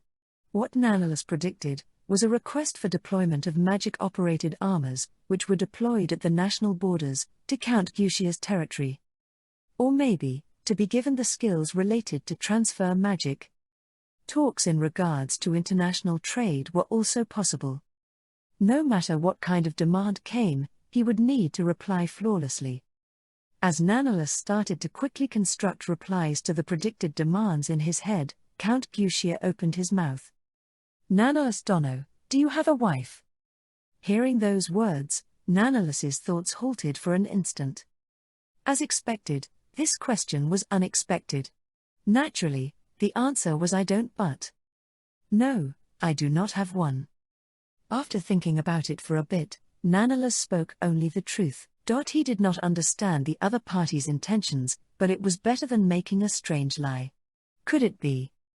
Coming from Galeria, who was piquingly looking at Nannalus, a feeling of liking that was somewhat stronger than before could be felt. No, but if they were to go only by appearance, they were different to being like a grandfather and his grandchild. You see, the truth is, it would seem that Galeria has taken a liking to you, Nannalus Dono. The Gil Forest Kingdom and the Zadark Kingdom have formed a friendship, and both countries should flourish even more from now on. In that case, this would be even more of a symbol of friendship for both countries. No, please wait a moment. While pressing on his forehead with his fingers, Nannalus stopped Count Gutia. Is something the matter? In other words, this tea party is. In response to Nannalus, who was feeling dizziness from the unexpected situation, Count Gutia expressed a smile. Yes, Nannalus Dono, I was thinking of trying to put you together with Galeria. So how about it? She is still young, but I think she is quite a good-looking woman. No, that might be parental bias though.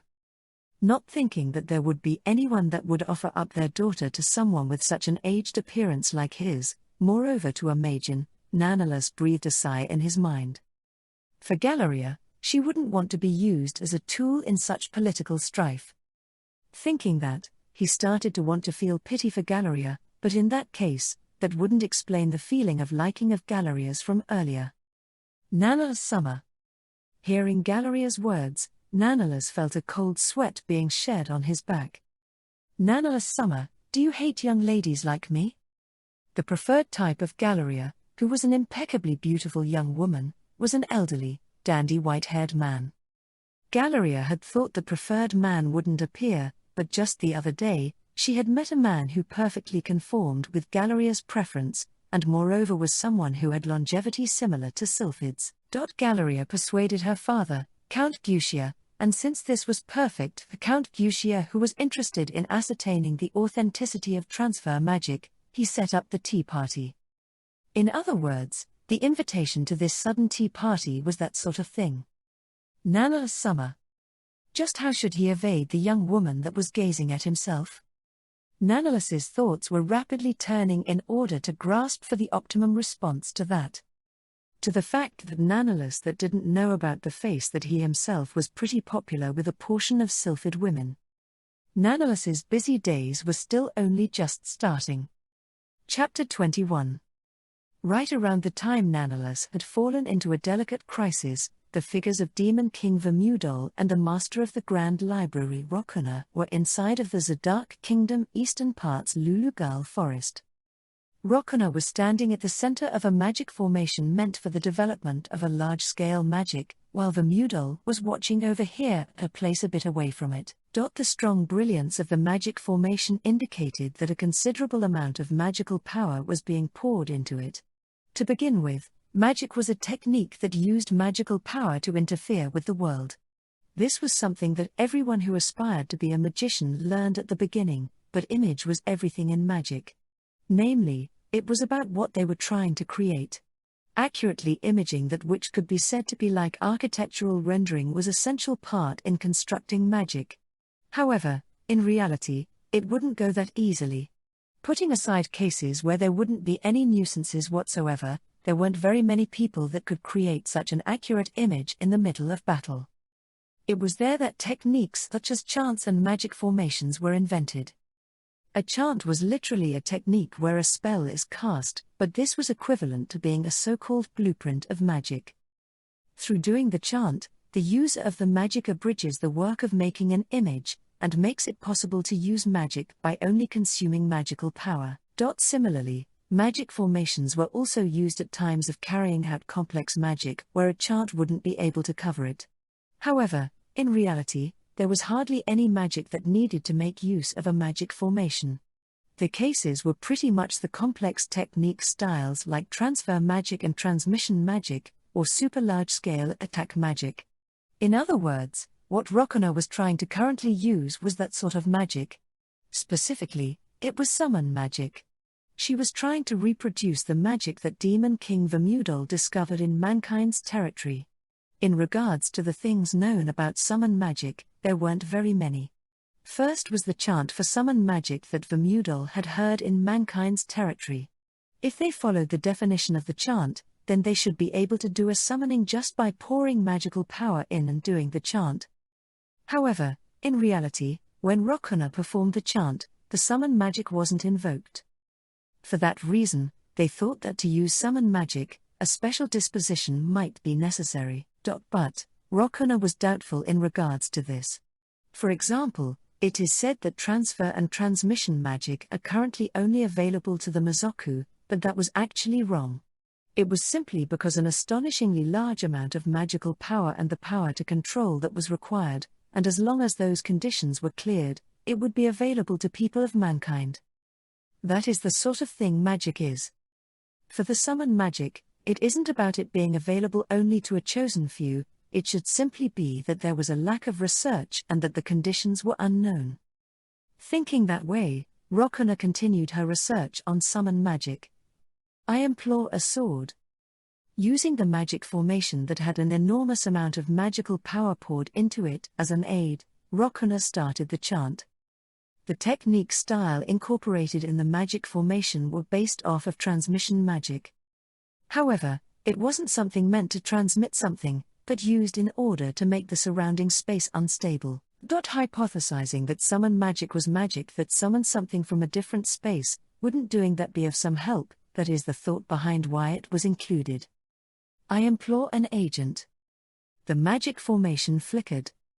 Although my body is fragile, my heart is stern. My heart has become a sword, and desires a time to be wielded. What she imagined was a sword. A sword that could cut through everything. Therefore, O agent, come forth. I implore that you be here to execute my will. Putting magical power into the chant, Rokona casted the final invoking words. Come forth, sword spirit. At the same time as those words, the figure of a swordsman appeared. Is not what happened. This time as well, it ended with just being a waste of magical power. This sure is strange. Rokona breathed a sigh, and looked up at the sky. The cloudy sky was the same as always, and seemed to represent the current state of Rokona's mind.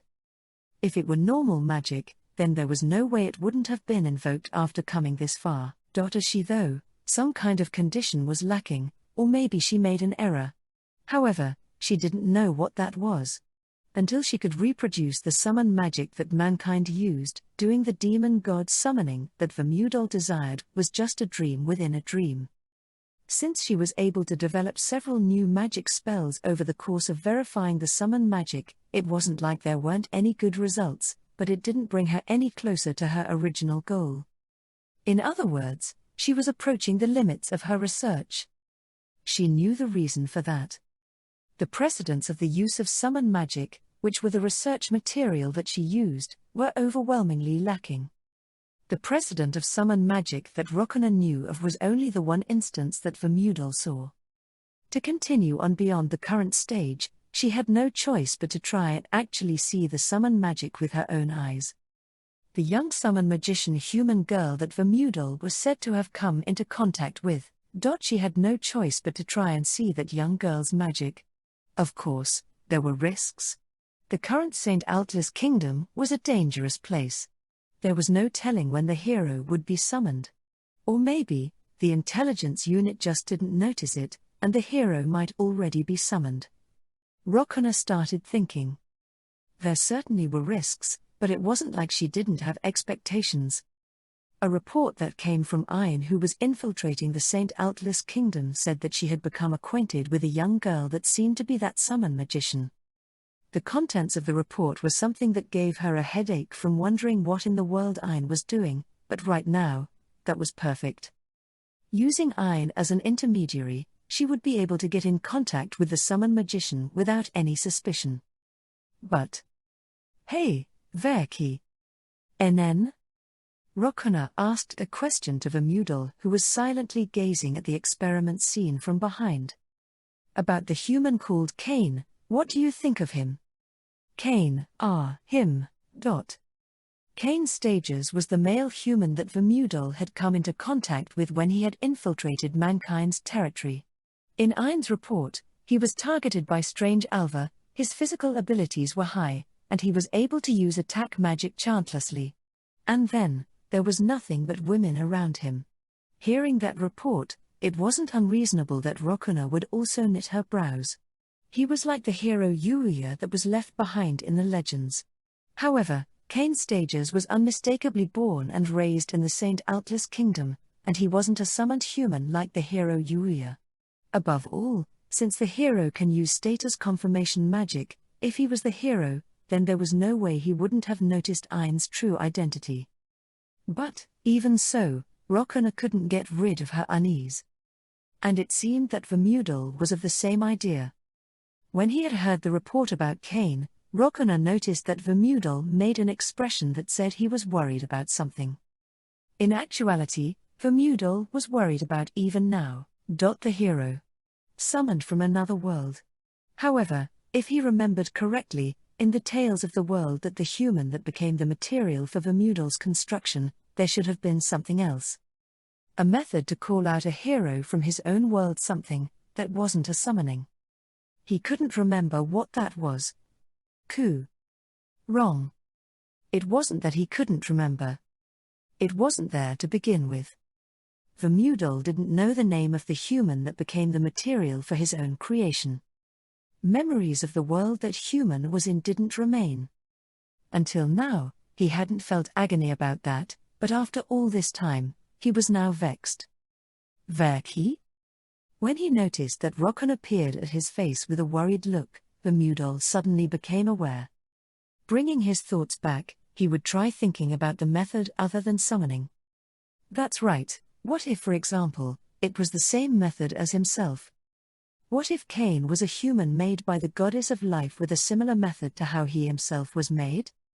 However, in that case, that wouldn't explain how Cain's birth was something that certainly happened.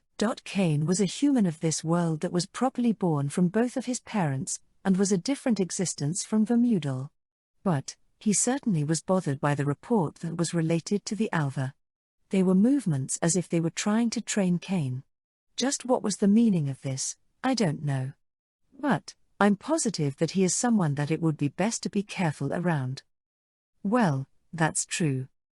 Due to there being rumors of Cain, who was the person requiring special attention, being a womanizer, the opinion that attaching Ayn, who was a female Mazoku, to him as a monitor was a problem also came out. However, on the other hand, she was just right to enter his guard and investigate the situation. That kind of view was also there, and in the end, Ayn's monitoring continued.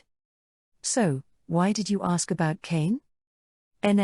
I was thinking that maybe I should go and meet that summon magician that is close to that guy called Cain. Are you serious? Of course I am.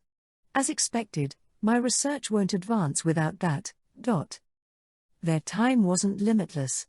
Even if it was dangerous, they wouldn't be able to obtain the desired result unless they plunged in. And if they couldn't do that, there would be nothing to say of their aim of summoning the demon god.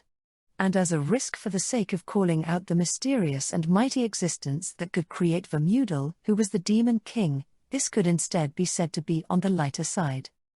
I will go too. That is obviously no good. Are you a dumbass? Calling me a dumbass, you. After poking Vermudel's forehead, Rokuna glared at him with reproachful eyes. Don't you get it? Verki, you are currently famous as the Demon King, you know? What is going to happen if a guy like that were to march into the St. Altlis Kingdom? If done poorly, guys who are caught in the rumors about Adventurer Shion would start coming out about now, you know? Or what? Are you going to go to war with the St. Altlas kingdom right now? Gah. Being told that by Rokona, Vermudol was unable to make a counterargument at all. Whether it's as adventurer Shion or as Demon King Vermudol, either way, he would stand out too much. Then, at least bring a guard. And who are you going to have join me? I'll say this now, but if any one of the remaining 4 cardinal generals were to move right now, obstacles in the kingdom's management will appear, you know? Then, maybe Gordy or Ichika. No, how does Oral sound? Right, and rejected. Ichika is already going at full operation, and I was going to have Gordy fill in the holes while I'm not around. And Oral is naturally rejected. When Rokona said that, she expressed a bold smile. And you understand, don't you? Holding Vermudol's face in between both of her hands, Rokona whispered to him. If it's someone of Oral's level, I'm the stronger one. With no exaggeration at all, she announced only the simple truth. Hearing those words, Vermudol nodded while making a wry smile. Certainly, Vermudol had created Rokona to be like that. I will join up with Ayn in the next regularly scheduled contact. Well, I'll immediately return once I've accomplished my objective. You can't do anything interesting while I'm away, got it? Yeah, I understand. Seeing Rokona impishly smile, Vermudol returned the smile. Chapter 22.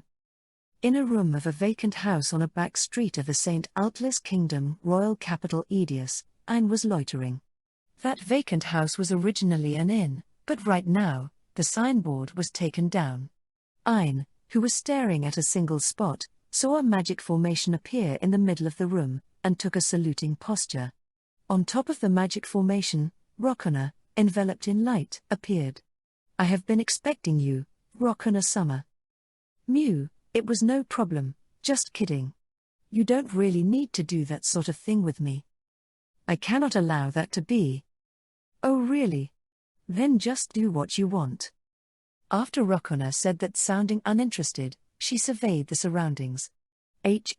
So this is the Steel Fish Store. The owner of this place went to the Canal Kingdom, right? That is what I have heard. Shall I make a follow-up survey? I don't think that's really needed though. That is true.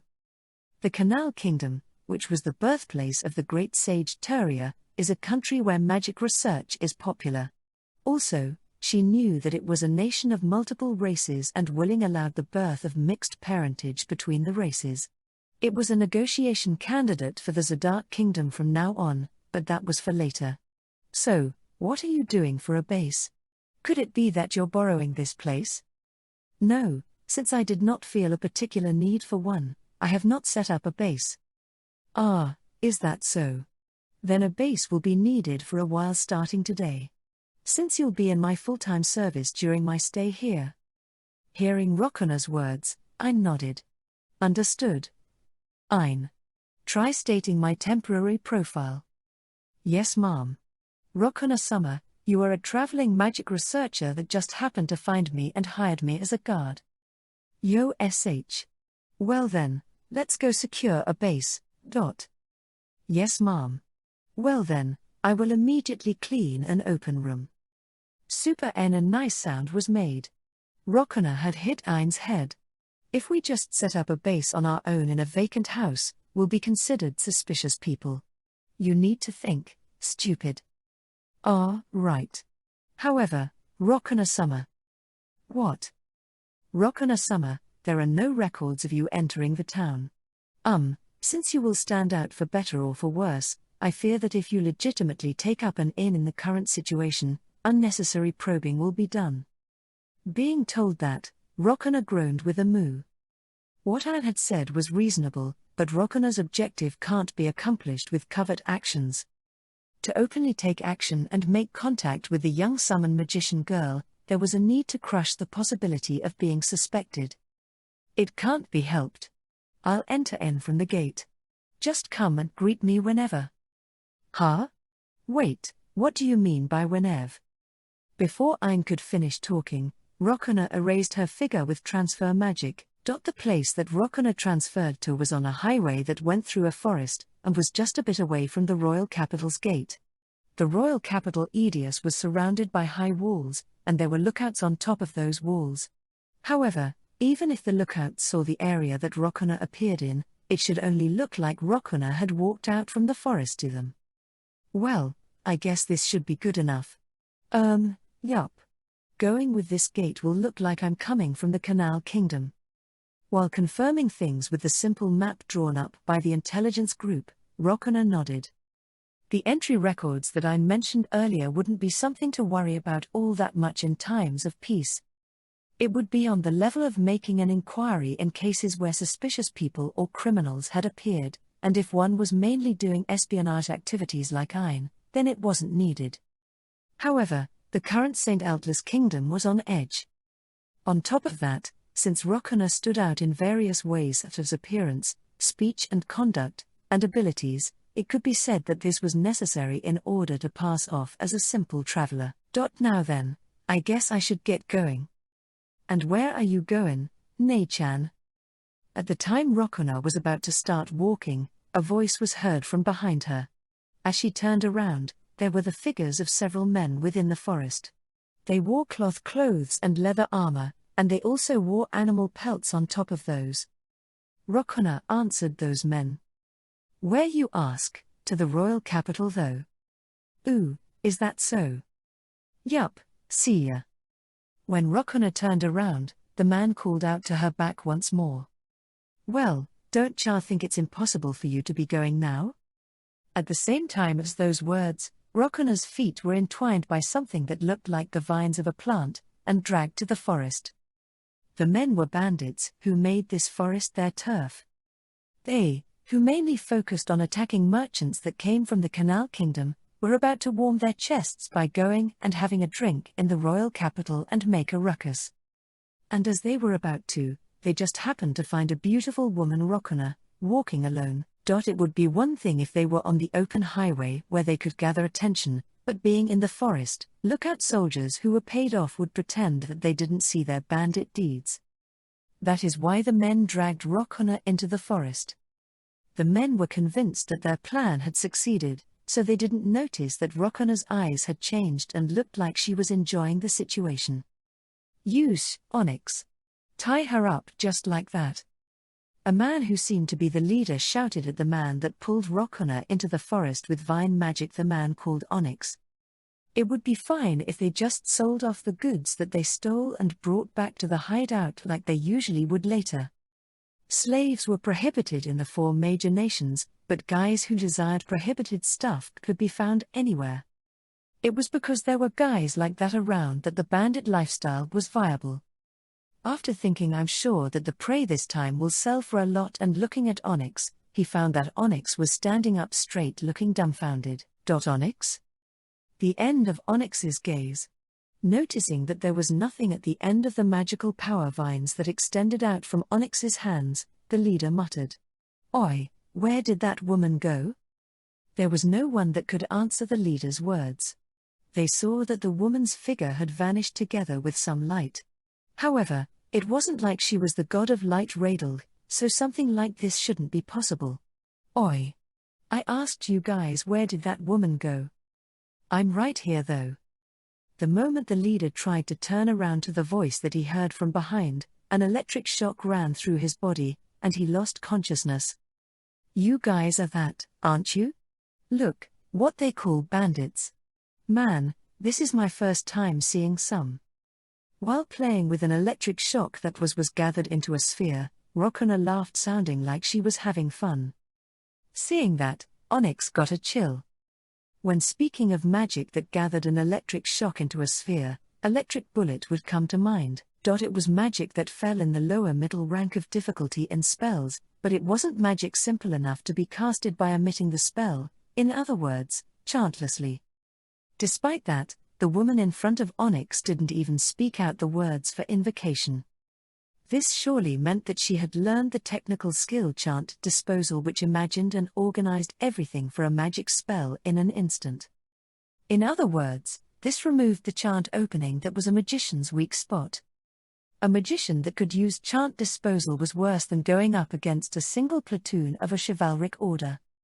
The moment though there's no other choice but to run. Well, it looks like you had some bad luck. The electric bullet that Rokona threw was sent up over Onyx's head, and changed into countless lightning strikes.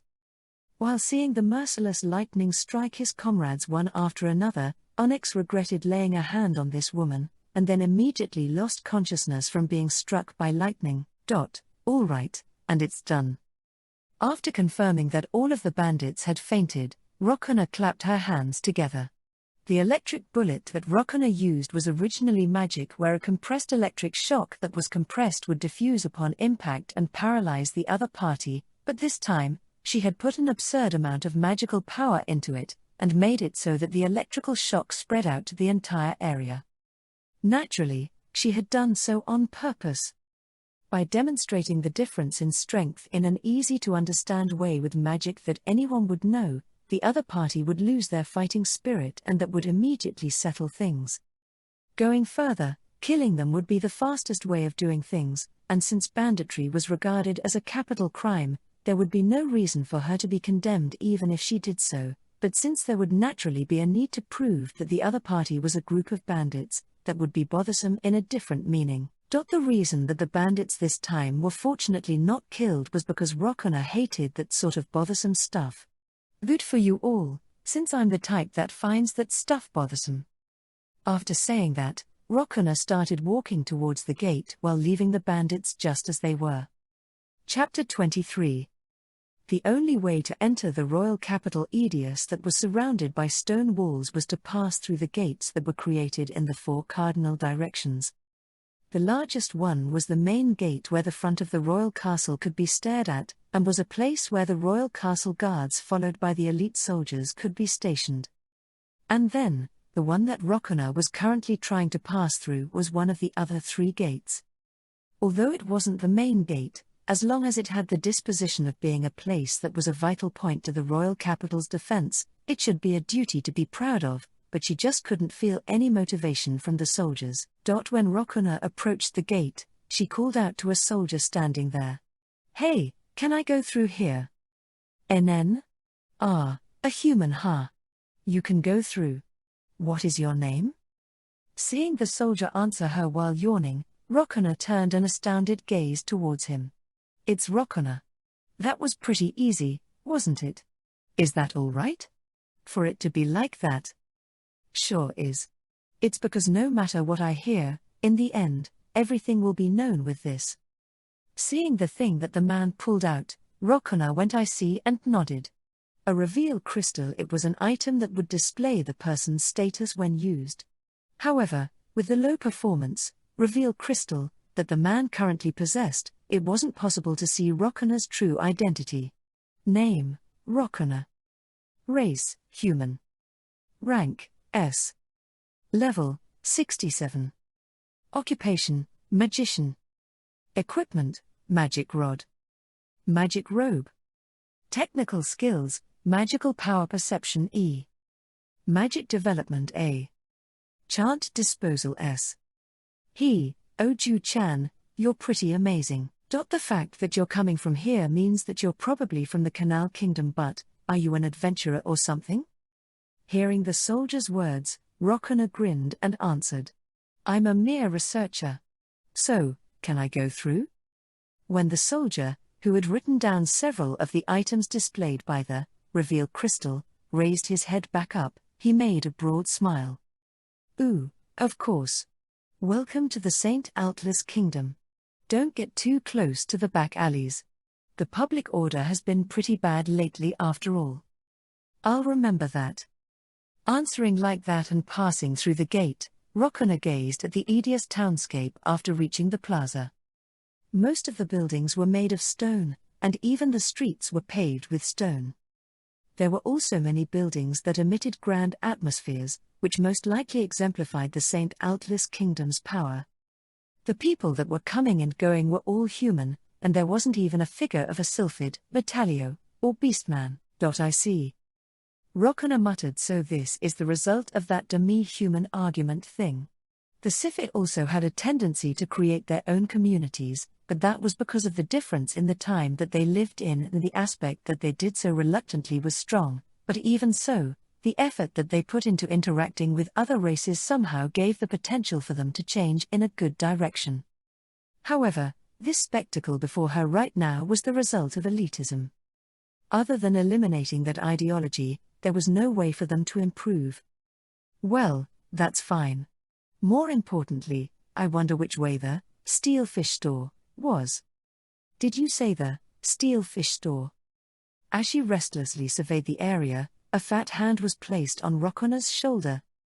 When she turned around, there was a large muscular man and 3 men expressing suspicious-looking smiles standing behind him.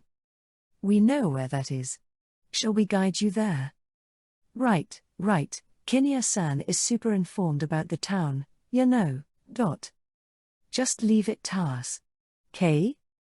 They were clearly of the same kind as those bandits from earlier. Although she had become sick of it, Rokona expressed a smile. And then, smoothly escaping from the man's hand, she impishly thrust her index finger at him. Saying something like that, is it true?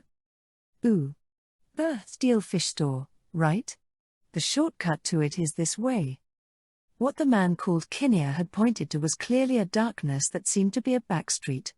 Certainly, the place that the steel fish store was a back street, but she at least knew that it wasn't that way.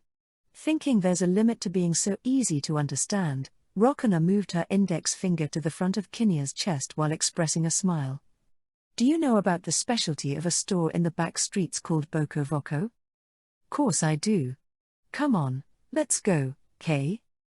Maybe because started to find the conversation to be a pain, Kinya tried to grab Rokona's hand, and at that moment, Zuden together with that sound, Kinya's body was blown backwards. After confirming that the other men who were standing behind him got dragged into it and fell down, Rokona breathed an exaggerated sigh. I see, so you know about it. The Boko Voko that I know of is where you beat someone up, Boko Boko, with wind pressure bullets until the shape of their face changes though. It must be some kind of fate that you would know about it here. I'll treat you to it. How about I give the choice of having seconds? The men who somehow stood up raised screams that went high and stepped back. PL, please wait a moment. A moment. Okay, I waited. The wind pressure bullet blew the men away once again. Wrong. Please listen to what we're saying. Sure, it was wrong. I don't know what was wrong though. Okay, I listened. A wind pressure bullet blew the men away even more. I told you to wait, oi. Don't wanna. This time, as she was about to blow the men away with a wind pressure barrage bullet, a magic that fired multiple wind pressure bullets, someone grabbed Rokona's arm and pulled her away. Hold on there, Nei-san. What are you doing? Come this way. Huh? Come on, quickly. Being pulled by a man with golden hair, Rokona left the place that started to gather people. Coming to a stop in a place that was about 2 streets away, Rokona looked at the guy who was still too young to be called a young man. She was called Nei-san, but Rokona didn't have a golden-haired younger brother. Geez, if you did any more than that, then even the security soldiers would have come flying over, you know? So, you intended on saving me from that? Eh? Yeah, pretty much. Was I a bother? Being told that, Rokona shook her head sideways. I wouldn't say that. But well, things did finish before I could break their spirits.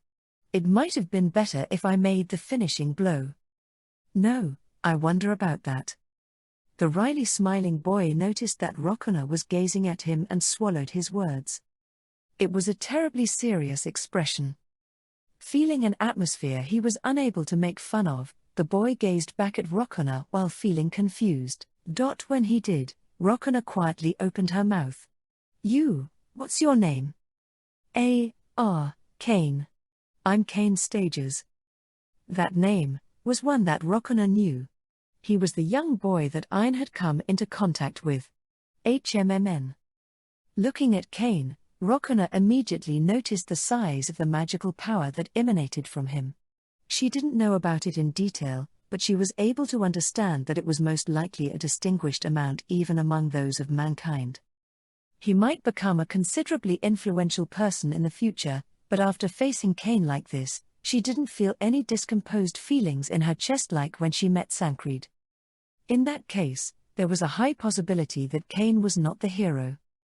Rokona decided that for now, and talked to Cain.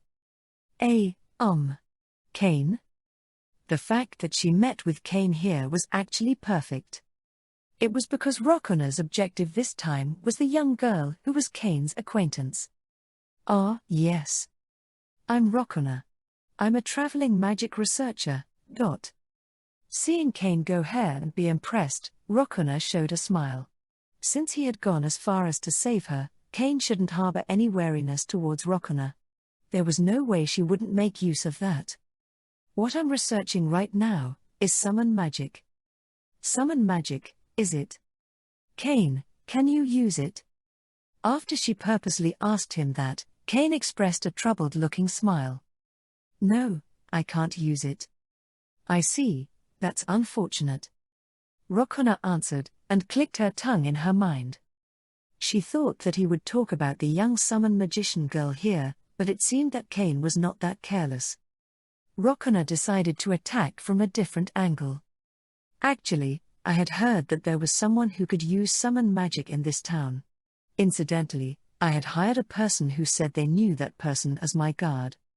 Could it be those earlier men? No way.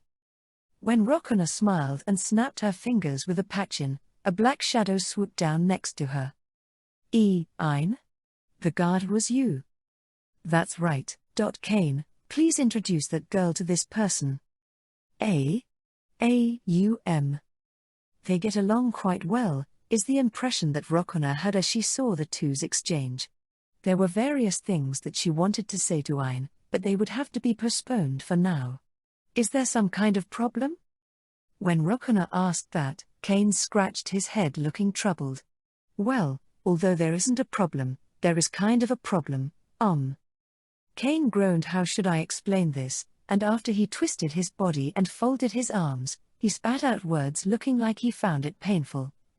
If I increase the number of beautiful women acquaintances any more than this, my life will honestly be in danger. Sorry, I don't understand what you mean at all. In other words. Seeing Rokona look astounded, Ein supplemented the conversation while looking at Cain with scornful eyes. This man called Cain is a genius at increasing his lover candidates one after another. Since he doesn't show any self-restraint at all, it is the women that do the rectifying. He's like the hero, isn't he? I'm often told that. Cain replied to Rokona's words with a strained laugh mixed in. Seeking Cain reply like that with absolutely no hesitation, Rokona suffered disappointment. If Cain were the hero, he surely wouldn't make this kind of reply. Well, it's fine. If you have an acquaintance that can use summon magic, introduce them to me. If you don't, those fictional lovers will increase by about 7 by tomorrow, you know? Wait, that won't be funny at all. Rokona said I'm joking to the panicking Cain and continued her words. Time is finite and important. Please promptly introduce me to that acquaintance San. If it's at this time, I think she's probably at the store. Store? Ein quietly whispered to Rokona, who expressed a question mark. She is the daughter of the president of the company called the Tiano Company, which has expanded its influence in the St. Altlis Kingdom. They have put out a large store even in the royal capital. Being told that, Rokona remembered the contents of the reports from Ein. Sharon Tiano. If she remembered correctly, she should have been a young lady with that kind of name. Well, that doesn't matter if I can meet with her. Saying that, Rokona urged Cain on, and Cain started walking while being confused. While guiding the two, Cain spoke out the question that came to his mind. Rokona-san, what are you going to do once you meet her? What do you mean by do? Well, like I'm trying to say. The fact that you want to meet her means that you have some sort of objective, right?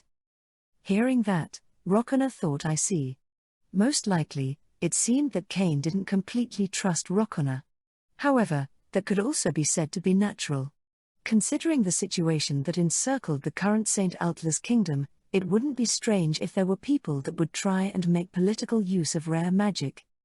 No, perhaps there might have already been various things that happened in relationship to that. Although that question is meaningless, I'll answer it. That is why, Rokana did not divulge her true objective. However, she decided to answer him earnestly.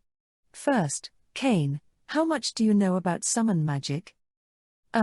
It's more like a ritual, and currently, only specific people can use it, that's about it.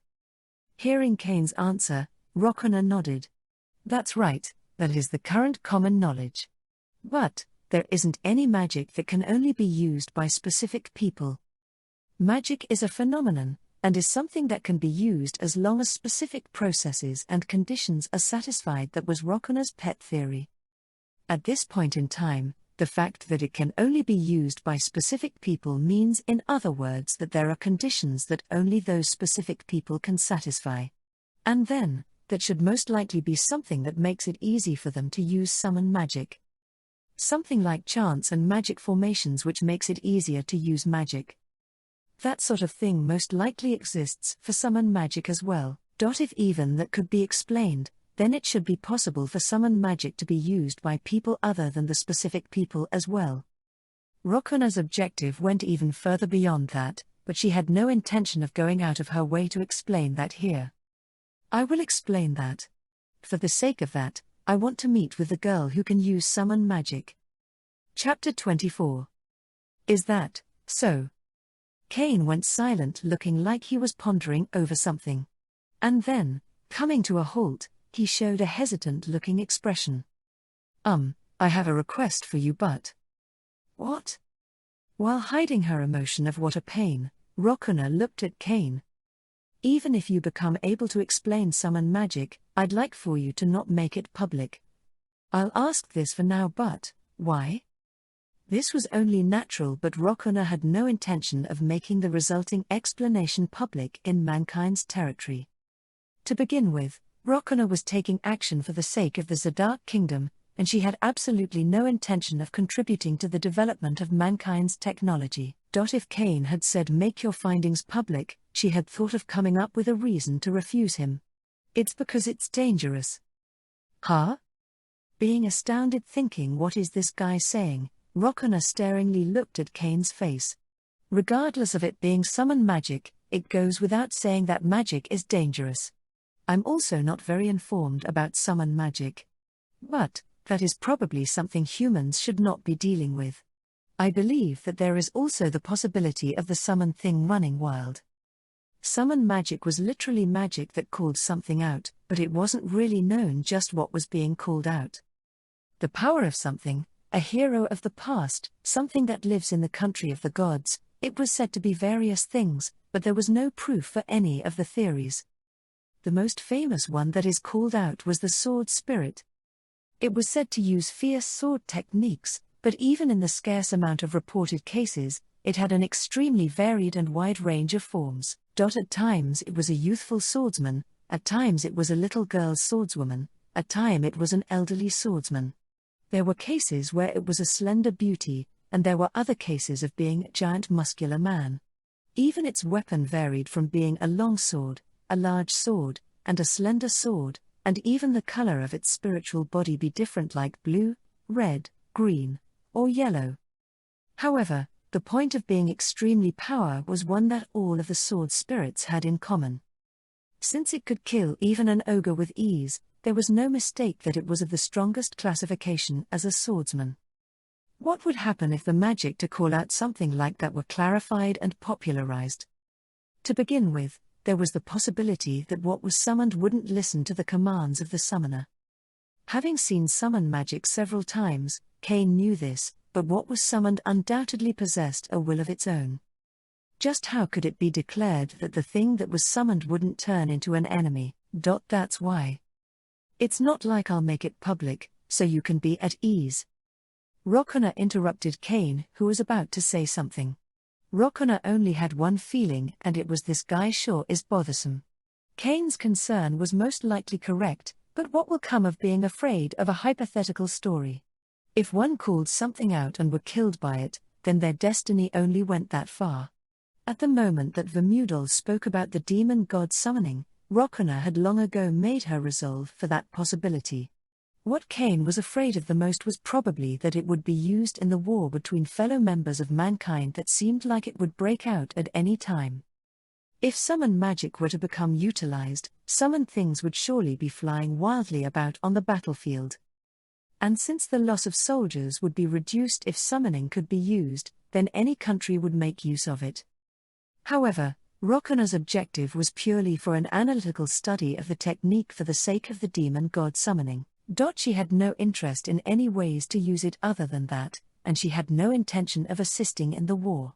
I've said this several times, but my objective is research. Self-satisfaction. And if you say that you can't trust me, then it doesn't really matter. Hearing those words, Kane, after being silent for a while, nodded. I understand. At this point in time, Rokona's stress was getting close to its maximum value. She was on the verge of saying, "Don't go saying such tedious crap, you bastard." Rokona hated idiots that didn't think anything, but she hated guys that thought too much and made stories longer than needed even more. Rokona had decided in her heart that she would hit him if he said even just a little bit more, but without having to resort to that, the group arrived in front of a single building. Facing the main road that continued on to the royal castle, it was a 2-story building. HN. Is this the place? Yes, this is the Tiano Company. Hearing Rokona's question, Ayn answered, "Well then, let's get going right away." The very moment that Rokona took the initiative and was about to step forward, a voice with a cheerful tone called out. Huh? Kane, why are you, You were, Sarah? The one that called out to Kane was a woman with bright red hair that was like flames. Sarah Necros. She was one of Kane's female friends that was also an Edius Adventurous School student. You're with Ayn again, or rather, there's even a new woman. Why, you've got it wrong. And what have I got wrong? Even though you refused my invitation. Sarah grabbed Kane's shoulders as he tried to run away, and started kicking him. However, it looked like Kane purposely let himself get kicked, and it could be seen that this was Kane's own way of appeasing her anger. It takes a while once that starts. Let's get going. What's with that? Does it happen every time? Today, on the lighter side. While harboring the impression there sure are all kinds of people in the world, Rokona entered the company. The words, Tiano Company, were written on the cloth hung at the entrance, and they had to pass through that. This was culture unique to mankind's territory, and seemed to be called Anoran and indicated that the store was open. Welcome, wait, Ayn-san? Yeah. The blue-haired young girl that came out from the back of the store saw Ayn and made a surprised-sounding voice. After seeing that she conformed with the appearance that she had heard about beforehand, Rokona determined that this young girl was Sharon Tiano. And who might that person be? I'm Rokona. I'm working as a traveling magic researcher. After saying that, Rokona slightly raised her hand and made her greeting. Right. I am Sharon Tiano. Thank you very much for coming to the store. Sharon hurriedly lowered her head and returned the greeting. After Rokona unseriously waved her hand and replied to that, Sharon expressed a cheerful business smile. And so, what might you be searching for today? Summon magic. Huh? While regretting things with the thought of maybe I should have asked Ayn to talk about things beforehand, Rokona repeated herself. Summon magic. Could you show it to me? That is the order I'd like to make. Sharon. I ask you of this as well. Kane knows about this as well. Well, the person himself was caught by the wild boar woman earlier though. Sharon made a wry smile at Ayn's words, but Rokona was bothered by something else. It looks like Ayn was fitting in more than expected, but She also thought that she looked like she was fitting in a bit too much. After thinking as I thought, I'll give her a warning later, Rokona noticed that Sharon was peeking at her face at some point.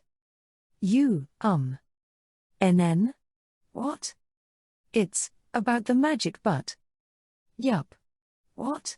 Do you not want to? Hearing Rokona's words, Sharon shook her head sideways, looking flustered. That's not it. It isn't like that. Rokona-san, you're a magic researcher, right? Yup. That's right. It wasn't a lie. Due to a certain demon King Summer, she had recently been doing nothing but researching magic. In that case, I have a request. Is this a bargaining point? Go on and say it. After Rokona urged her to go on, Sharon nodded. The thing is, please, teach me magic. Magic? Being told that, Rokona remembered her talks with Ayn and Vermudel. Sharon Tiano could use summon magic, but she was bad with general magic, with elemental magic.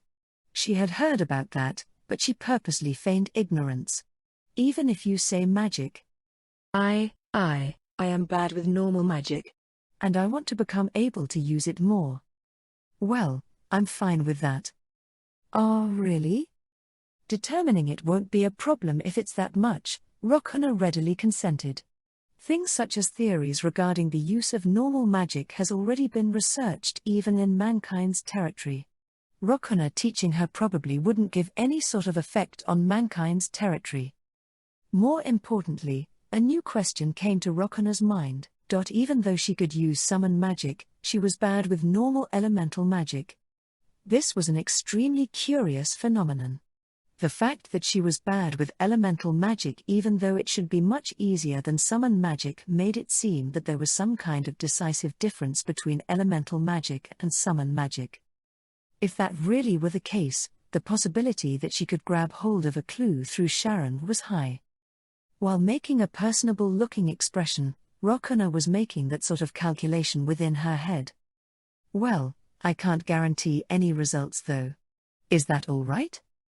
Why, yes. If possible, she wanted to take this young girl called Sharon back to the Zadark Kingdom and thoroughly test out every single possibility, but that would end up going against Vermudel's policy right from the root. She would verify as many precedents of summon magic as possible during this short stay, and accumulate data.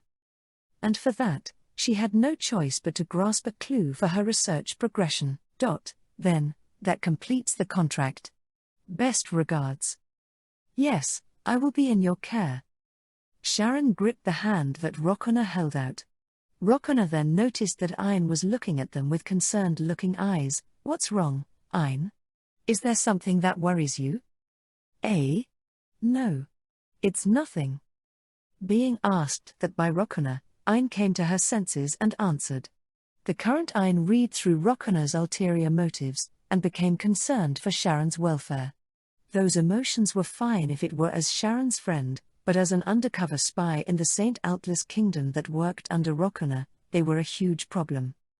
Before she knew it, she had relaxed her guard more than she had thought. Noticing this fact, Ayn felt her heart shake. Chapter 25. So, could you show me summon magic right away? Seeing Rokona return her gaze from Ayn back onto her, Sharon once again made a troubled-looking face. I can't show it to you here. I get it. I wouldn't tell you to do something like use magic in the storefront like this. No. That's not it. Just how should I put this? Seeing Sharon be hesitant to talk, Rokona tiled her head. Just what wasn't it? It either meant that she didn't want to use it in front of people, or that the requirements to use it weren't assembled.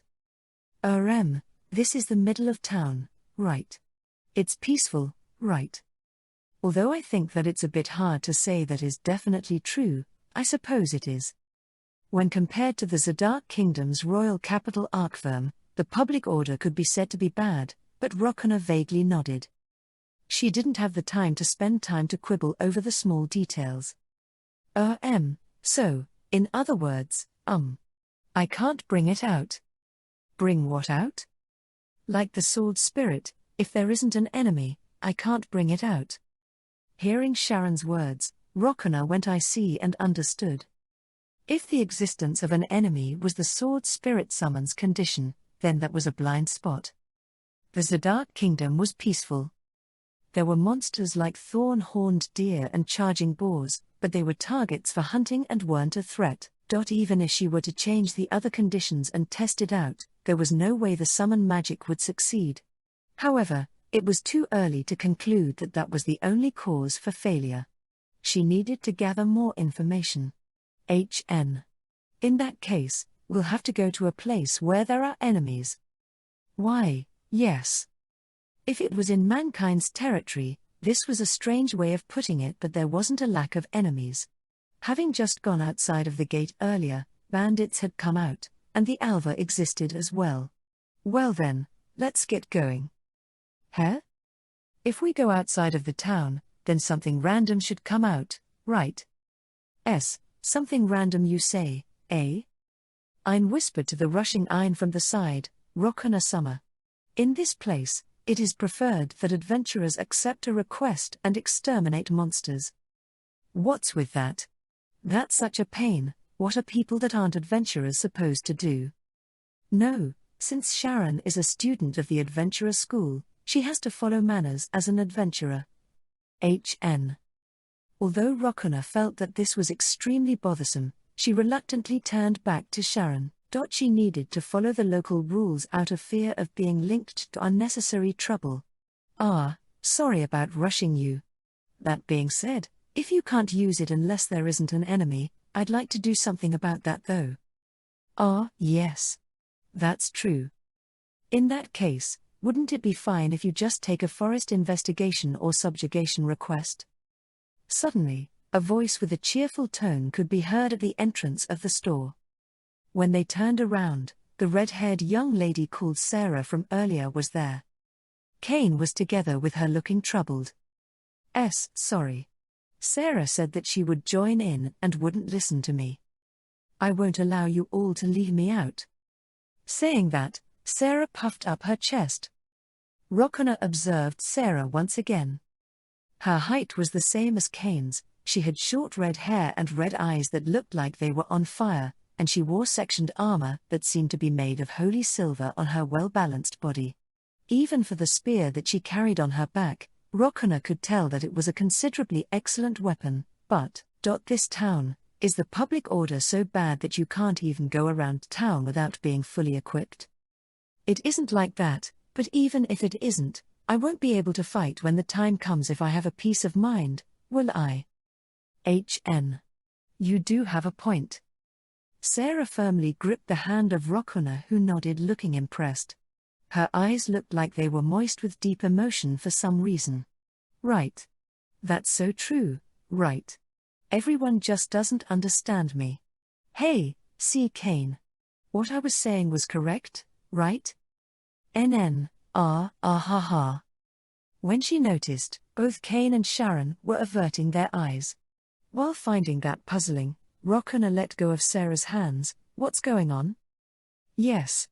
Wearing armaments within the middle of town is seen as an act of intimidation, and since there is a fear of being connected to crimes, it isn't recommended. That is how it is.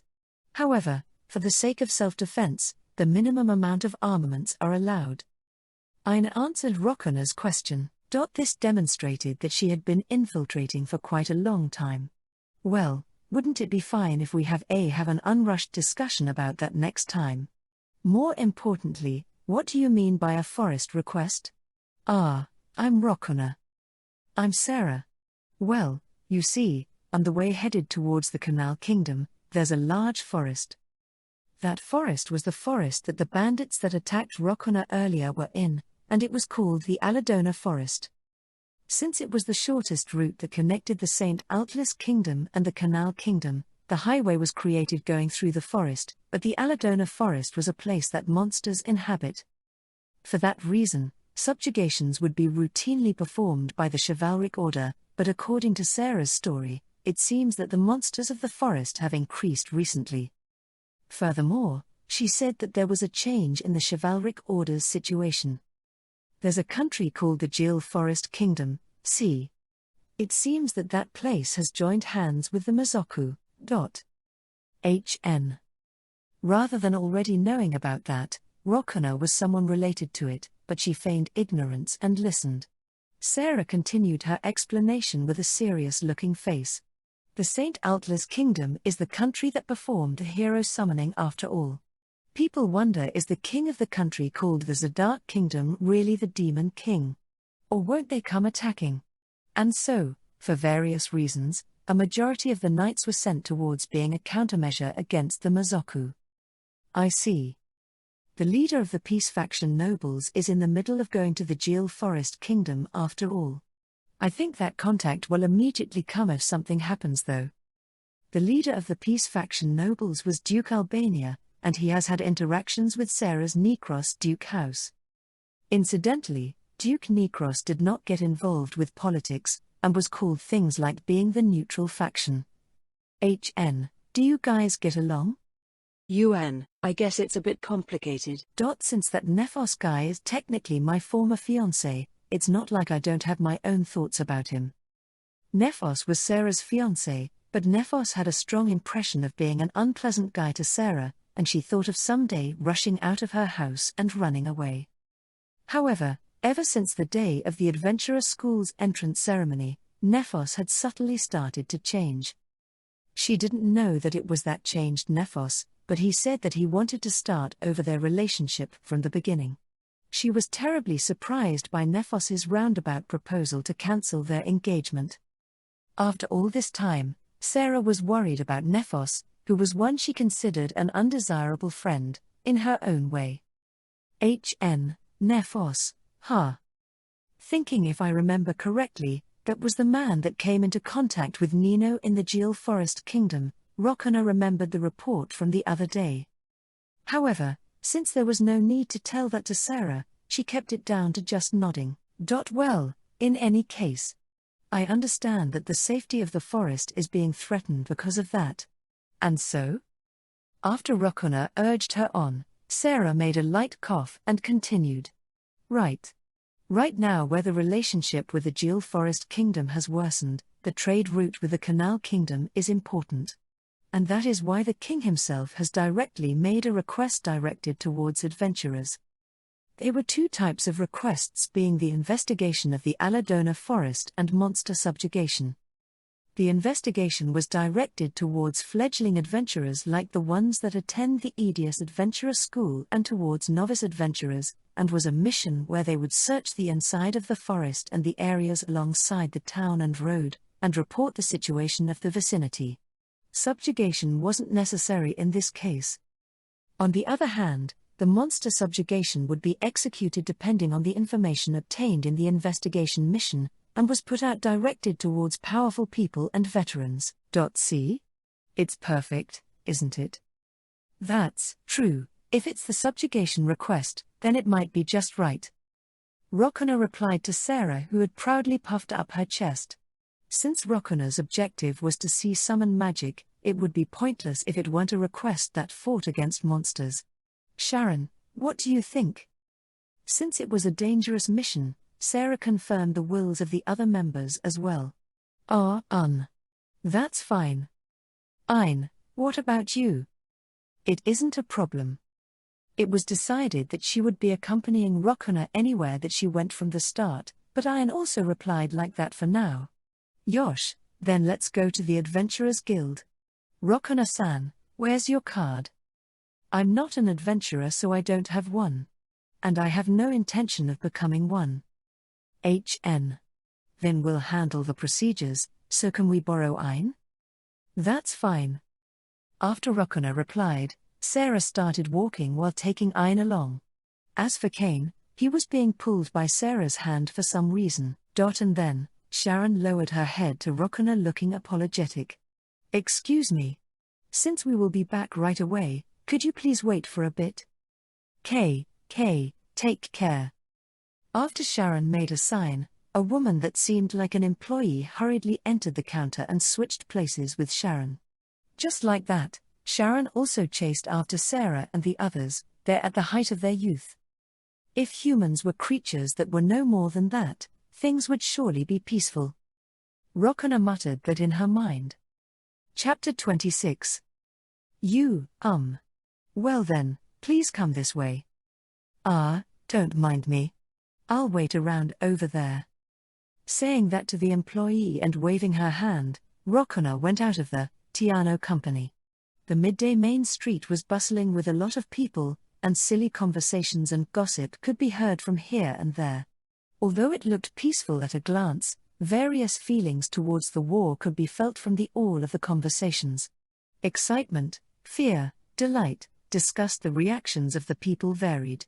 When Rokana surveyed the area while concentrating her focus on the clusters of voices, suddenly, something red entered the edge of her field of view. Thinking that the one called Sarah had already come back, she turned her eyes towards that direction, and was startled. What is that? Wearing full-bodied armor and carrying a gigantic battle-axe, it was a man that was bright red from top to bottom. He had bristled-up red hair, and red eyes with an appropriately intense look.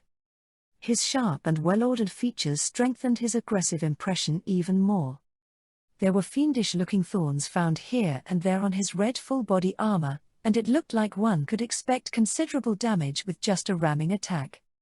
What was even more surprising was that all of that armor had powerful magical power dwelling within it. There were several ranks to typical equipment. The lowest rank was for goods that could be made with a standard technique, common. They were goods that could be normally purchased at the local weapons store and were the goods that were in circulation the most. The next rank is famed. They were things that possessed performance higher than common, and were created with special manufacturing methods. Things like arms used as magic swords would also be categorized in this rank. Those that surpassed famed were part of the highest rank, signature. Things classified into this rank are not arms that have an established manufacturing method. They were super first-class goods that capable blacksmiths would miraculously produce, and they would attach their signature to those goods. Now then, in that case, what category would the things that this red man have fall under? With Rokana's diagnosis, they were most likely signature. The strength of the magical power kept within the equipment wasn't normal, and was most likely on a level that would be a match for the Northern General Alcio's light-burying sword Oral. The problem was whether or not the man's abilities corresponded to his equipment, but Rokana couldn't really tell that. Just as it was possible to conceal it or disguise it with regards to a reveal crystal, it was possible to deceive Rokana's magical power perception as well. She couldn't feel that much magical power from the man, but it was also possible that the man was suppressing his strength. At any rate, from the point of view of the ordinary people, it could only be described as arms of bad taste. Oi, what are you looking at?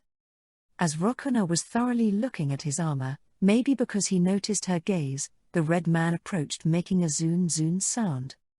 Rokana, not looking at the displeased man himself, noticed that the red color of the man's armor wasn't a coating but the color of the metal itself, and raised a voice of admiration. If, for example, it were with blood metal, which was a local specialty of the Dark Continent, then this color would be possible, but that was still at the stage of being taken into consideration for exportation to the Geel Forest Kingdom, and it shouldn't be appearing on the market in mankind's territory. Going, however, Rokana started thinking. If blood metal arms were mixed in among the items that the heroes group brought back during Demon King Granfia's era, it wouldn't be strange for it to exist here as well. Since quite a bit of property that was in the Demon King castle during that time was stolen, there might have been some blood metal equipment among those as well. Oi, are you listening? Ah? What? Don't get in the way of my noble thinking time. Getting in the way, you say? You were the one that was rudely staring at my great self. Huh? What are you saying when you have equipment that just insists I want to stand out from your whole body? You couldn't possibly think that you're dressed plainly, could you? Maybe because he had a bit of self-awareness of that, the red man went gah and was at a loss for words. After Rokana breathed a bored-sounding sigh, she looked up at the red man who was far bigger than her. So you really are self-aware of it? Shut up. It's not like my great self is loitering around this place because I want to. After the red man shouted while turning red even in the face, he cleared his throat and looked around. Hey, oi. Don't wanna. I haven't even said anything yet. I won't listen to the request of an idiot that picked a fight with me. After the man, who tightly clenched his fists and was trembling, repeatedly took some deep breaths, he formed a smile while his shapely face was twitching. Sorry. I apologize, so I'd like it if you listen to me for a bit. No way. Why don't you ask someone else? Gah, whenever my great self goes to someone, everyone just runs away. They won't even talk with me. Hearing the red man's words, Rokana reflexively burst into laughter. That was only natural. Just who in the world would approach a thorny, fiendish-looking man like this by choice? Getting into a bit of a better mood, Rokana changed her mind and decided to listen to the man for a little bit. Okay, this kind and beautiful woman will be someone you can talk to. So? What is it? There are all sorts of things I want to say about that, but whatever. I'm searching for someone. Around here, it's kind of purple. They're more like a fluffy, small kid. Well, I'd say they're a bit smaller than you. Have you seen anyone like that? I'm not exactly sure how I should reply to that kind of vague description. Although she was fed up with it, Rokana thought back on the places she had walked to today. However, she had no recollection of seeing a child that would be classified as being purple. I haven't seen any. They your family? No, well, it's fine. Thanks. I haven't done anything though. I'll at least pray that you find them. After sinking into a bit of silence looking like he was troubled as to how to respond, the red man opened his mouth. I'm old. My great self will also pray for whatever it is that you are looking to do for as much as you have prayed. Seeing the response of the red man called old, this time Rokana was surprised. Just when she thought that he was a rough man, it seemed that he strangely had some sensitive parts to him. Really? Then we're even in this. Ooh, that's true. Seeing old heartily laugh, Rokana giggled as if she were lured into it. It's Rokana. NN?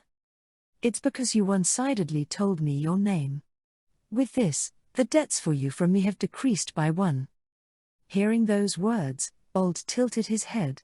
I had a conversation with you who was being avoided, right? Oi. What? It seems that conversing with a beautiful woman would cost money in society, you know? No, well, I guess it's fine. Well then, my great self will be going. Saying that, old lightly waved his hand and turned around. While looking at his back, Rokana thought back on the person that he was searching for. The fact that they were in this town, they were probably human, but just what kind of person were they? Equipment with that much magical power kept within it wasn't something that someone on the level of the punks that attacked Rokana today could prepare. In that case, they might be a person with a certain amount of status. Well, I suppose that doesn't really matter right now. Once her investigation on summon magic was finished, he should be someone that she would never meet again. It would probably be enough to command the intelligence group to perform a follow-up survey or something in the distant future. As she thought about that, since there was a voice calling out to her from behind, Rokana turned around. Rokana-san. Sorry to keep you waiting. Yes, I wasn't really waiting for long anyway. Seeing the figures of Sharon and Ayn running over, Rokana expressed an apathetic smile. Just as she was thinking that was an unexpected way to kill time, she noticed that Kane and Seria weren't there. They're not here, are they? Those two, did they go past adolescence and elope or something? Elope? That's not it. They went to get Kane's equipment. Just the two of them?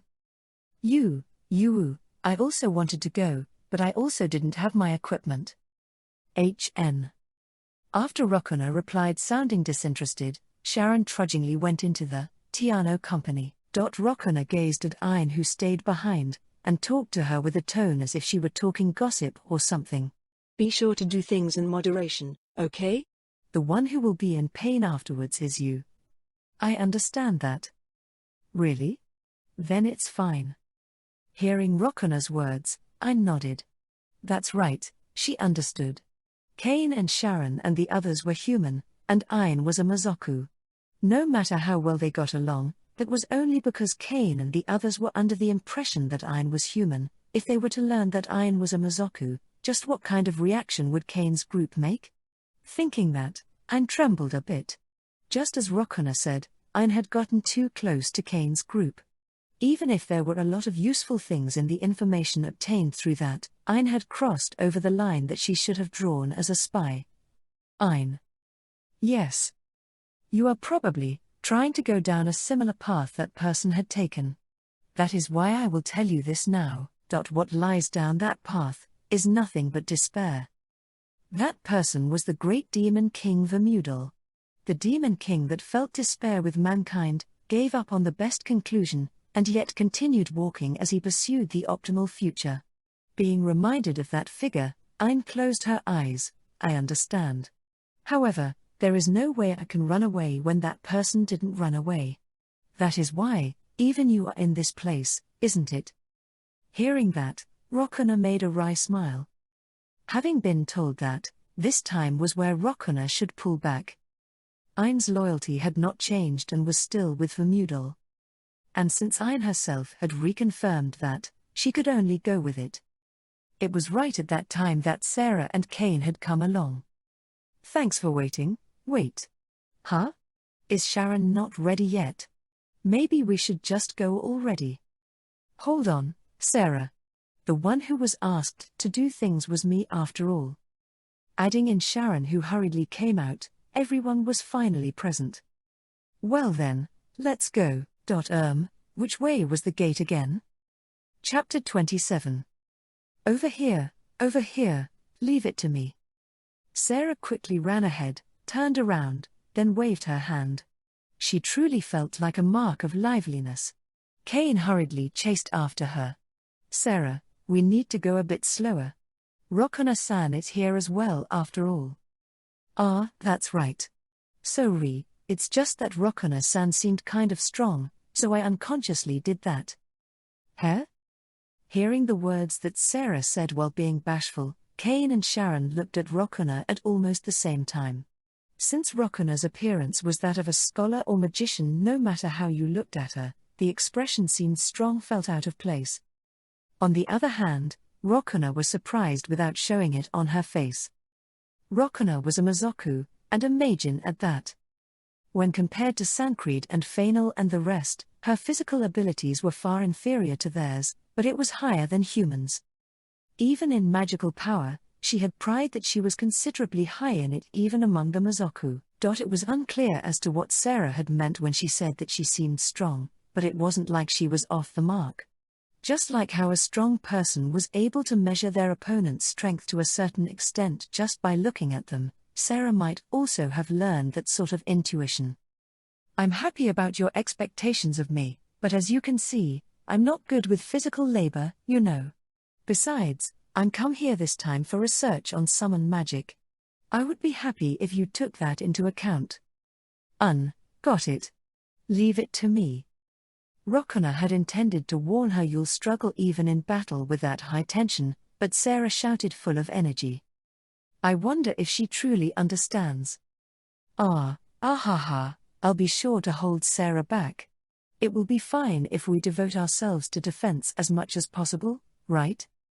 Rokona nodded to Kane, who was wryly smiling. There would be no meaning to this if Sarah immediately crushed all of the monsters that they met. Rokona had come to see a precedent of summon magic, and it wasn't like she wanted to see the way Sarah fought. That's right. This will be pointless if I don't see summon magic activated. If an opponent is difficult and it seems impossible to handle, you can just leave it to Ain and study by observation. After Rokona said that and sent her gaze to Ain silently nodded. However, Kane cut in between Rokona and Ain, and spoke with a strong tone. It's fine. Please leave it to me. Really? Yes. I am a man as well. I can do it. HN. After saying that, Cain chased after Sarah, and the two of them walked side by side as the lead. While looking at their backs, Rokana exchanged glances with Ayn. I wonder if I stimulated that boy's pride. I believe that gives off that kind of feeling in general. After trying to think about what would happen if Vermudel were in his place, the figure of Vermudel rapidly advancing forward in front of her like Cain came to her mind. That's a field I don't understand. He's probably at the age where he wants to look cool. HN? While having that kind of talk, Rokana's group advanced through the town. With Cain and Sarah at the lead, Rokana and Ayn were behind them, and Sharon followed after them. Rokana threw an unexpected question at Sharon. Is that all right? Here's what I'm trying to say. Is it all right for you to not be near Cain? You guys have a love for one another, right? Hearing Rokana's words, Sharon's face was dyed bright red. Ayn was nearly making a face as if she wanted to say Akka, but Rokana didn't even put her in her field of vision. Is that what we look like? What? Am I wrong? After shaking her head sideways with incredible vigor, Sharon zoomed in close to Rokana. We look like that, don't we? Cain and I are, like. Hold on, you're too close. This is really important. How do you see us? Geez. Hey Cain. Get this girl away from me. Rokana tried to separate from Sharon, but Sharon strongly pressed Rokana for an answer with strength that didn't seem like it would come from a young human girl. Maybe being the thing known as the power of a maiden in love, it was a strength that didn't lose to Rokana. Turning around from being called, Cain made a startled face and rushed over. Hey, Sharon. Wait Cain, I still haven't heard an answer. Answer? Geez. Yes, so I just have to answer Mugu. The moment before Rokana was about to answer, Ayn covered Rokana's mouth with her hand. After she flapped about and struggled against the sudden event, Rokana then looked at Ayn with upturned eyes, and Ayn shook her head sideways. Cain, it's fine, so take her away.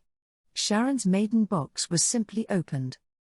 Come on Sharon, come over here. Wait. After confirming that Cain had dragged Sharon away, Ayn took her hand away from Rokana's mouth. Rokana glared at Ayn, and then breathed a sigh in the end. While keeping a distance so that they wouldn't be left behind by Cain and the others yet couldn't have their lowered voices be heard, she whispered to Ayn. So, what was that for? If you were to answer that, it would have become even more troublesome. I protected you from that sort of situation. Is that so? In that case, should I be saying my thanks to you? No, I merely did what I should have. Saying is that so? Rokana gazed at the three people ahead of them. The lively Sarah and the docile Sharon. When she thought that they were quite the combination, it seemed that surprisingly wasn't the case. There's a somewhat amazing person. Oh Sarah. I told you that you shouldn't point. Hearing Sharon's voice that chided Sarah, Rokana looked further ahead of the two of them. However, not noticing anyone that was particularly strange, she simply saw the gate she passed through as she came here. So we're already at the gate. In that case, it's just a bit more until the Aladona forest. At the time she thought that. Rokana felt an uncommon presence wafting from Ayn. Hey, what's wrong? Rokana Summer, stay behind me. Please don't be so cautious. At the same time as that voice she had not heard before, a man clad in white armor appeared right before Rokana's eyes. What? She felt strong magical power. She hadn't noticed it until he had come this close. Thinking even if I had let my guard down, to think that he could hide his magical power this perfectly, Rokana was surprised by the abilities of the man before her eyes. That person just now, just when did he get over there? Cain, did you see it? At the lead, Sarah shaking Cain looking surprised could be seen. From his hiding his presence and what seemed like teleportation, Rokana analyzed that the man possessed some special technical skills. He was a man that wore white armor that had minute craftsmanship that reached the point of being a frightening level applied to it. Silver hair, white armor, and a white shield that he carried on his back. Even the sword that hung on his waist was white. Only his eyes that possessed a gentle impression were a clear blue. He was that kind of man. "Do you have some sort of business with me?" After the white man nodded, he opened his mouth. "I'm looking for someone. She's a bit smaller than you, and let's see, she's a young girl who is overall purple, with a fluffy hairstyle. I met with a guy who asked a similar question not too long ago." "Oya, is that so?" Rokana remembered the red man, old, that she had met a little while ago. This white man was similar to that old. Even the armor that he wore was most likely armaments that kept an equivalent amount of magical power as old's. "I don't know about that purple girl. The red guy who called himself old should know that." "Oya, so that was the case. Ah, I am Shiranose." "Ah, really? I'm Rokana. See ya." "Yes, well then." Saying that, Rokana pulled the hand of Ayn, who still had yet to remove her vigilance, and started walking, and at the moment she passed by Shiranose, she whispered to him. Why did you talk to me?" "Just because, I suppose." "That purple girl, just who is she?" "I cannot answer, but she is an important person." Rokana was glaring, while Shiranose was making a refreshing face. Rokana passed by just like that, and Shiranose also vanished into the town just like that. Sharon also seemed to be thinking about Shiranose for some reason, but she followed after Rokana and the others while keeping silent. Rokana went in front of Sarah and asked a question. "Is that white guy an imperial guard of royalty? Or is he someone related to the nobles of some place?" I don't know. I don't go in and out of the royal palace after all." "Then do you know the faces of royalty?" "Ah, it's fine. This just bothered me a bit is all." After Rokana said that, expressed a smile, and patted Sarah's shoulder, she sent a glance to Ayn, and Ayn replied to that with a nod. Old, and then Shiranose. The fact that people of their level were around was not in the reports of the intelligence group up until now. Concealed war potential, or maybe simply unknown war potential. Various possibilities could be thought of, but they needed to know who they were and where they came from, as well as think of ways to deal with them. Rokana-san. NN? When she became aware of it, Sharon was gripping Rokana's hand. Rokana pulled back a bit from Sharon, who was looking up at her with sparkling eyes, but Sharon didn't notice that and spoke bluntly with a whole-faced smile. "Was it love at first sight?" "It was, wasn't it? Even the person over there ignored us and made a straight line to you, Rokana-san.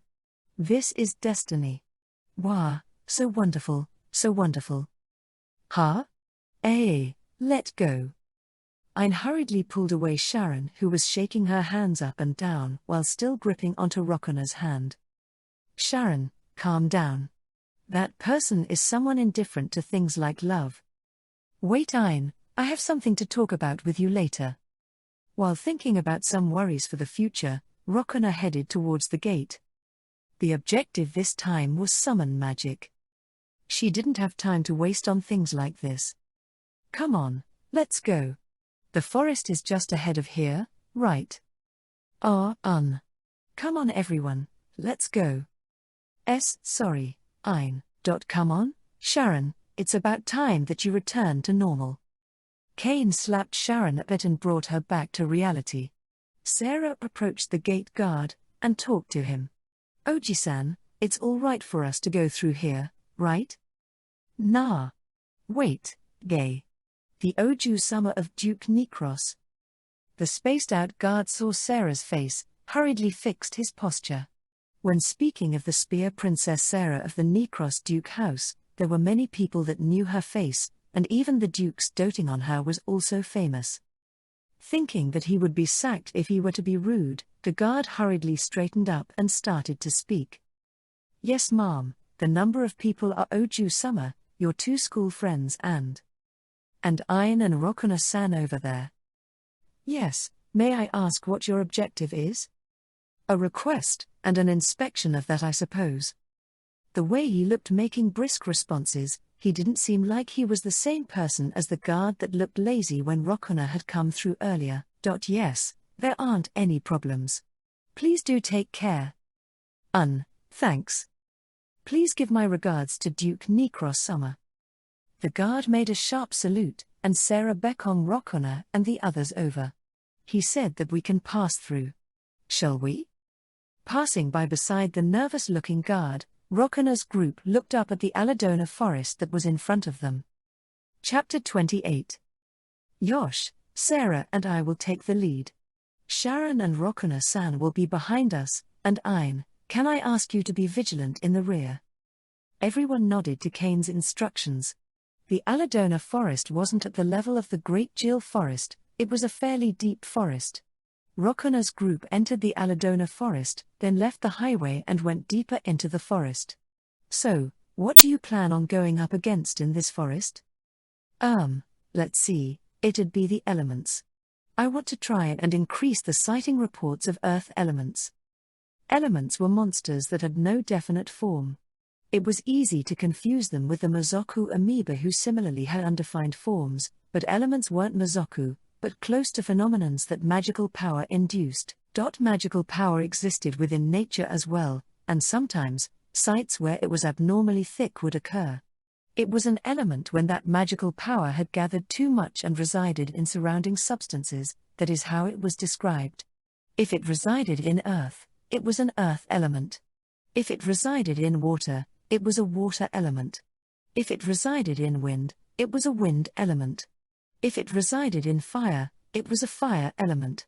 In addition to these fundamental forms, there were various forms and names such as the sand elements that resided in the sands of the desert. However, the act of absorption was a common trait for these elements. When they discover a living creature, they would try to take in its magical power.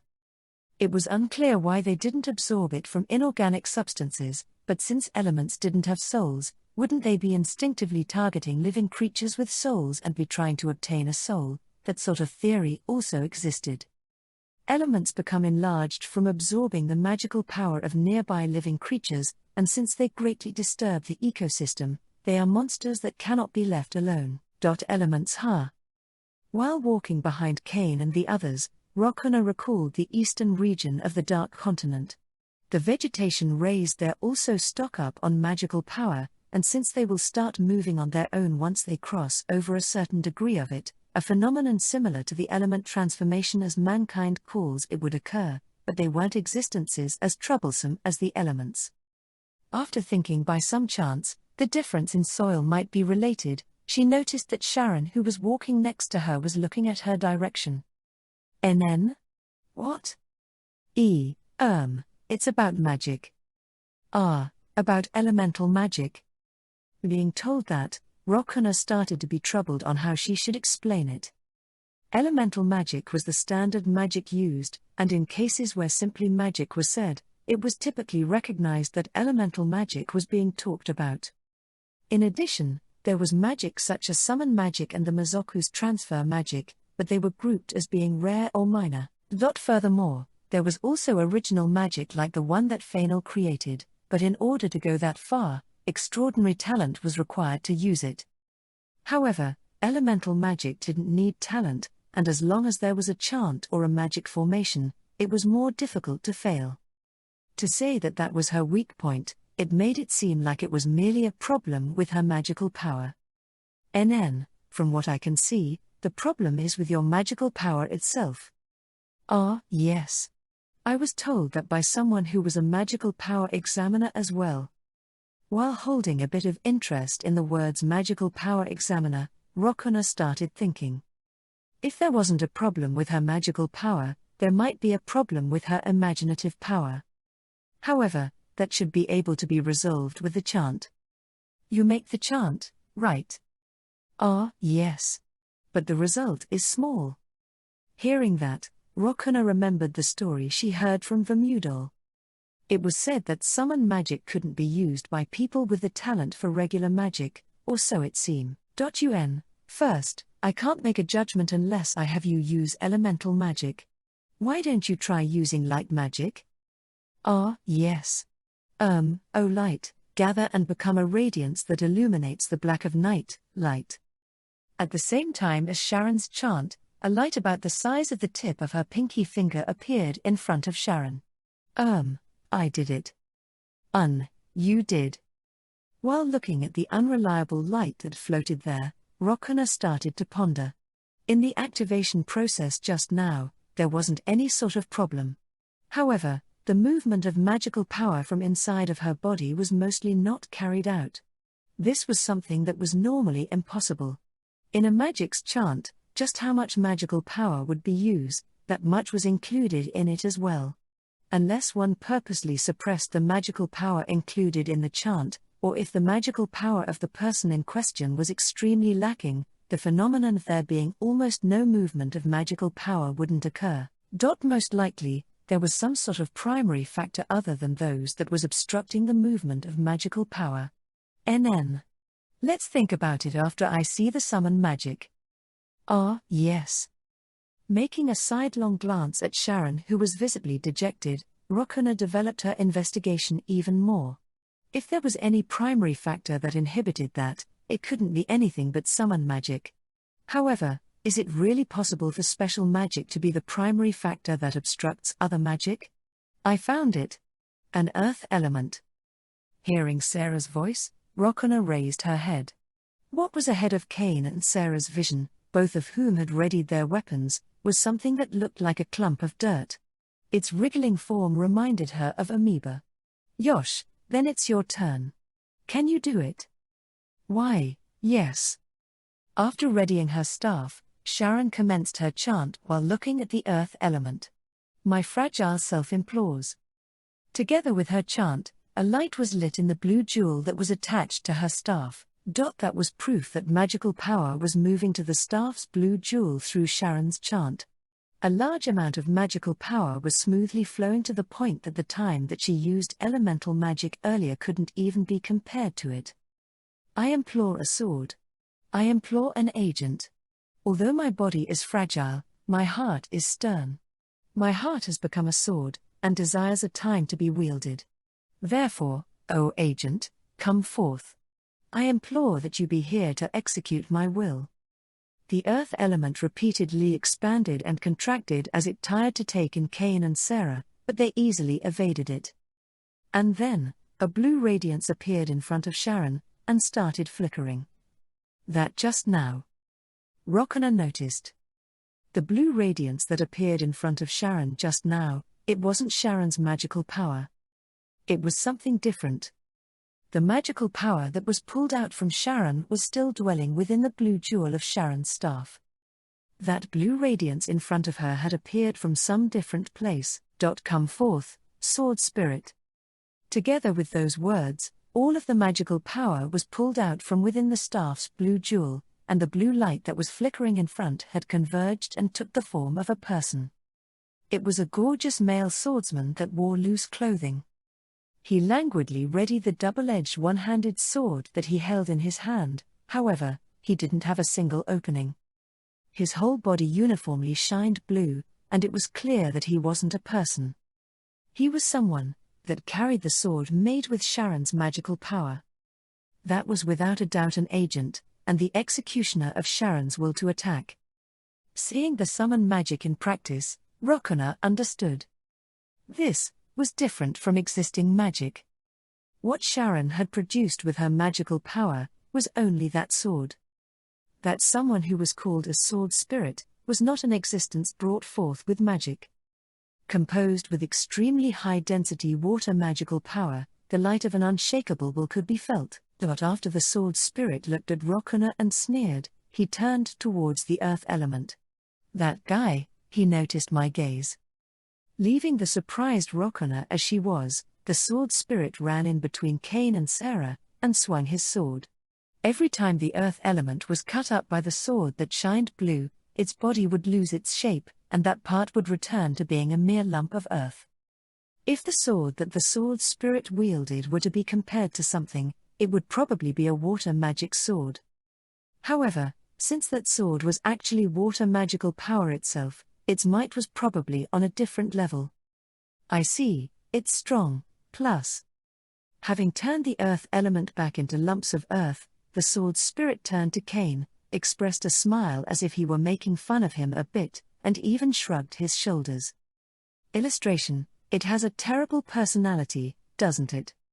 At the same time she was exasperated with the sword spirit's attitude, Rokona felt a shudder. There was no mistaking it. Summon magic was without a doubt magic that performed a summon.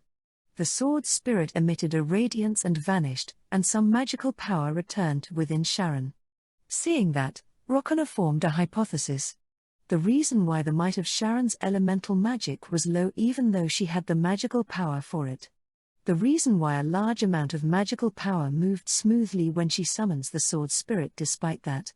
And then, the phenomenon of the reflux of magical power which was impossible in elemental magic. Sharon, this is a hypothesis but… yes. It was purely a hypothesis, but Rokona thought that she wasn't off the mark by all that much. The reason your elemental magic is weak is due to the summon magic. Most likely, for the sake of calling something out through summon magic, Sharon's magical power was being seized beforehand. And since she had no choice but to use elemental magic with that remaining magical power, its might would end up being weak no matter what she did. Then, my elemental magic, will it remain being weak? Only if you leave it as is. It wasn't like there weren't methods to fix it. For example, if tools and magic formations that had the effect of amplifying magical power were to be used together with it, then it should be possible to raise the effect of her elemental magic.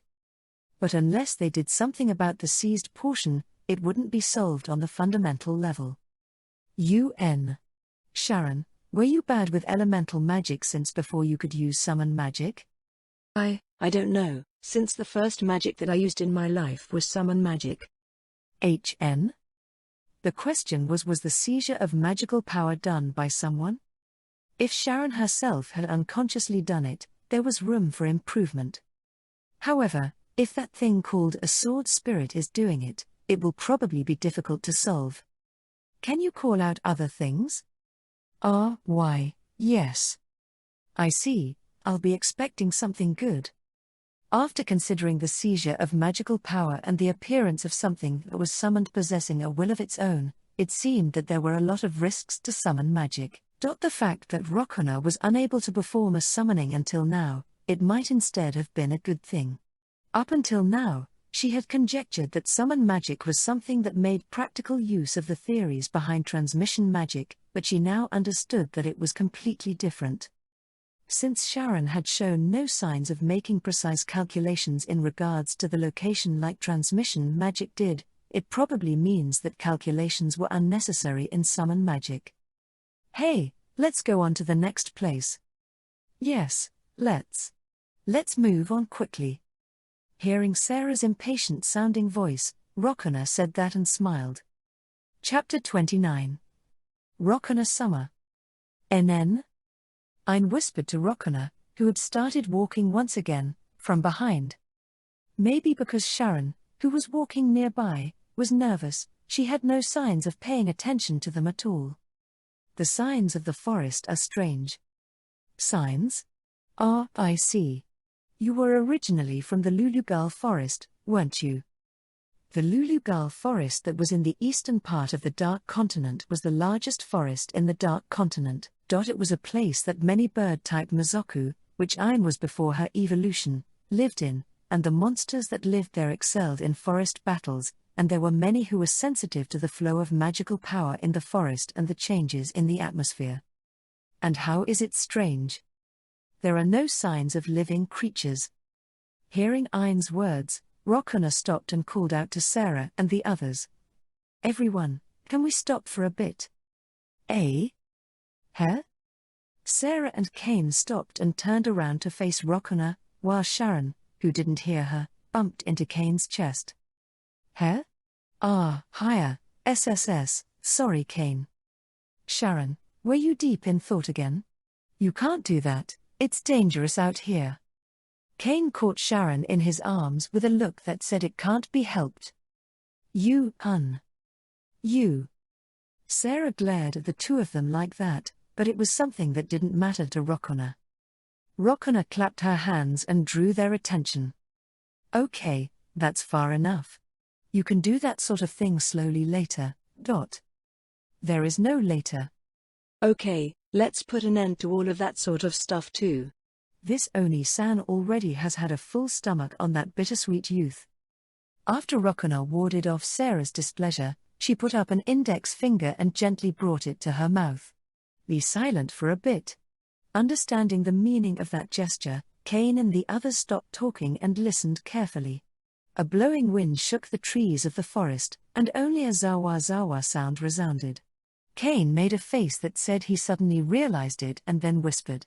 This forest, was it always this quiet? Now that you mention it.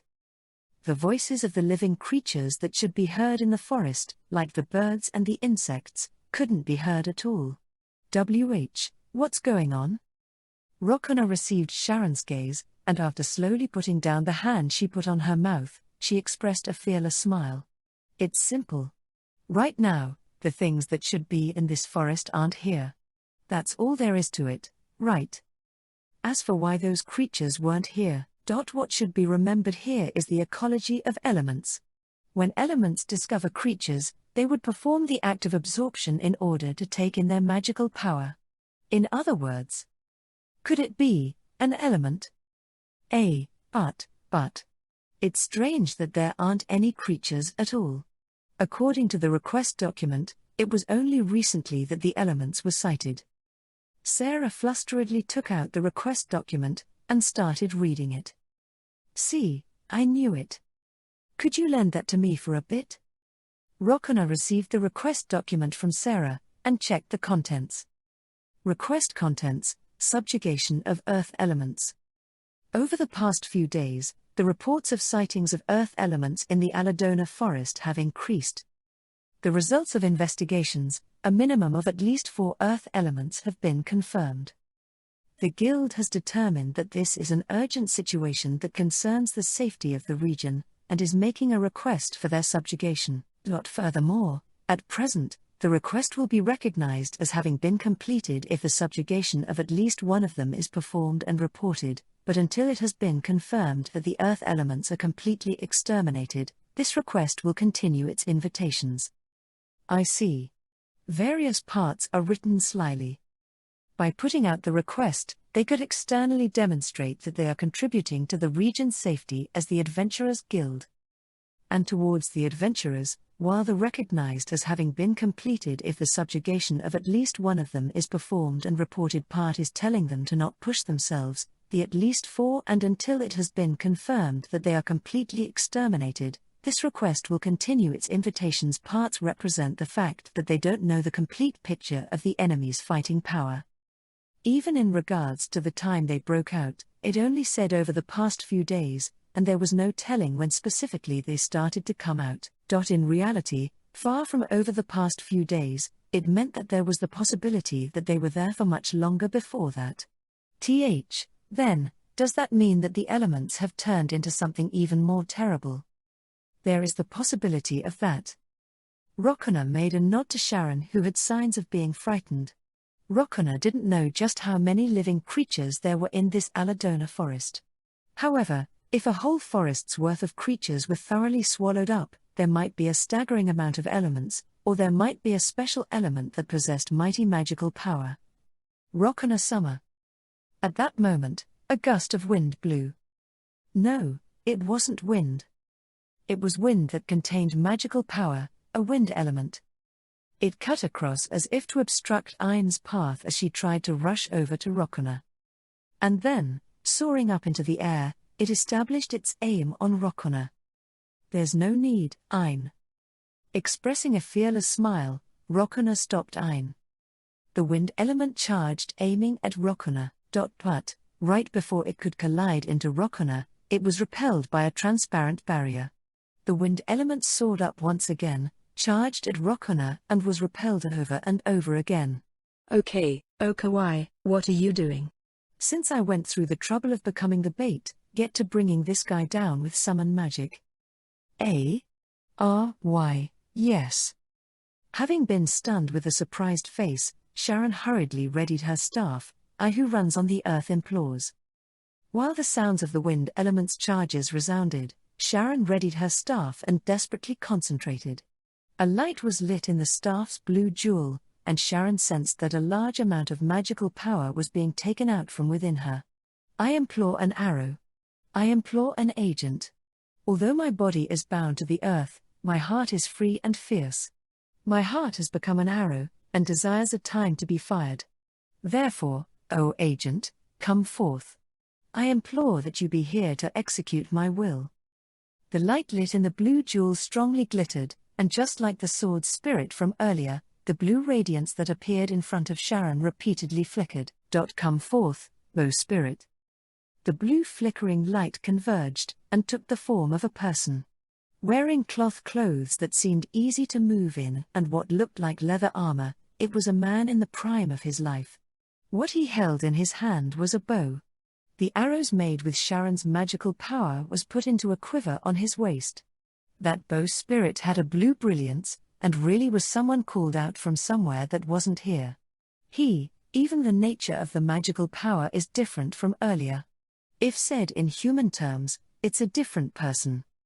While hearing the repeated sound of the barrier being hit, Rokana muttered. The reason why the wind element was targeting Rokana was simple. It was because Rokana looked like the one with the largest amount of magical power among those here. Rokana had suppressed her own magical power to mankind's level, but even so, she towered above the rest. So from the element's point of view, Rokana looked like the most delicious one there. Right now, Rokana was deploying an original magic, which combined attack guard and magic guard, called Veil Guard. Since it was invoked without a chant, it should look like she had used attack guard to Kane's group. Since she didn't, which one of attack guard or magic guard would be able to defend against the wind element's attack, she used Veil Guard, but it seemed that attack guard would have been enough. Bow spirit, please, beat up that wind element. Receiving Sharon's words, the bow spirit turned towards the wind element and nocked an arrow. Normally, there should be no way an arrow would be effective on wind, but what the bow spirit fired was an arrow of magical power. The magical power arrow that the bow spirit fired didn't allow time for the act of absorption, and had the amassed magical power shave and pierce through the wind element. As the wind spirit flew up to the sky above Rokana as if running away, the bow spirit continued to fire arrows at it in no time at all. I knew it. Seeing that, Rokana breathed a sigh. The sword spirit and bow spirit that were called out with Sharon's summoning were combat experts that possessed weapons loaded with magical power. The weapons depended on Sharon's magical power, and Sharon seemed like she was presenting her own magical power to them as if it were an armory. They would probably be powerless if her magical power were to run out, but in that case, they would most likely not answer the summon itself, and if she ran out in the middle of battle, their figures would probably vanish. In that sort of meaning, rather than the bow spirit that steadily expended magical power in the form of arrows, the sword spirit seemed more user-friendly. Perhaps, the fact that the user offers up their magical power up to them might make summon magic viable. If this was to be applied to the demon god summoning, what should be done? Just what should be offered up in order to have the demon god respond to the summons? To begin with, just what kind of person was the one who had created Vermudal, who was the demon king? When Rokana had started to sink into her sea of thoughts, the wind element was already annihilated, and the bow spirit had also vanished. Summon magic really is amazing. I want to be able to use elemental magic more as well though. Sharon made a wry smile in response to Sarah's words of admiration. For Sharon, since she probably somewhat felt that she didn't win with her own strength, that could probably be said to be only natural. Don't worry about it. You'll be able to develop even more from now on. I won't be taking responsibility for it though. Isn't that where you're supposed to say I guarantee it? Sharon made a retort to Ain's words. In that case, Kane, you guarantee it. Me? Rokona gazed at Kane's group being boisterous, looking like it didn't matter to her. She had a general understanding of the theories behind summon magic, but even more research was needed to be able to put it into practical use. Why did the sword spirit and the bow spirit answer Sharon's summons? Why was there no precedent of the manifestation of summon magic among the Mozoku? She couldn't help but feel that it wasn't simply the presence or absence of an enemy, and was something different. Something that Sharon had, and the Mozoku didn't. As she was thinking that, Rokona suddenly noticed that everyone else was looking at her. NN? What? See, she really wasn't listening. Sarah let out a dissatisfied voice with a look of exasperation. Rokona-sama, it seems that they wish to hear your opinion in regards to withdrawing. Hearing the words that Ain whispered, Rokona thought, I see. The expected situation of the forest, and even more unexpected appearance of the wind element had occurred at the same time. It was only natural that Kane's group would consider withdrawing. Rokona was also thinking that it was best to ask Sharon if it was about time for them to head back. Let's see, in that case, I would like you to wait on that withdrawal. Interrupting Rokona's words, a voice they weren't familiar with resounded. Making a gashari sound, the figure of a man wearing blue armor appeared from the shade of the trees. There is something I would like you all to assist me with. Sorry, but could you at least listen to what I have to say? Chapter 30. You are? So as to protect Sarah, who was beside him, Kane stepped forward. His wariness was laid bare, but that couldn't be helped. A man who was blue from top to bottom had appeared all of a sudden. Swept back blue hair. Blue eyes that gave off a strict impression. And then, vaguely sinister blue armor. Powerful magical power could be felt from the long swords that hung from both sides of his waist. From an ordinary person's point of view, he would be at the level of a suspicious fellow, but even that alone was enough of a reason to be cautious of him. But the method of vigilance that Kane's group used wasn't ordinary. Not just Kane, even Sarah, and of course Ain had extended their hands to their own weapons. He should have naturally noticed their vigilance, but the man showed absolutely no signs of being perturbed and opened his mouth. I am Brutus. Just as I said before, there is something I would like your assistance with. Something you want assistance with, you say? In response to Sharon's words, who was hiding in Ain's shadow, the blue man who called himself Brutus nodded. An important person might be somewhere in this forest. I want you all to help me search for them. The one who reacted first to those words was Kane. In this forest where powerful elements were lurking, someone might have lost their way. Thinking that that was very dangerous, he surely felt that they needed to save them. However, with the fact that the possibility of it being a trap having vanished from his mind, Kane was a hopelessly good-natured person. Wait a minute, Kane. To begin with, we haven't heard who that important person even is, nor why they are in a place like this. Right, that's a natural doubt. Brutus responded to Sarah's words, which was said while she pulled on Kane's arm.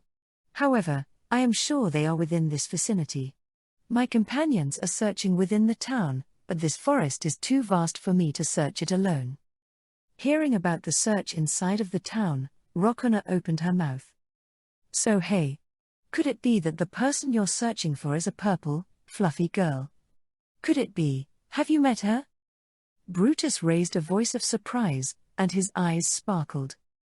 We haven't met with her. I heard about her from a red-armored guy and a white-armored guy. Hearing those words, Brutus became visibly dejected. Looking at his appearance, it doesn't seem to be an act, is what Rokona determined. Of course, it only looked like that, and while that may be, she couldn't definitely say that it wasn't a trap. The one I am looking for is certainly that person. Let's go search for her right away. Kane said that and urged everyone on. Hearing that it was a girl, he probably increasingly thought that they needed to save her. That really helps. Well then, I'm counting on you. Saying that, Brutus turned his back towards Kane and was about to head into the forest. Wait.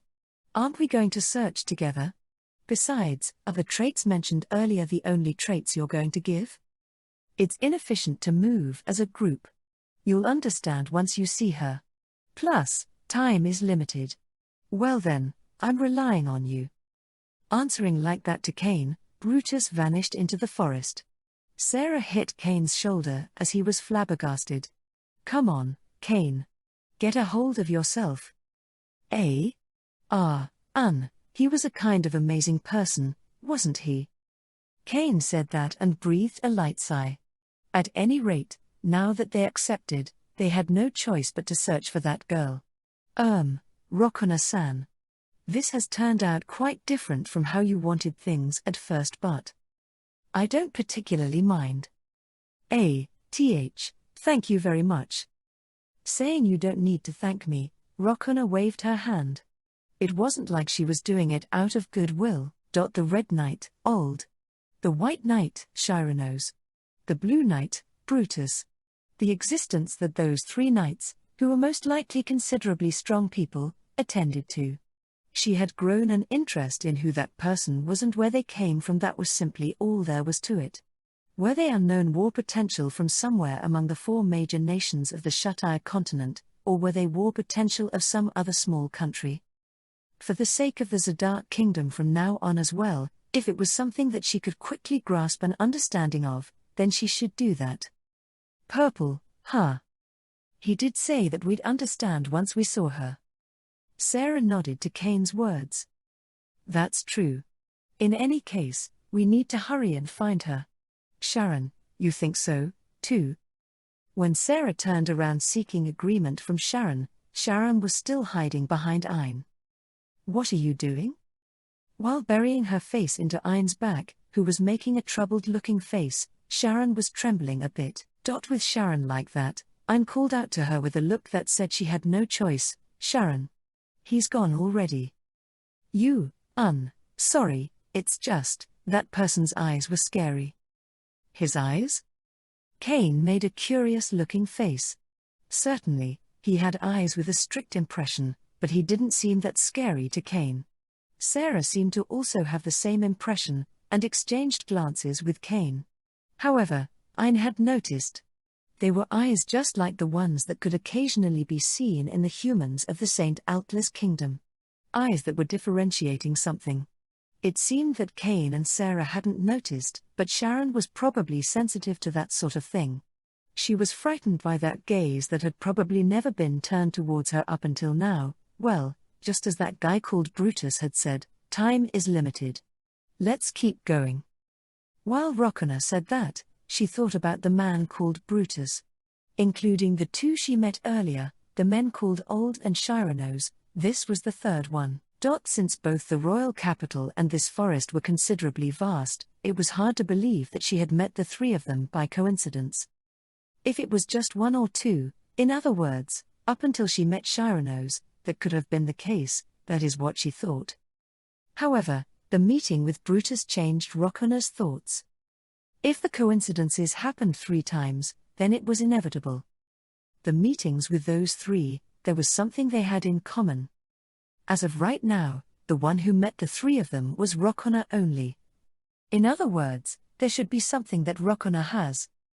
Rokona-sama, watch out. Ayn changed Rokona's direction when she was about to bump into a tree. Submerged in her sea of thoughts, Rokona didn't notice that at all and continued thinking. To begin with, were those three looking for the purple young lady without any leads at all? If Rokona were those three, what would be a lead? Her presence? No, putting aside the forest, there were too many people in the town, so that wouldn't be a lead. How about relying only on her appearance?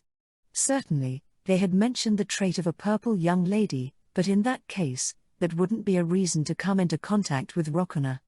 Rokona's appearance was quite different from the description of purple young lady. Rokona-sama, excuse me. I lifted Rokona up. However, Rokona still didn't return from being submerged in her sea of thoughts. Then, what about magical power? If those three possessed the magical perception ability like Rokona, and the purple young lady was a person that possessed a large amount of magical power, then it wouldn't be strange for those 3 knights to chase after that and meet with Rokuna. However, even if that were the case, they still should have determined that she wasn't the one the moment they saw her. As she thought, she didn't know the reason why they came into contact with her. Hey, has Rokuna-san not noticed? Most likely. Ain answered Sarah's question while carrying Rokuna. I'm a bit jealous. With sharp ears, Sarah and Sharon caught Kane's small mutter and glared at Kane. The location was changing, however, with the scenery of the forest not really changing for the better. Rokuna didn't notice. The reason why they contacted her, they were probably hoping that Rokuna possessed some sort of information. That is what it seemed like after seeing that blue knight, Brutus's reaction. In other words, there was the possibility that Rokuna had come into contact with the purple young lady. That is what it meant, I suppose. It really is the magical power. Since those 3 knights shouldn't know that Rokuna possessed magical power perception, they probably didn't think that Rokuna had contacted the purple young lady. In that case, the purple young lady possessed magical power perception, and there was a possibility that she had contacted Rokuna. That is what she thought. If the purple young lady was lost or something, and she was also searching for the 3 knights, Rokuna would be caught in the young lady's magical power perception, and the 2 of them would have met. If the 3 knights hypothesized that and contacted Rokuna, then things would be consistent. However, magical power perception should be a rare technical skill to begin with. Most Mazoku had acquired the presence perception technical skill, but there weren't that many that could do magical power perception. If magical power perception wasn't a rare technical skill for mankind, then some reconsideration would need to be made in regards to mankind's war potential, but there haven't been anything like that in the reports up until now. Formu, NN. Returning from her sea of thoughts, Rokuna finally noticed that she was looking up at the sky. She then confirmed that she was being carried, and that the person carrying her was Ain. What is this? It was because it seemed that your mind wasn't here. Ah, really? Thank you. No problem. Saying that, Ain was about to gently put Rokuna down, but her arm was grabbed by Rokuna. Is something the matter? Well, since this is super comfortable, can I just stay like this? If possible, it would really help if I could put you down though. Going TSK, Rokuna clicked her tongue and got down. After looking around, it seemed that they came to a place considerably far away from the place they were at earlier. So, going by those looks, have you still not found her? That's right. We're having a rough time. Nodding to Sarah's answer, Rokuna tried focusing on magical power perception. However, with Rokuna's technical skill, she wouldn't be able to sense her unless she was fairly close. It wasn't something convenient enough to be able to automatically perceive things in the far distance. Seeing that it wasn't any good like she thought, Rokuna breathed a sigh. Well then, this time, let's go this way. Right at the moment Kane said that and pointed in a different direction. Suddenly, Kane turned towards a direction different from where he was pointing to, as if he was snapping to it, and fixated on it. What's wrong? I heard it. Without answering Sarah's question, Kane muttered that. After Rokuna expressed a question mark and looked at Ain also silently shook her head sideways. It's over here. Wait. Kane. Seeming like Sarah and Sharon's restraining voices not entering his ears, Kane ran in a straight line into the forest. We're chasing after him. With Rokuna's words, all of them started to run chasing after Kane. Chapter 31. Oh, ooh. What Kane heard was a howl that shook the forest. A crushing sound reverberated, and the trees shook. That was clearly the sound of battle. There's no mistaking it. Kane was convinced that his own senses were right, and ran. At the place he continued running to, Kane saw something rampaging while destroying the forest. Something humanoid that looked like it was made of hardened dirt. However, it wasn't the sort of thing that was called a golem. The humanoid's faintly flowing surface reserved the element's trait of not having a definite form. That's right, it was most likely correct to classify that as an earth element. It was clearly not normal, and even Cain was able to understand that this was what a powerful element was. And then, that earth element was currently in the middle of battle with something. What was silently confronting the earth element was a young girl that had a single long sword at the ready. What covered her body was purple clothing that didn't have a single stain on it. It had a form similar to a dress with a lot of frills. The young lady's hair was purple with light waves. Her purple eyes that were reminiscent of amethyst gazed at the earth element in front of her. Illustration, ooh, ooh. Together with a howl, a rock that was the size of an adult's head appeared in front of the earth element. And then, the rock that was fired at high speed rushed at the young lady in order to crush her. However, the young lady wasn't perturbed by that at all. Coo. I won't make it in time? There wasn't enough time for Cain to reach the young lady's side. Even so, Cain continued running with all of his strength. After that young lady turned her gaze to that Cain for only an instant, her mouth expressed a small smile, and evaded the rock that was approaching her with a magnificent step. If those movements were to be compared to something, they were like a dance. Matching her garments very well, they were elegant movements that could only be described as magnificent. Having no signs of being bothered by the rock that smashed the ground, the young lady provocatively smiled at the earth element. Filling the distance between her and the earth element with steps that looked like a dance, she unleashed a high-speed thrust. However, the young lady's attack was repelled by the earth element, and only the sound of a collision that went jin resounded. After evading the fist that the earth element unleashed as a counterattack, the young girl fell to the back while making her beautiful steps. Hey you. Are you all right? Finally reaching her, Cain stood in between the young lady and the earth element. Cain unsheathed the hard sword Tilnock from its scabbard, and glared at the earth element. After the young lady showed an expression that said that she found that to be surprising, she expressed a thin smile. Yes. I see, I'll be backing you up, but do you have a problem with that? If I were to say that I did have a problem with height, would you leave? During their conversation, a cluster of rocks was formed in front of the earth element. However, through an attack light that Cain fired, it immediately crumbled. I won't leave, you know? Ara, how selfish. I might be. Saying that, Cain readied the hard sword Tilnock, started running, and approached the earth element. Oh light. Responding to Cain's words, light magical power dwelled in the hard sword Tilnock. With the hard sword Tilnock that emitted a dazzling light, Cain slashed at the earth element. You, Ruo. Maybe having felt a threat in that radiance, the earth element hurriedly evaded the sword. Seeing that behavior, Cain expressed an expression of surprise. This guy, could it be that it has an ego? Elements were close to being natural phenomenon. If that were to have an ego, then that was no longer a mere natural phenomenon. If spoken in terms of Mazoku, it was something close to turning into a Meijin. The earth element had achieved what should be described as an evolution. However, elements didn't have souls to begin with. They didn't, but what if one had succeeded in taking in a seed of life by taking in other living creatures?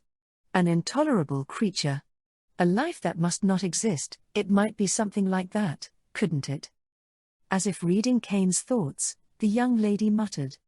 The young lady then unleashed a thrust at the earth element that tried to make an attack from Cain's blind spot. As expected, it was fruitlessly repelled, but it was enough to stop the earth element's movements. Sorry, you saved me. Pay attention, got it? The young lady grinned. Before Cain could reply to that, a vigorous voice resounded. Fire, charge. A spear clad in flames approached the earth element. However, although it was grazed by it, the earth element evaded the spear with astounding evasive power. Cain, are you all right? A sword spirit ran past beside Sarah as readied her spear once again, and it unleashed a slash on the earth element. As the earth element just barely evaded even that and tried to move into an attack, Ein, who had went around to its back, slashed the bottom of its neck. TSK. Seeing that her blade was fruitlessly repelled, Ein took some distance while clicking her tongue. Ein specialized in the sword, but she couldn't use a magic sword, and attack magic wasn't a strong point of hers either. In other words, Ain didn't possess an effective method of attack against this earth element. So its defensive power has been raised to a huge extent. What a troublesome opponent. The attack fire that Rokana fired made a violent explosion on the earth element. Ooh, roo. The earth element raised an anguished voice, however, by making some of the magical power that it amassed burst, it blew away the fire that covered itself. You're pretty good. After saying that, sounding impressed, Rokana was about to cast even more magic, then came to a complete stop. Ah, crap. There'd be no meaning to this if I do it. She could use any amount of magic to defeat that earth element, but she wouldn't achieve her objective like that. If it was this sturdy, it would surely become a good guinea pig for summon magic. Thinking that, Rokana shouted, "Sharon, listen to me carefully. This guy's movements are fast and it's solid, however, that isn't all." What do you mean? Cain was surprised by Rokana's words, while the purple young lady raised a voice of admiration. That guy is a fusion of earth and wind. It should be reading movements to a certain extent with wind. If you have a guy that uses wind, then summon them. I can't do that. Why not? I can't call out anything but things of the water element. Hearing that, Rokana realized. In the data of Sharon's adventurer card that Vermudal said he saw, she had heard that she had this kind of technical skill. God of Water's divine protection, so that's how it is. A god's divine protection, that was the key. Summon magic was, in other words, magic to manifest a godlike existence. That sword spirit and bow spirit were either retainers of the gods, or a fragment of the god's power. In short, this is how it would turn out.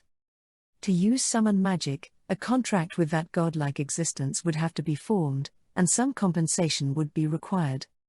In the case of that sword spirit, it was magical power in order to create that sword, and in the case of that bow spirit, it was magical power arrows.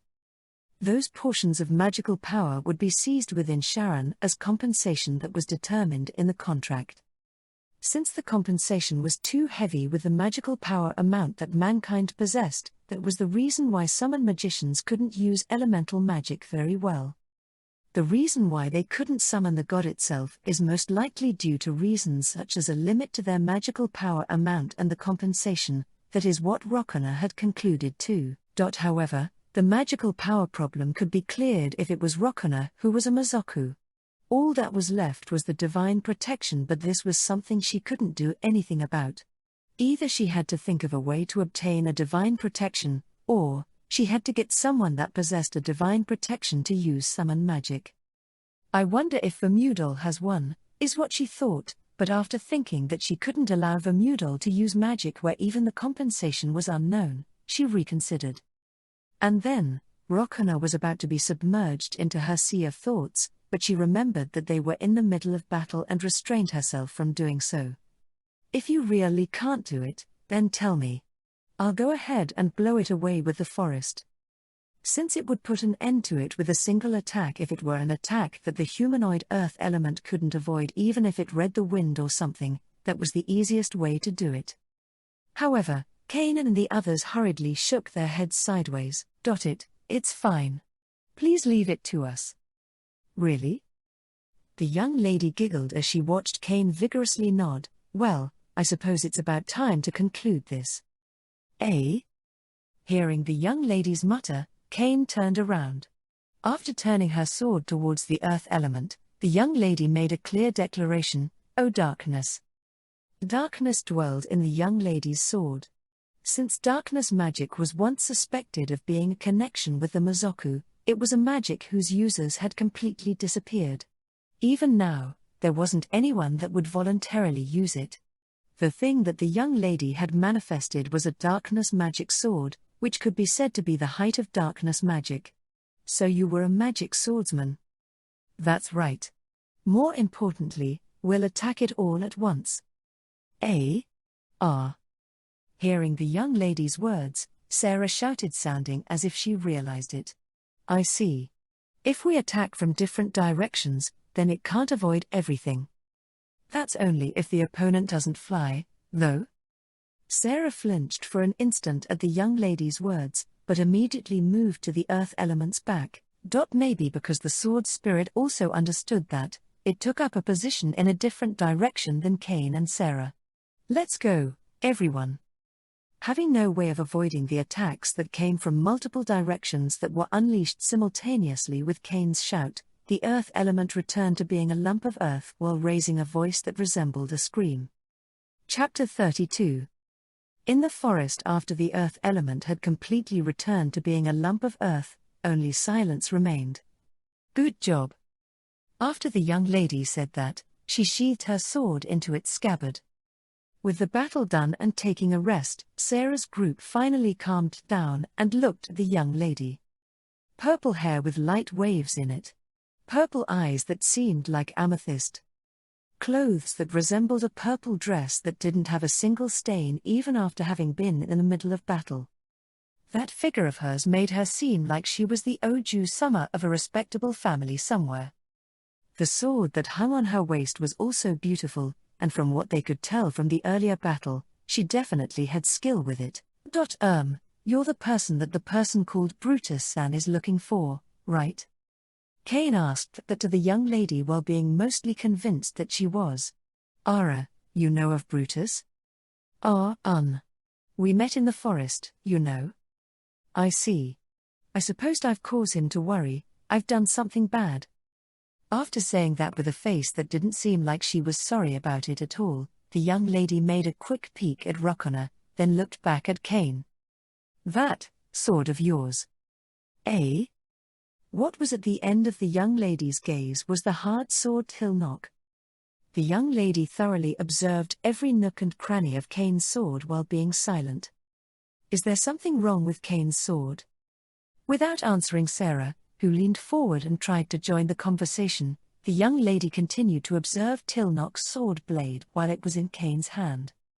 You, Becoming unable to endure the silence, Sharon called out to the young lady, but as expected, the young lady didn't answer. After observing the sword for a while, she suddenly went ha and raised her head. You use quite the interesting sword, don't you? Eh? I felt like I had seen it somewhere before, but it looks like it was just my imagination. Thank you. Cain was expressing a question mark, but the young lady forcibly put a stop to the subject. Hearing that it was an interesting sword, Rokona also possessed an interest in Cain's sword, but Rokona didn't know what was good or bad about swords. If it was just about the magical power that was kept within them, then the sword that the young lady possessed had a much higher amount though. I thank you all for assisting me as well. I need to do something to show my gratitude, don't I? No, it's fine. It's not like we came here for the sake of receiving something like that. After Cain answered like that, the young lady made a face that looked like she found that to be unexpected. Ara, in that case, why did you assist me? In order to save you. Hearing Cain answer without hesitation, the young lady asked a question with an expression that looked like she was having fun. Is that because I am a woman? It doesn't matter if you're a man or a woman. Fune? Sarah cut in between Cain and the young lady, who was giggling, with a face that went mew. If you plan on making fun of Cain, I won't forgive you. Sarah. But Cain. Since Cain pressed down on Sarah's shoulder and stopped her, Sarah turned a gaze of protest to Cain. And when Cain shook his head despite that, Sarah quietly left from being in between them. I am sorry, I had no intention of making a fool of you, you know. Seeing that exchange of theirs, the young lady spoke out words of apology. I know that. Is that so? That makes me happy. Sarah, who looked vexed as she watched those two have that kind of conversation, found that Sharon was hiding behind Ayn, and then quietly went beside her and clung onto Ayn's back. Just what is wrong with you all? Although she breathed a sigh, Ayn remained, just letting the two of them do as they liked. For Sarah and Sharon, who were considerably obsessed with Cain, that young lady's existence was surely bothering them, that is what she understood. Even though they just met, she's being like that with Kane. B. But what if this actually isn't the first time? What do you think? Ein. Don't ask me. Ein answered Sarah and Sharon, who were whispering behind her, without turning around and with an exasperated voice. However, noticing that Rokona was approaching her, she softened her scowling face. Is there anyone that knows that face? Being asked that, Ein's group once again looked at the young lady's face. I don't, I suppose. I think there'd be rumors going around if a person like that was around. Me too, I don't know her. Same here. I have not seen her before. Sarah and Sharon didn't seem to have idea of who she was, and Ein answered like that to Rokona as a report from her position as a spy. Fune? I wonder what her name is. Wise. The young lady looked over their way and answered Rokona, who muttered that, "NN? I would be delighted if you called me Wise. Asking us to call you that. We are the thing called comrades in arms, aren't we? So let's get along without reserve." Saying that, Wise went into a smile. For Rokona, she had no intention of being a comrade in arms with her, but she made a vague nod. I know about this. When one gives their name, it's etiquette to give your own name in return, right? Wise expressed an impish smile, and urged their self-introductions. I am Kane. I'm Sarah. I am Sharon. While the three of them were making their self-introductions, Rokona started thinking. Somehow, things were feeling off. A human with a position that didn't come out to the public all that much, could that be it? It's Ein. Rokona. Confirming that the self-introductions were done, Wise nodded, looking satisfied. And so, Kane, what did your group come to this forest to do? A request, I suppose. We are adventurers after all. Is that so? Shall I help you out? Hearing Wise's proposal, Kane shook her head sideways. We're already done with it. It was after that when we were asked to search for you by Brutus-san. I see. In that case, it was thanks to Brutus that I was able to meet with all of you. NN, that's true, I suppose. Hearing Kane's words, Sharon and Sarah tightly gripped Ein's clothes. Oi, my clothes will stretch. You. That Kane, geez. Seeing that two of them showed signs of not listening to her at all, Ein breathed her nth sigh today. On the other hand, Rokona was thoroughly observing Wise. The purple young lady Wise, no matter how she looked at her, was a normal young lady. The clothes that she wore seemed to be an order-made dress for battle use, but it was an article where only some magical power could be felt. The sword that she possessed was probably a signature rank, just like what the three knights had. She could feel somewhat strong magical power from Wise herself, but it was within the bounds of common sense. Summing it up, she was a young lady stronger than the average person. Including the strength of her equipment, she was probably a bit stronger than Sharon and Sarah here. By the way, your group has found me like this, but what shall we do after this? What, you ask, we'll go to where Brutus-san is. As he started saying that, Kane realized. Even if they were to try and take her to where Brutus was, it wasn't like their group had agreed on a place to meet up with him. Not having a method to contact him either, they had absolutely no way of joining up with Brutus. If we have Ein go like whoosh, wouldn't she be able to find him right away? Hearing Sarah's irresponsible words, Ein frowned and sought help from Rokona. Rokona reluctantly gave her a helping hand. Wouldn't it be fine to just wait in town? That blue guy's companions are searching within the town, aren't they? If they were to be at a store on the main street, then they would probably find them immediately. If a young lady with an appearance that stood out this much, they would be able to tell it was her right away, and even with those knights with such flashy appearances, it would be easy for them to find them. That might be good. Yup. That's amazing, Rokona.